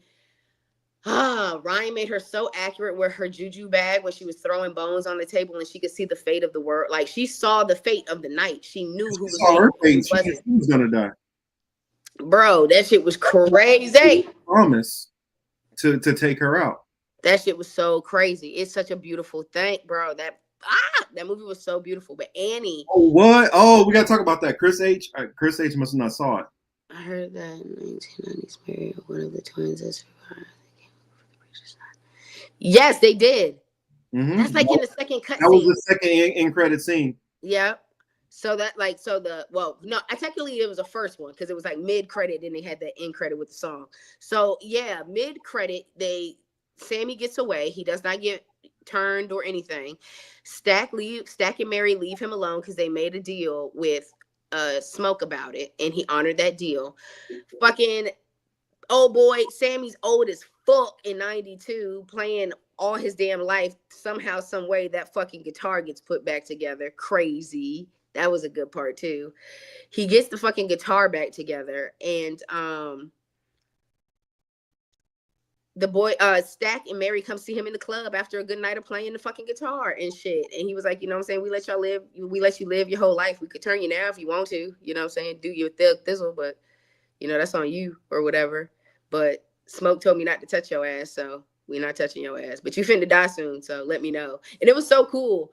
Like, if you looked in the whole scene, they didn't have no reflection in the mirror behind the bar. It was so dope. Ryan really thought this bitch out, and y'all trying to say Dust Till Dawn? Yeah, Y'all trying to say Black Dust Till Dawn? Fuck out of here. Dust Till Dawn was clown work compared to this. No, he thought everything. He thought about keeping your word. How even in the spirit, even with the spiritual realm, you got to keep your word. If you said that shit, you said that shit. You know what I'm saying? Like, you know what I'm saying? They told me not to touch you. I ain't gonna touch you. That shit was gangster. They also threw in something I'd never seen in any of these movies as far as fighting vampires.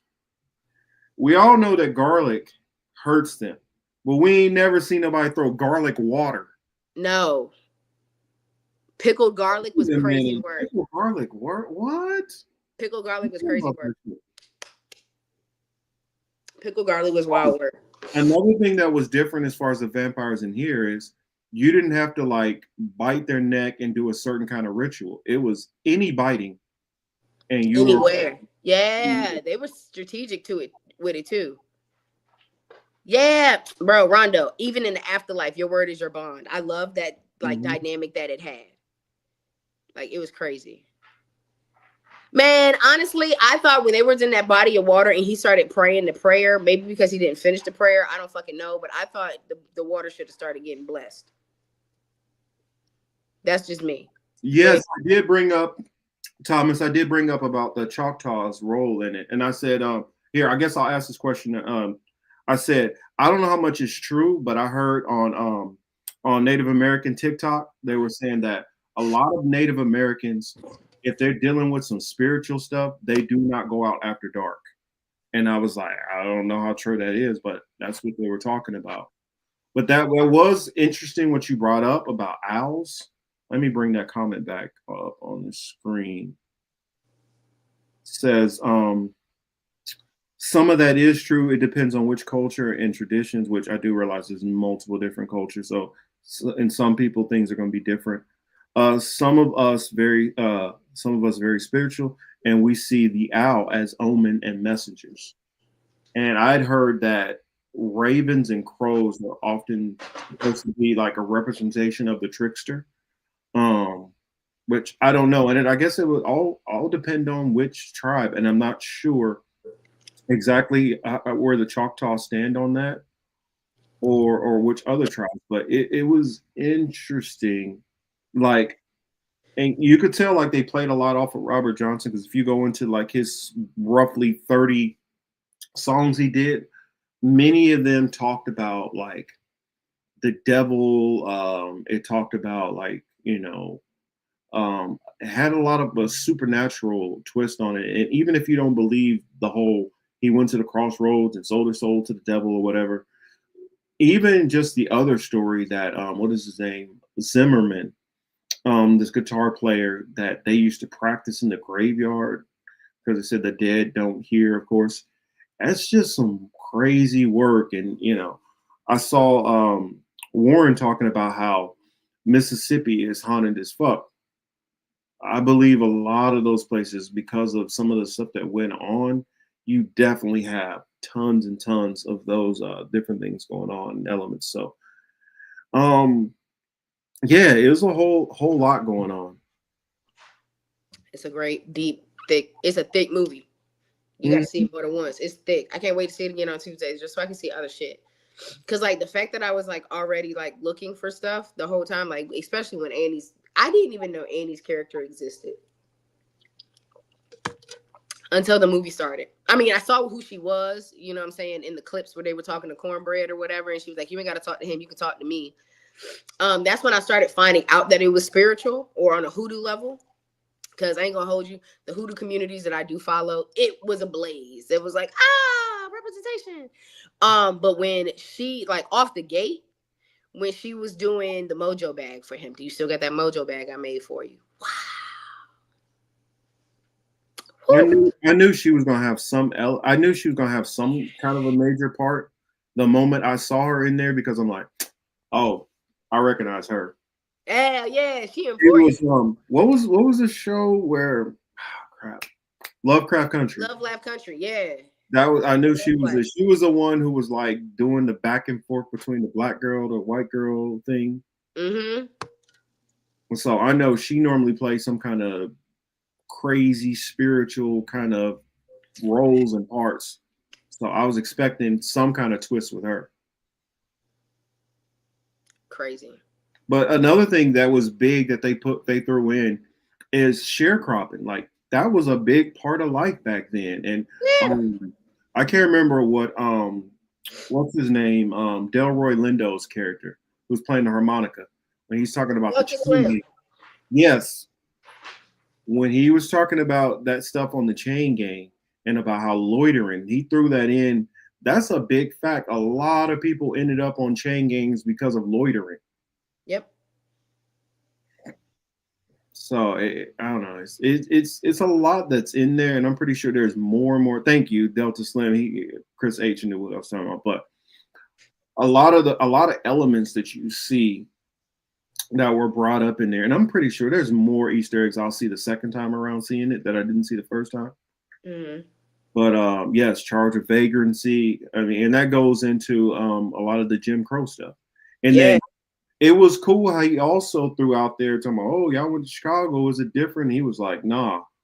This PlayStation with tall buildings. With big buildings, yep. In which a lot of it that dispels that narrative of in the North, going to Chicago or New York got you away from the Klan and racism. So it's interesting. Hell yeah, John. They still had chain gangs. And remember, so I'm from the 757. Remember when Allen Iverson, if you know the story about Allen Iverson, if you remember how he got arrested for whatever he did in the 90s, if you don't know, go Google it. They put him on a chain gang. They put Allen Iverson on one, which is crazy because it was right around here. You know what I'm saying? And I live in small town areas like that shit where there are still sections of our city that has nothing but rows of cotton and shit. Oh yeah, Warren put in there big time Chicago, Mississippi connections. I'll throw in another one because I brought up the Robert Johnson one, but here I'll throw up another connection. The Emmett Till. Yeah, I was about to say Emmett Till going down to Mississippi, getting killed down there. So that movie evoked so many different things and went into historical lenses, and it went into spirituality, and it went into some of traditions and cultures that came out of West Africa, and tying back a relationship of Black Americans in Africa, in which and also basically a dichotomy between hoodoo spirituality and Christianity. And even Remick brought in about how Christianity was forced on his people. I mean, it threw in a whole lot of different elements. KKK is still around. Oh, the Lakota. Let me put this on the screen. Oh, thank you. The Lakota see the coyote as a trickster, and some tribes see the raven as a trickster. The owl or raven or possum is a trickster, depending on the clan. Yeah, I've heard a lot about the raven in particular. I didn't know that about the coyote. I didn't know that about the owl. I've definitely heard the crow, the raven, possum. Hey, Thomas, so I could get that. Okay, when did y'all drop the O in possum? The first O. Oh, the O before it was opossum? Yeah, because that's a Cherokee word. I'm Cherokee. I'm part Cherokee, so that's a Cherokee word. So I always want to ask when people are like, when did y'all drop the O? When did the O get dropped?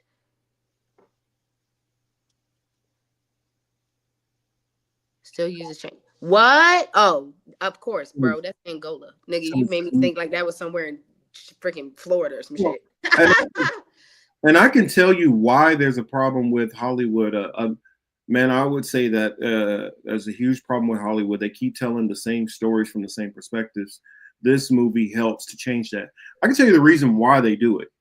And when I tell you it's not, you're going to be like, that's it. The main reason is because it's easier to translate these movies into other languages when you have a basically more simplistic storyline, and keeps it closer to it. Also, you have less risk when you do something that's already a proven hit and you just throw it back out there, repackage it, or make part twos and sequels or prequels. It's lazy. It's lazy, and it's taking the least amount of risk. That's the only reason why they do that. And I worry with AI, you're gonna have more of that happening. I hope not. Because you gotta this goes into the whole problem with this nation as a whole. The more you have the son of the original creator, like you have the people who first came out to Hollywood, they took chances, they tried new writers and directors, and they had casting couch and all kind of other weird shit they was doing. But still, when it came to the creativity, they listened, they thought about it. I think that'll work. Then the next generation came along, and they're more college a little bit. They listen to some ideas. You can kind of convince them, but the same token, they were college educated and went off of certain formulas. Now to this newer generation, they're basically like, okay, so if we put this actor in there and show a boob about two or three nude scenes, action scene happens in the first 3 minutes, and they follow these formulas. That's the problem with new Hollywood. That's not somebody who like has a love for this industry anymore. They have a love for the money that brings them, but they don't care about the product that's being put out. That's the reason why they'll do whatever for the money. It's not that they're not putting black men and women and Asians and all that all thrown together in a movie because they really care about inclusion. They're thinking, if I put in an Indian woman and I put in a Chinese man and a black woman and a mixed person and somebody in a wheelchair, they're thinking they can make money off of all these demographics. DEI. It's DEI for money. They're not doing it because they're really trying to give you representation or inclusion. It's about thinking they can maximize more profits by bringing in more audiences. Because this movie had no nudity in it. Mm-hmm. Not a single boobie. They did a lot of suggestive, which I was hyped because, man, I'm gonna say it again. You don't need Sammy that. ate some coochie. Sammy ate some hot coochie, bro. Yeah. He ate some hot twat that night and still got out there and sung. Shit, that's probably why he sang so good. No, I'm just playing. Just saying. Yeah. Messing with a married woman. I ain't gonna hold you. Married people smell different. I don't know. Married people smell different. They ain't gonna hold you. I messed around with a married person before. They smell different. Mm-hmm. That shit was crazy. But there was no nudity in that movie, and I appreciated that. There were some very sensual scenes, yeah, very sensual stuff, but there was no nudity, and I appreciated Ryan for that. That shit was so beautiful. Cornbread was dope. He ain't had to go that far to pedo. Cornbread ain't had to walk that far. Shoot, why didn't he go inside? He ain't had to walk that far outside. He ain't had to walk no goddamn where, to be honest. I'm not walking outside after I just see some weird white people. I'm scared they're just gonna pick me up and try to lynch me anyway. Come on now, this is Mississippi in 1932. Mm-hmm. And how you know they ain't got backup? That's it. Yeah, those are the first 3 that popped up. Now they about to set the whole bitch on fire. You crazy as hell. I'm not with it. No, I wrote that down too. Cornbread didn't have to go that far. Cornbread didn't have to go that far. Well, I like how quick Delta Slim caught on to him. Like, whoa, wait a minute. Why you need your permission? You've been coming in and out here all night. Why are you acting different? Yeah. Like, what? Because if Delta Slim didn't say nothing, Smoke would have let him walk right up in there. Yeah. Smoke would have like, man, what are you doing? Come on in here, man. And Cornbread was big too. That was a big motherfucker to have on their team. I always thought about that. You always got to get a big burly motherfucker. Shannon Sharpe head ass get bit. And Shannon Sharpe would be our downfall. He get bit by a white bitch. Oh, we all done. We done. And it sucks that white women got that stereotype. But look how y'all act. Oh my God. As soon as you get well, take it like this. How many snakes out there are not poisonous? A lot of them are not poisonous. All it takes is one that is. Not to mention, if y'all really looking at how Centers was supposed to be portrayed, Shannon Sharpe is literally going through what Centers was portraying. Like, you can't invite these niggas to the cookout. Well, yeah, he basically pulled a stack. Yes, he pulled a stack, and now he's getting fucking reamed in the ass behind it, literally, not figuratively. Like, he's stacked right now. You're gonna have to be tainted for the rest of your life behind a white bitch that didn't give a fuck about you. Got your bit. Now you living, boo. You living the stack life. You feel me? That's crazy work. Everybody need to strive to be smoked. Get you a hoodoo bitch that can cook a mean steak. Yo, Nina gonna be happy I said that. I sound like Monique now. Get you a big bitch that know how to cook. She got a fat ass and she think about some shit. She can think outside the box and add some shit together. You hear what Warren said? Shit. Thank you. Exactly. And that's And the crazy part is they don't even necessarily have to be trying to start trouble. It can be the fact of somebody mad because you with them or think, oh, that you're doing something that you're not supposed to. People be minding your business when you with them. They are not a good magnet to have. Shit. You need a bitch that's gonna have you undercover. Don't you, man? I don't know. I just look at in this day and age, everything is dicey now. You can't do them young or you can't do them white or young at all. That's the worst combo. Like if there's like a grafting, like you know those little what your faces that go like this is the control and this is the other control. Like you can't go to an area of the graph where it's young and white. That is the most. What Shannon need to be messing with is nothing but empty nesters. That ass. You need a woman who had about 3-4 kids, and 2 of them graduated from college. Another one about to have the grandchild. That's where you need to be messing with. You out here messing with somebody and they almost just barely out of their teens. Like get the fuck out of here, man. I think honestly, age is the biggest problem. You need to be messing with a woman who at least over 45, Shannon. I mean 35. No. I'm gonna tell you why. Because under 40 is a different generation. He need to be messing with him some Gen X minimum. When you start messing around these millennials, they start getting to that's sexism, that's ableism, that's all these isms, and you know the she, hey, they, them, all they get into all this extra special sensitive shit. And he needs somebody who a little older generation, where if he accidentally slip out and say a phrase that they not gonna want to destroy his whole career. Because you get some of these younger people, and this generation is just so sensitive. Everything pisses these people off. I'm in that generation. I'm 34. But crazy. like I said about that analogy about snakes, all of them ain't poisonous. You're right, not all of them poisonous. But all it takes is for you to run across one. I mean, he can run it. He'll mess around one of these black chicks who 36 and will ruin his life too. He needs somebody over 45 who does, right. You ain't lying. Who got stuff in common with him, who same kind of experiences. I'm glad you said that. Hold on, Marcus. Hold on. I'm glad you said that. Latchkey generation and stuff. He needed somebody like that. What does he have in common with that white bitch? Not a damn thing. That they went to the same gym? That's it. He ain't got nothing in common with this 20-some-year-old girl. That he a freak and she a freak. That's it. He like his booty ate. She down with it. Exactly. That's insane. You hear what I'm talking about, Warren? That shit is insane. 40 plus is okay. Under 40, because you gotta remember another thing. You get you something like, yes, Monique said it. I mean, I don't know. Maybe we should share the clip because they keep bringing up Monique, which I got it saved. But the reason why he need to be messing with a woman over 40 something. Hell, I feel like he need to be messing with a woman menopausal age, because they already know.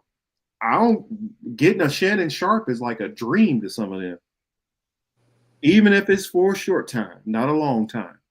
I was okay with being a temporary sugar baby. I told you, I just need the house. Just buy me my little crib. I just need a little tiny home in another country, Shannon.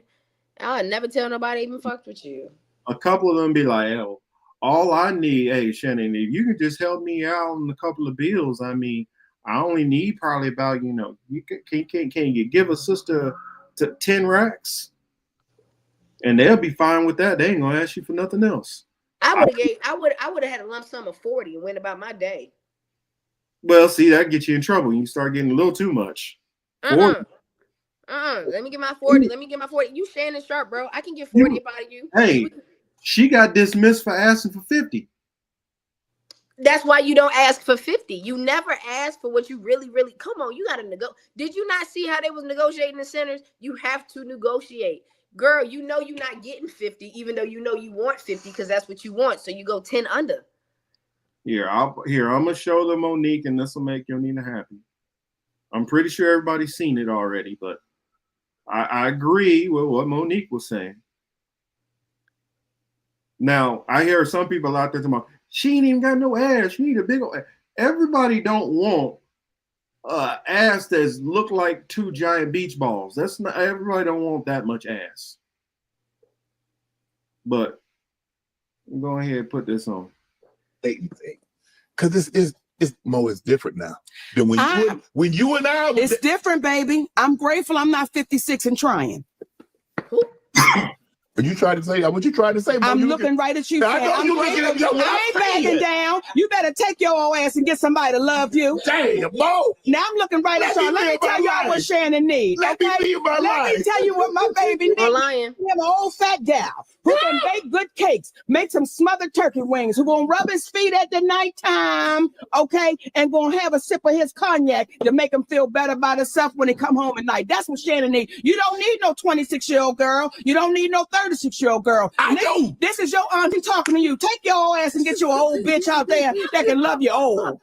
You trying to hang out with these young bitches and you can't do it, Shannon. You just can't do it. Dang. When they want you to go for the 4th round, you looking at her like, bitch, listen, you want some money to go to Starbucks? Yeah, because I can't go no further. But if you get your older girl, when you get to that 4th round, she's going to say, hold on. Let me go get you some eggs and cheese and some toast with apple butter, because that's going to get your energy back up. I'm talking like you. Shit. So he thought I was going to be scared. Yes, I'm talking. And I know an old gal, she'll be good to you. Her name is Elladora. Now, when you know somebody named Elladora, she's old school. Mm-hmm. Now, Miss Elladora told me to tell you. She said, I think he like red velvet. Oh, I do. I say, Miss Elladora, if he do like that, she said, you let him know I got something for him. Yeah, I like she don't have no teeth. Come on, pick your glass up and clank it for me. Come on now. These young gals will bite you. Hello? See, I'm going to tell you where she lost him. When she said she ain't got no teeth. She said, oh, I'm out. That's where she lost Shannon. But all she had to do, if she would have brought a plate of that red velvet with her, he'd probably be still messing with old Elladora right now. Now he's Shannon Sharpe. He ain't about to be loyal to old Elladora.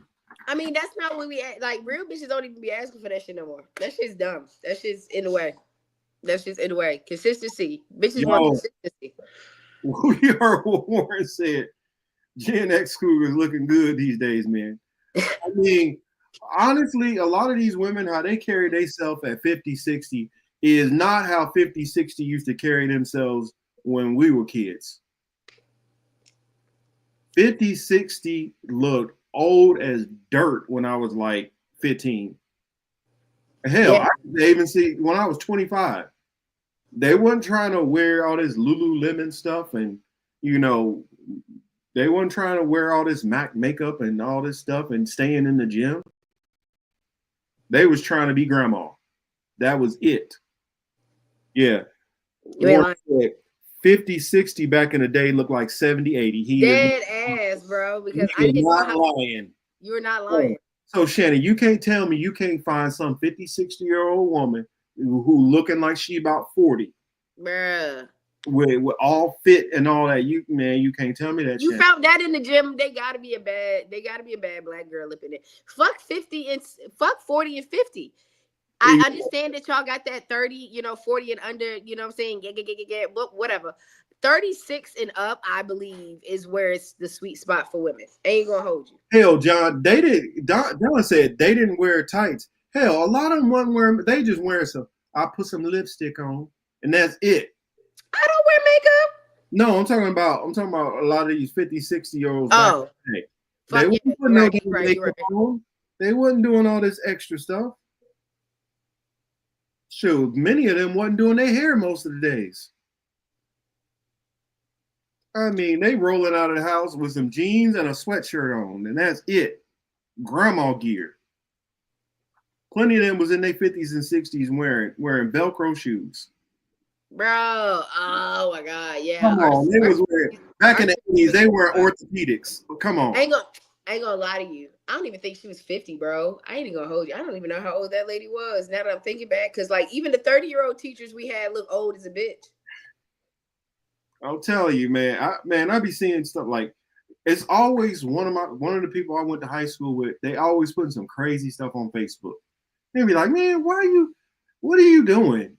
He always put like, hey, this grandma is 62. Would you mess with like, hey, why don't y'all leave these people grandma alone? Hey, some of them be bad though. And that's who Shannon need to be messing with. He do. He could find him a bad grandma, and she could be black with the bust down gray hair. I'm telling you. I've seen some grandmas that are bad as hell. That I was like, God damn, girl. That's all I'm saying. He don't need to be messing with nobody who under Gen X. I know. I just don't want to exclude myself from being a sugar baby. That's all I'm saying. Well, you know they always say in everything there's always exceptions to the rule. But hell yeah, I need that. You like I need the exception. Give me the exception card. Give me the exception card. I will get that flag on the play, Shannon. Come on over here. Come on. We'll figure out all that freaky shit you got going on. Shannon's prime directive and rule need to be, I'm not even looking your way if you under this age. Bro, that's what I'm saying, because he would not get caught up. If your ass never had a pager, I don't want you. That's what he need to be saying.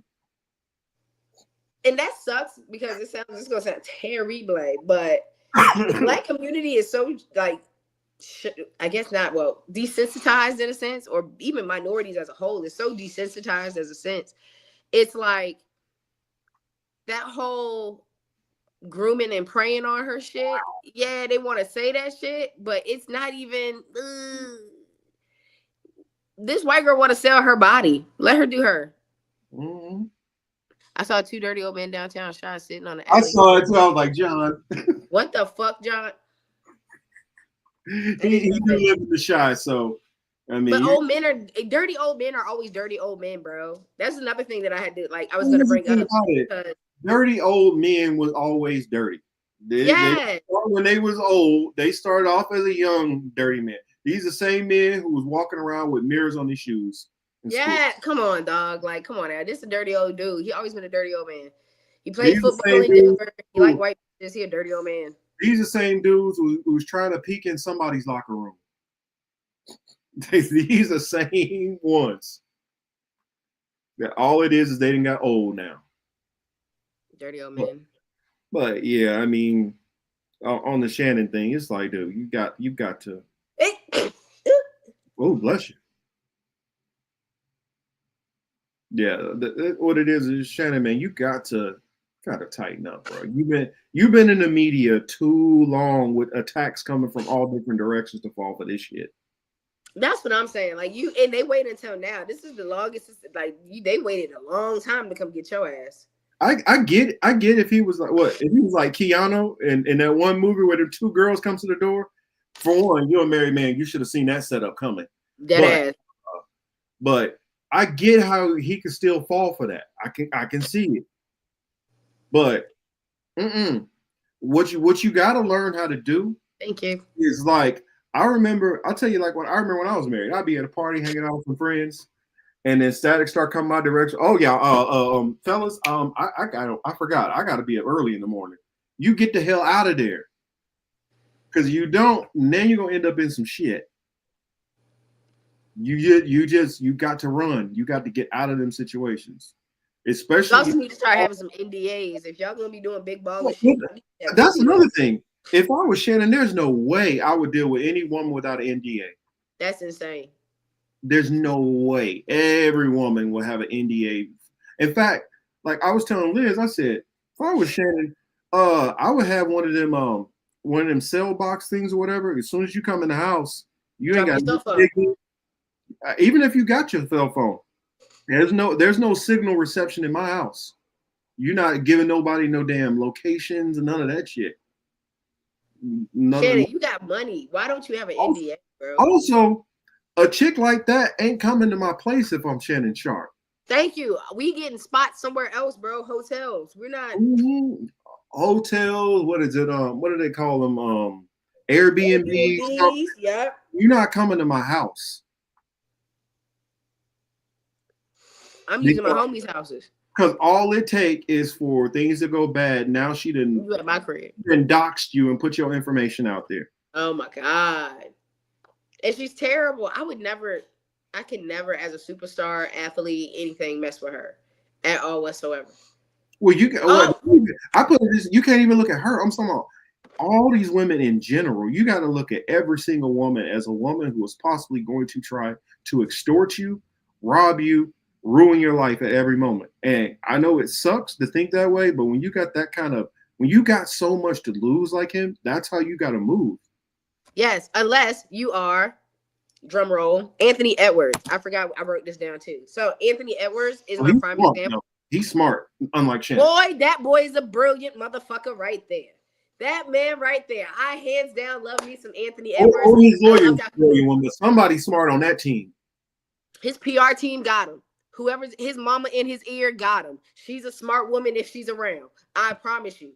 The way he did his Uno reverse. Mm-hmm. Oh my God.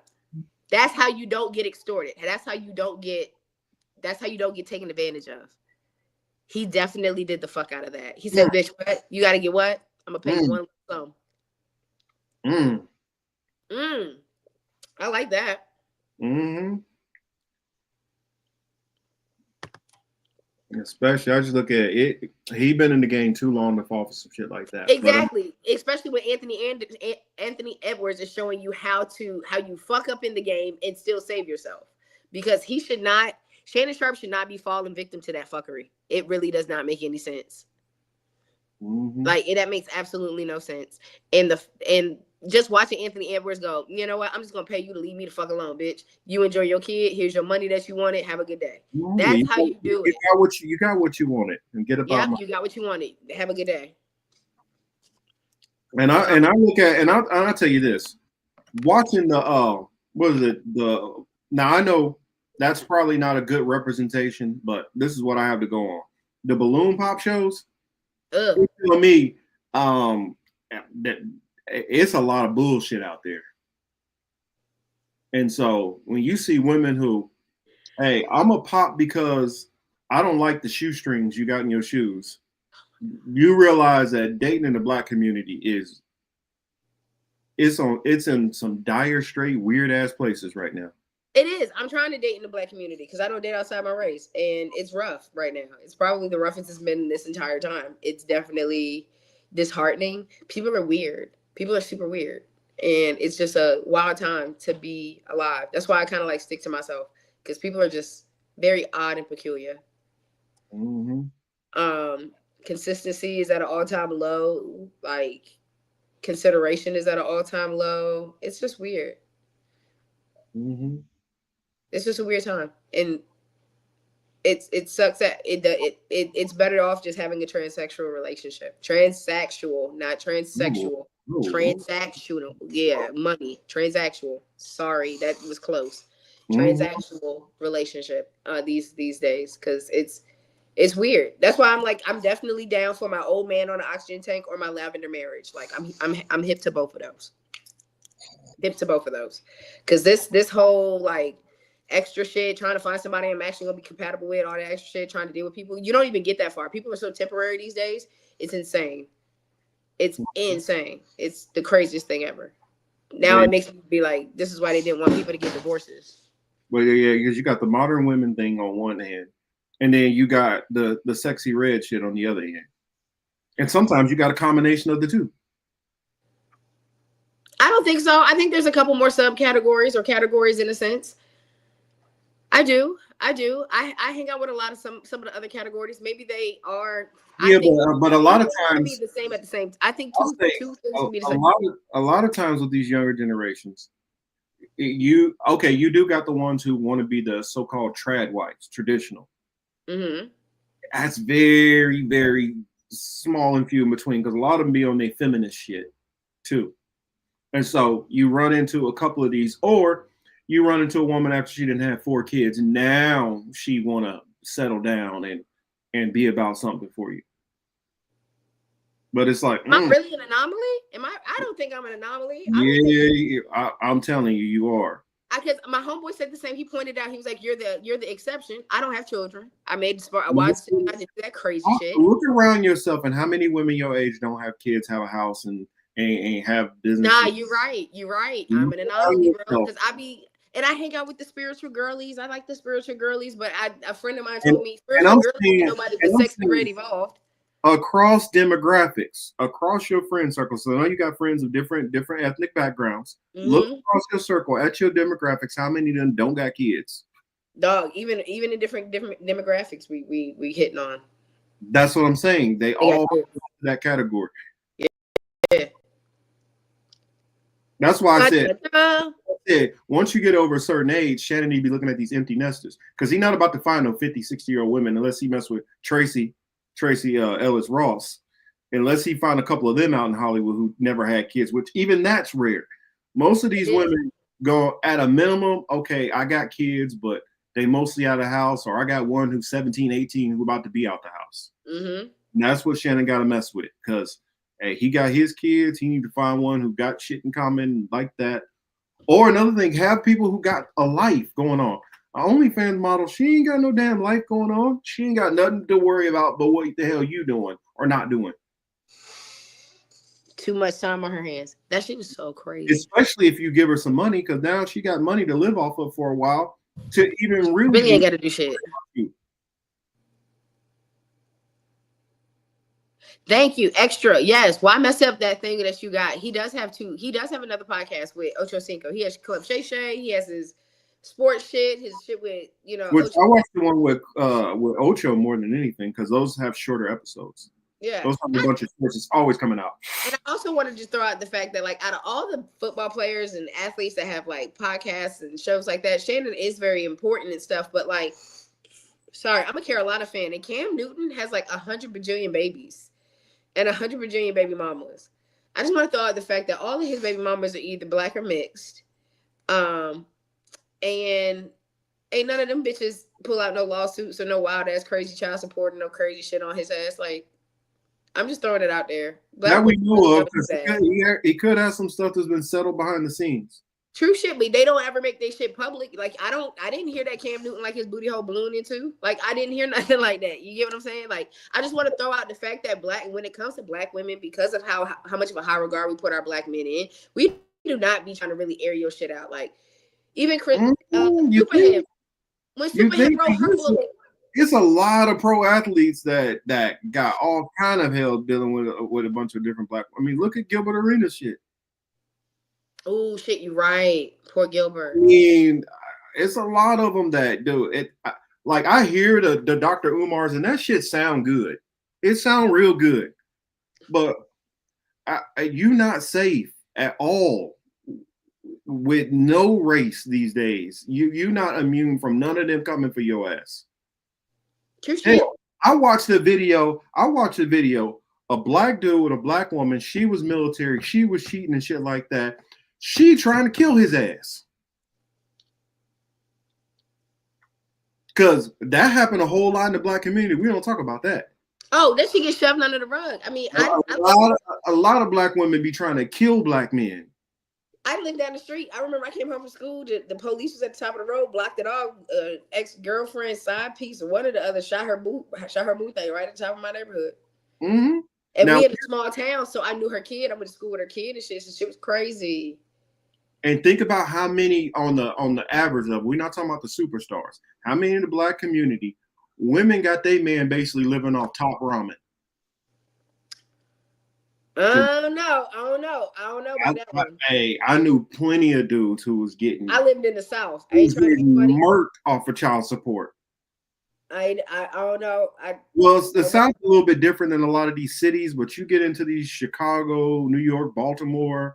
You get into you get KC, LA. You get into a lot of these cities, and it's a lot of these women who getting BBLs off of their child support money.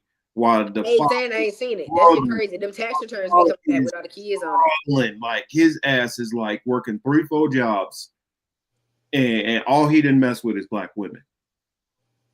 and they are running this man into misery. So I'm saying, I don't think you. But that's another thing. You picked that bitch, bro. You had to see the signs. You picked that bitch. That's your bed to lay in. I'm giving you all. I'm telling you, 110%. If men actually, I'm sorry, Mark. This goes against all of it. But I'm gonna stand with my black bitches, especially the ones I hang out with. I don't know about everybody else. I know I'm an anomaly, but I don't hang out with those type. But I promise you, this girl gave you signs that this was the type of person you were. Why didn't you have these conversations with her? Why aren't you communicating with this girl to find out the mindset that she has? Because I don't have that type of mindset. And I just thought that was wild. You know what I'm saying? If you're not doing what you need to do, that's when child support needs to get in there. If you're not being an involved father, yeah, you need to be put on child support. But if you're an active daddy, like you doing what you need to do, I don't feel that you need to be on child support regardless. But if you would a vindictive bitch, a bitch that's bitter, you got a bitter baby mama that's going to try to take you for everything you got, that's a different fucking story. Because I know when I was in the Navy, boy, I know a lot of dudes who was, whoo. Yeah, because they got trapped with a bitch and a baby. That bitch seen that you was going to MEPS and put a baby on your stupid ass. And now you got to fuck. I know how these bitches think. I hang out with those ones. I hang out with conniving bitches, of course. That's how I know how they be conniving. And a lot of times they good at hiding the connivingness, and you don't see it until it's too late. Y'all meant no, that's what's called pussy whip. That's what it is. Because I get dickmatized. I get it. It's called getting pussy whipped. That's all it is. The pussy good. But no, you should be able to recognize it. I just had a dickmatized moment like 2 months ago. This dude was amazing. He was gorgeous, head to toe, model type vibe. I loved his entire aesthetic. It was beautiful. He was a piece of shit. And I noticed it that quick. And even though I wanted to be dickmatized, Marcus. I'm trying to tell you, I wanted to say, you know what? That's not really that big of a red flag. Fuck that. I'm getting too old for that shit. Seen the red flag, acknowledged it, blocked them.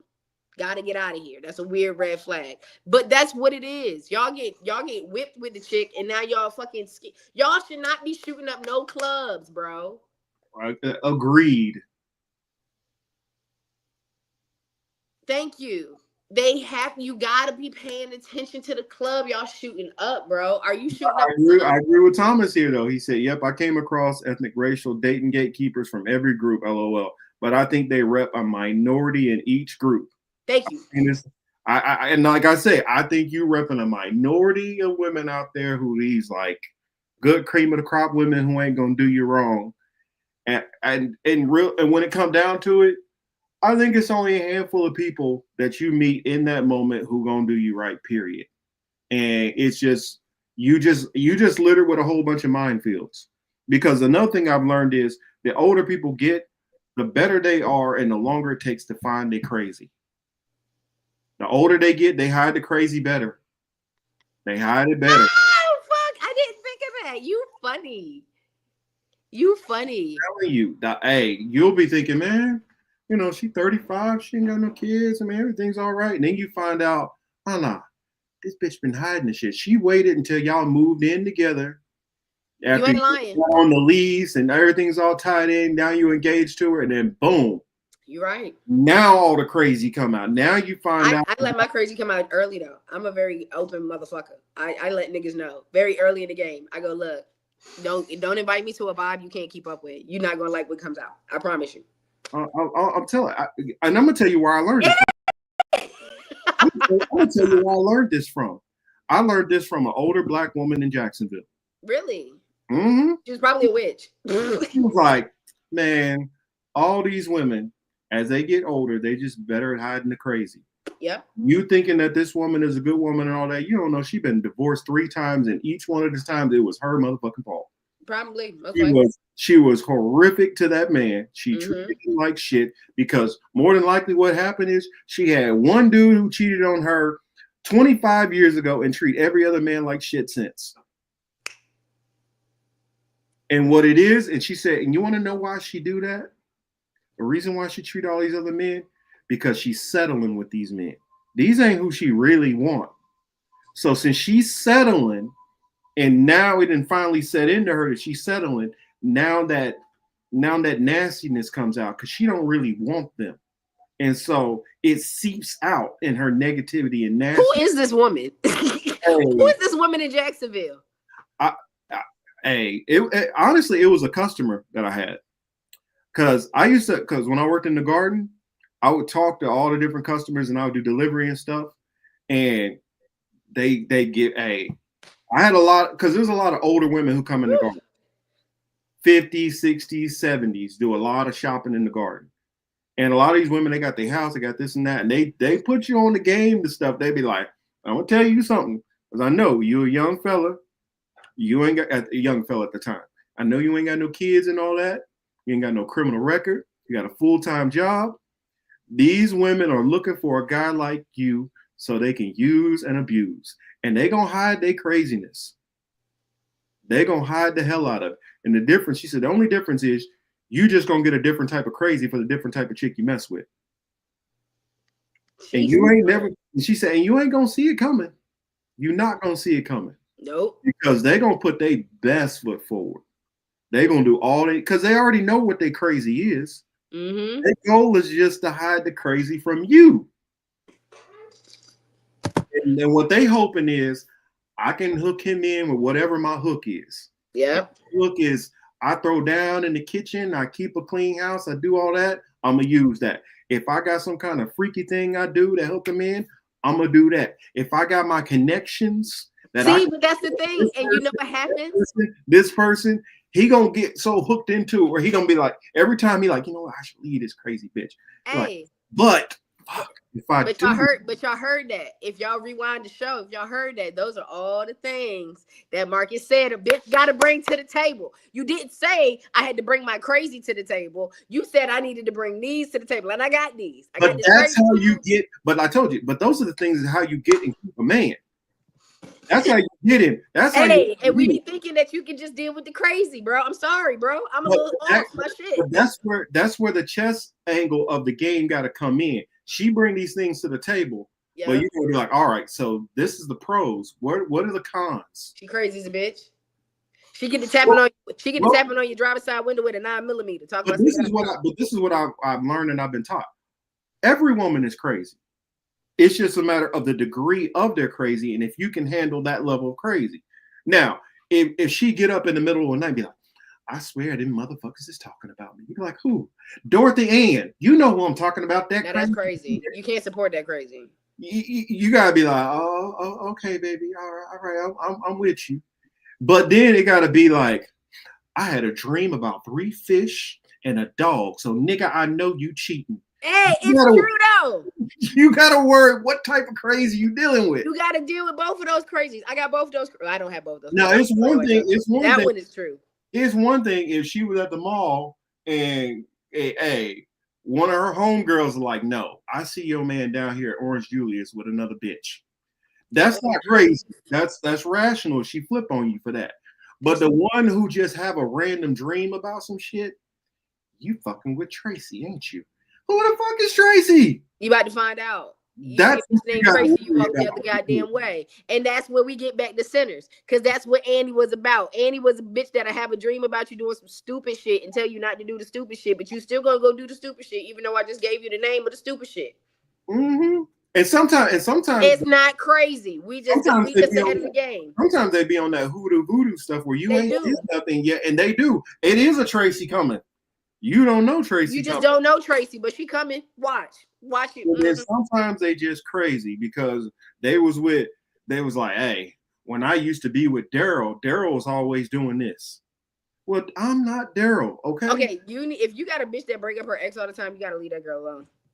I'm gonna be honest. Leave her alone. But this is how the crazy ones work. They don't bring him up, not to you. They bring him up to their girlfriend. You know what? Do such and such, just like Daryl do such. He reminded me of Jarcravius. It's the fact that you said that these women just grow and their evil ekes out. That's why I was like, ooh, who is this woman you're talking about? Because like she was spot on. She was spot on. I remember the first time I figured out I was settling for somebody, and it did just that. It eked out of me. I hated it. Because a lot of these women was with some dude that was a good dude, and for whatever reason, they decided they didn't want him. So either they kicked him to the side, they cheated on him, whatever. And then later on, they're like, you know what? That was a good dude. I really should have gave him a chance. And don't let him go on to start really doing good. because he might have had a little job. He all right, he assistant manager. Now you look up his ass as a general manager running 15 stores, and he's still single. And now you with your man, and you done had 2 kids with him, and you like, you broke ass, sorry motherfucker. I could have been with Gerald. Terrible decisions. And a lot of them women is punishing a man right now for a bad decision they made in the past. You don't know why your wife just come in mad at you for no food. You gotta pick your baby mama right, y'all. I'm just y'all pick your baby mama right. Y'all gotta pick your bitches better. Like seriously. Marcus, where you thinking? I was wondering the same thing, John, because I was like, God damn, these bitches is terrible. He picked terrible bitches sometimes, bro. Hey, like, I lived in Jacksonville for a while, and I will let you know it is a horrible market for a man to date in. There you go. Don't date in Jacksonville, because don't date in a city where it is like heavily men and not a lot of women. That shit crazy. You're in dire straits, because one thing you need to get in your head: every woman you meet is talking to 3 or 4 dudes. You are not unique or special. You got to prove it. Sorry, that sounds terrible. I'm sorry. That's why I'd be like, you know what? I ain't proving shit. Bye. And I get that. I'm not competing for your ass. Bye. I know, and it sucks, but come on, dog. You got to show out, because it's 3 other niggas, and we trying to figure out like which one of y'all. That's why you had these chicks talking about, I need a dude who come in with 2. I need a dude who gonna spend about $500 on the first date. I don't need a nigga to spend $500. I was just talking to my friend about this yesterday, Marcus. This is so crazy. This is a duplicate conversation. I'm having like real live deja vu, because I explained to my friend, I am at a point in my life where I have a luxury to date how I feel. I can date what I want to. You know what I'm saying? I don't have a lot of stressors that everybody else has. And I love this version of dating, because if I don't like you, you do something I don't like, you can go. Mm-hmm. Next man in rotation. You know what I'm saying? And I was just thinking about it, and my homeboy was talking about the fact that he bought a girl a Birkin bag for Christmas one time, but she was mad that he didn't buy her like gifts throughout the entire time that they were together. I said, that's crazy work to me. I don't give a fuck about that. I don't really nickel and dime my significant other. I've always been in a position where I can trick on my dude. But like, if we want to go to like Steak and Tonic and get a ribeye for $3.50, but we want to go see the motherfucking Sinners again at the $5 movie on Tuesday, I'm good with both of those aspects. Okay, I was never in the Cheesecake Factory conversation, because that's crazy to me. I think that's dumb. That was a stupid conversation. Do I eat at Michelin star restaurants? Fuck yeah. Did I drop $700 for my birthday dinner? Fuck yeah. It was like a once in a lifetime experience. You know what I'm saying? But do I need to do that every week? Fuck no. And see, that's what you gotta weigh out. Is this the girl for you who's into that? Because some of the women out there like, listen here, babe. Listen here. We're not about to spend this much money on this food. I would rather we save this money and we can put this down on that refrigerator we've been talking about, or this or that. That's the kind of flags you need to be looking for. A woman who's gonna stop you from doing some bullshit. Not is it really bullshit? Well, what I'm saying, it depends on the person. Now, it depends on the person. Now, it also depends on the person and their finances. If you got the finances to do all those types of things, and it ain't putting you out to do that, then that's a different story. If you want to go out and let's go splurge on a dinner. Okay. Some women are like, nah, I don't care how much money we got. We're not spending money on that. Some women are like, I don't care about no fancy dinners, but I'm going to want them Tiffany earrings. It all depends on what you're working with, because that's still crazy. You got to pick. All of them, yeah, it all depends. Some women is like, you know what? If you can make sure I got me like a little garage set up so I can work on my pottery or my bracelets or my beads or whatever they make it. Because some women just like to make some shit. That might be their thing, and that's their happy place. You know what? I need to have my garden so I can build up all my stuff and have my veggies over here and have whatever it is. It just might be they love roses and they want to have a big, huge rose garden and all this. And so you got to know, it got to be, okay, what am I fine with? And it might not even be crazy. What interest of hers that it's like a deal breaker if you don't do that she going to be cool with? And are you cool with that? If you know, like for instance, some women who like gardens and all that, they spending a whole lot of money on fertilizer, this, that. They spend a lot of time out there. They're gonna want you out in that out there helping them with this, you need to You know. don't like getting dirty, you suck. Exactly. You need to know is it go past, okay, she's beautiful and haha, we got some ha-has and he-he's. Do I want to do the type of shit that she want to do? Some women might be into, no, I need a man who's going to be able to get on that picket line with me. If you're not about that life, about being a revolutionary, then you might as well not even waste my time. And so you just got to know what she's like. And if that's not something that's already in your wheelhouse, if you're willing to acclimate to it. Bro, I don't date niggas. Oh, Lord Jesus, I need to stop saying that. I don't date men of my descent if they don't have passports. That's one of my top questions. Like, that's one of my top 3 questions. First date questions, that's one of my top 3. Do you have a passport? And if they tell me no, that's it. If I ask a man if he eats fruits and vegetables, he tells me no, that's it. Like, I'm going to tell you, the type of women which I always would attract is women who they top playlist would be Cardi B, Sexy Red, whatever, and Suki Hana. I'm not listening to none of that. And that's the type of women I attract. The type of women who, oh, I need to get me a new lace front. And I plan on not working out and having about 3 kids. Then the type of women who I'm they Denzel Washington. I see you as whatever. That's what I know what certain people attract certain things. Oh, I have a soft spot for felons. See, some women like felons. I love a felon, but I like felons that can get their rights reestablished and they can get their passport. Like, when I was in school, I was the type of dude who's like, you're a lame. You like to study and do sports. Well, you're not a GD. You're not a vice lord. You're not a. Ooh, child. Blame Beyonce. Blame Beyonce for what? For felons? Private prisons. No, I'm playing. But no, I did. I have a thing for felons. I love felons. I grew up in a hood area, so hood chicks was not attracted to me. You had a lot of competition out there, bitch, because goddamn, I heard you say the GDs and VLs, goddamn, Crips and Bloods, everybody. Mm-hmm. We had the Sueños, Sutresa, we had all kind of stuff going on. Hell no. And that I was in the era when everybody wanted a roughneck. I wasn't that. I'm wearing slacks and a Brooks Brothers shirt, even though I grew up in the hood. Kanye did it for y'all. Can't even talk about Kanye right now. My nigga hurts. That's already too late. I'm already out of school by then. Oh yeah, that's right. Kanye did make it cool though. Kanye was there for everybody. But God.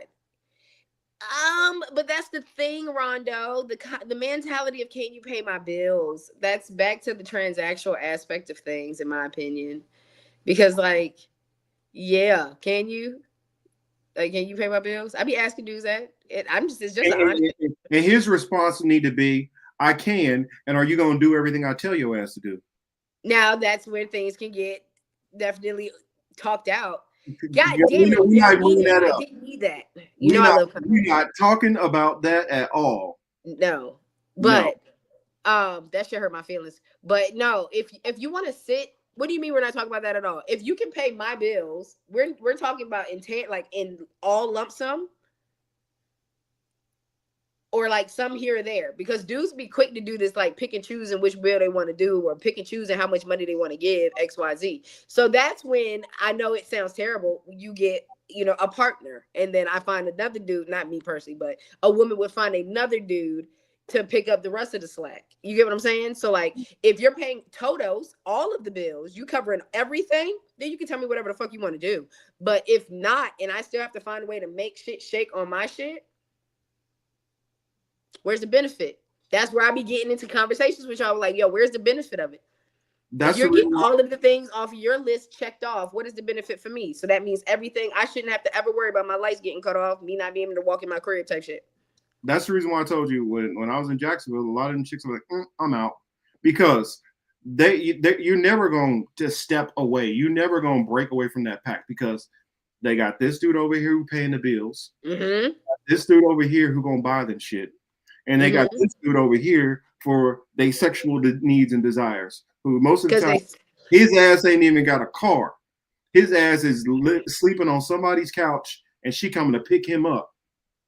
And then the dudes who putting out all the money, they not getting none of that attention, trapped in the friend zone. So it's like, no, I'm not playing that game. I'm not gonna be one of your like Voltron pieces for your man. Okay, I'm the this, or I'm the that, or I'm the handyman. No, I'm playing that game. Or they look at it like this. Well, all of these like women who you would probably want, who you would feel would be a good match for you, since they already taken off the board, as we just talked about the draft. Mm-hmm. Yeah, it's time for you to go look for the undesignated free agents. It's time for you to go look for the D3 school. The G League? You gotta go to the G League? You gotta go to the G League. And I'm like, fuck the G League. I don't want the damn G League. I'd be like, I go to the CBA instead. What they doing in the league over there in Europe? Over in the G League, and that's how it works. And then you get passport bros. You see how this shit work? Everything is transactional, y'all. I'm trying to tell y'all, because that's how this is how this funnel works. And this is how these subcategories become these subcategories. Yes. You don't want to play by look. You can't play by the rules over here. We can't play this draft. Bing bop boop. All right, you have to go to the G League. I don't want to go to the G League. Where we go? Overseas. Mm-hmm. There you go. And it's just. And the next closest thing, if you ain't got the money to go overseas, you get the one who came from overseas. Hello. It's way cheaper when they're already over here. If you're trying to stay over here. Exactly. So and please get a chick with dual citizenship. Come on now. Work smarter, not harder. Especially with the way things are going these days.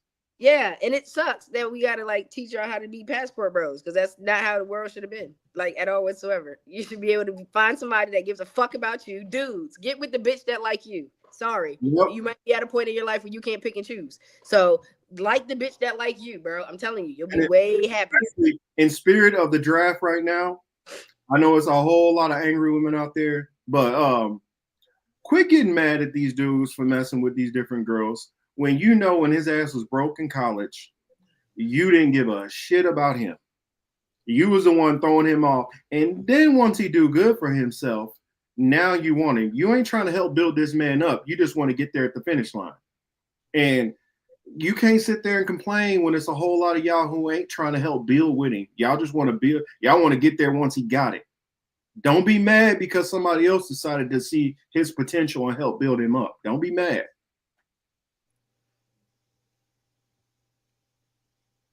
Oh my God, Eddie Murphy was the original passport bro. Shut up. But like, I mean, if the black boy want to get with a chick that's not black for whatever reason, that's on him, baby. You ain't fucking him. So, and he won't look at your way. I remember I had people hating on me for when I was in Europe, and I'm like, I'm in a country which is like 90-something% non-black. It's Europe, bro. Around me is the only black around me are military women, and no shade on the military women out there, but y'all know how a lot of y'all sisters move. Y'all know how a lot of them move, and that's indiscriminate of color. Yeah, y'all be homie hopping in the military, y'all. So what you gonna do? What you gonna do? Try to keep up a long distance relationship with some girl back in fucking DC? Lies. Or Miami or something, and hoping that she being faithful to you? Come on. Lies. Y'all military, them Jodies is terrible, y'all. I'm just letting you know. Them Jodies is terrible. Look, I got my girl back in Mississippi or Alabama. Okay. Yeah. You mean you got the community's girl? Because she definitely ain't only with you. Plus, I didn't see the stories. I didn't see a lot of horrific stuff from military guys. They ain't gonna hold you. Military people freaky. They the most people that I ever met in the LS community. I just want to throw that out there. Military people freaky as hell. I didn't see a whole lot of military guys come back and they places emptied out. So I didn't see guys get done wrong by a lot of women. And all different ages, shapes, sizes, whatever, cultures. So I have the mindset you can get done over by everybody, just like how I grew up. When I had somebody rob me or put a burner in my face, they definitely didn't look like this. So Hey, what's that saying? It be your own people sometimes. It do be your own people sometimes. So I don't sit there and be always only looking at danger over here. I look at danger everywhere. Danger comes from everywhere, whether that is real life, whether that is in the workplace, whether that is dating. Can't trust nobody these days. And you can't, but unfortunately, I really don't trust white people. So I don't date them at all. Vampire, sinners. Wesley said, bread is delicious. Gotta go outside. Yeah, but I got a soft spot for black people, y'all. I can't help it. I can't do it. It make me want to say it when I hear bread is delicious. It make me want to say it in like Mama Clump voice. Ooh, bread is so delicious. Yo, bread. I can't eat bread right now. This little thing has been fucking me up. Said, neither do I. I'm a white guy. I remember I saw on TikTok this one lady talking about, no, we don't need to have segregation because I don't want to live around a bunch of other white people. She's like, I get it. She's like, I'm white and I hate white people. I was like, oh, they be weird, bro. They be doing weird shit. I don't know what's wrong. I don't know why they do what they do. They just be doing some weird shit. Colorado really blew my white people bubble. Oh, I appreciate it. Sinead was like, I'll have you know. I'm going to put this on the screen. I have you know, Marcus, that I interrupted watching History of Funk One Nation Under a Groove for us.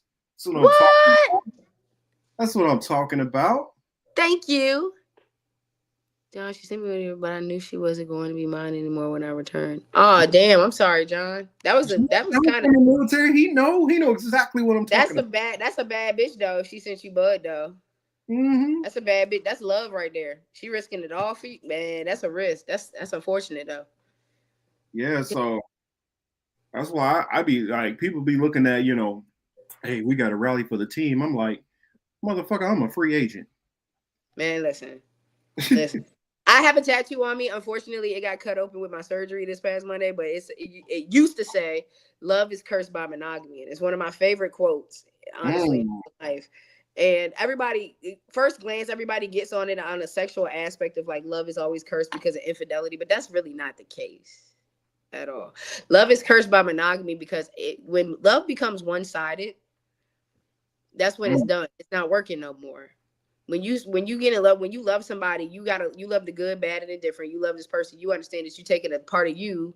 You're not settling per se, but it's a codependency, not dependency, but it is a codependency within two people. So when love becomes monogamous, I feel like that's when it's all hell breaks loose. And so, like you said, old girl left the house and motherfuckers came back to an empty house, and it's always one person taking the step.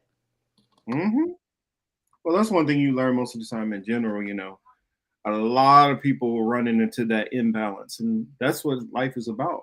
As Nico would say all the time, you got to find your balance. Yes, you do. But we went on, this time we talked for a while. Shit. Yeah, we did 5 hours. Sorry, y'all. We got to talk like no time. But that's also an advantage of doing an earlier show. Y'all able to have us in here a little bit longer. And Till's gonna work on getting that hookup on the Rumble side, so we'll be going to Rumble soon through which one of Steve's channels is it? I think it's gonna be on AM Wake Up. AM Wake Up, yeah. I mean the Slow News Day. Sorry, Slow News Day. Or Slow News Day. Yeah. And so we'll be doing that channel there. Warner says, I'm digging the Sunday shows. I'm thinking what we're gonna start doing is we're gonna start going for what is it, Eastern 1 p.m. Eastern, 10 p.m. Pacific. And so I feel like earlier in the day, maybe that might work as a better time for y'all. And I'm going to try to do like I did this week, where I get the show up on Saturday. So hopefully more of y'all get your notifications earlier. So hopefully I get everything put together, at least the main topics, put the show out there on Saturday.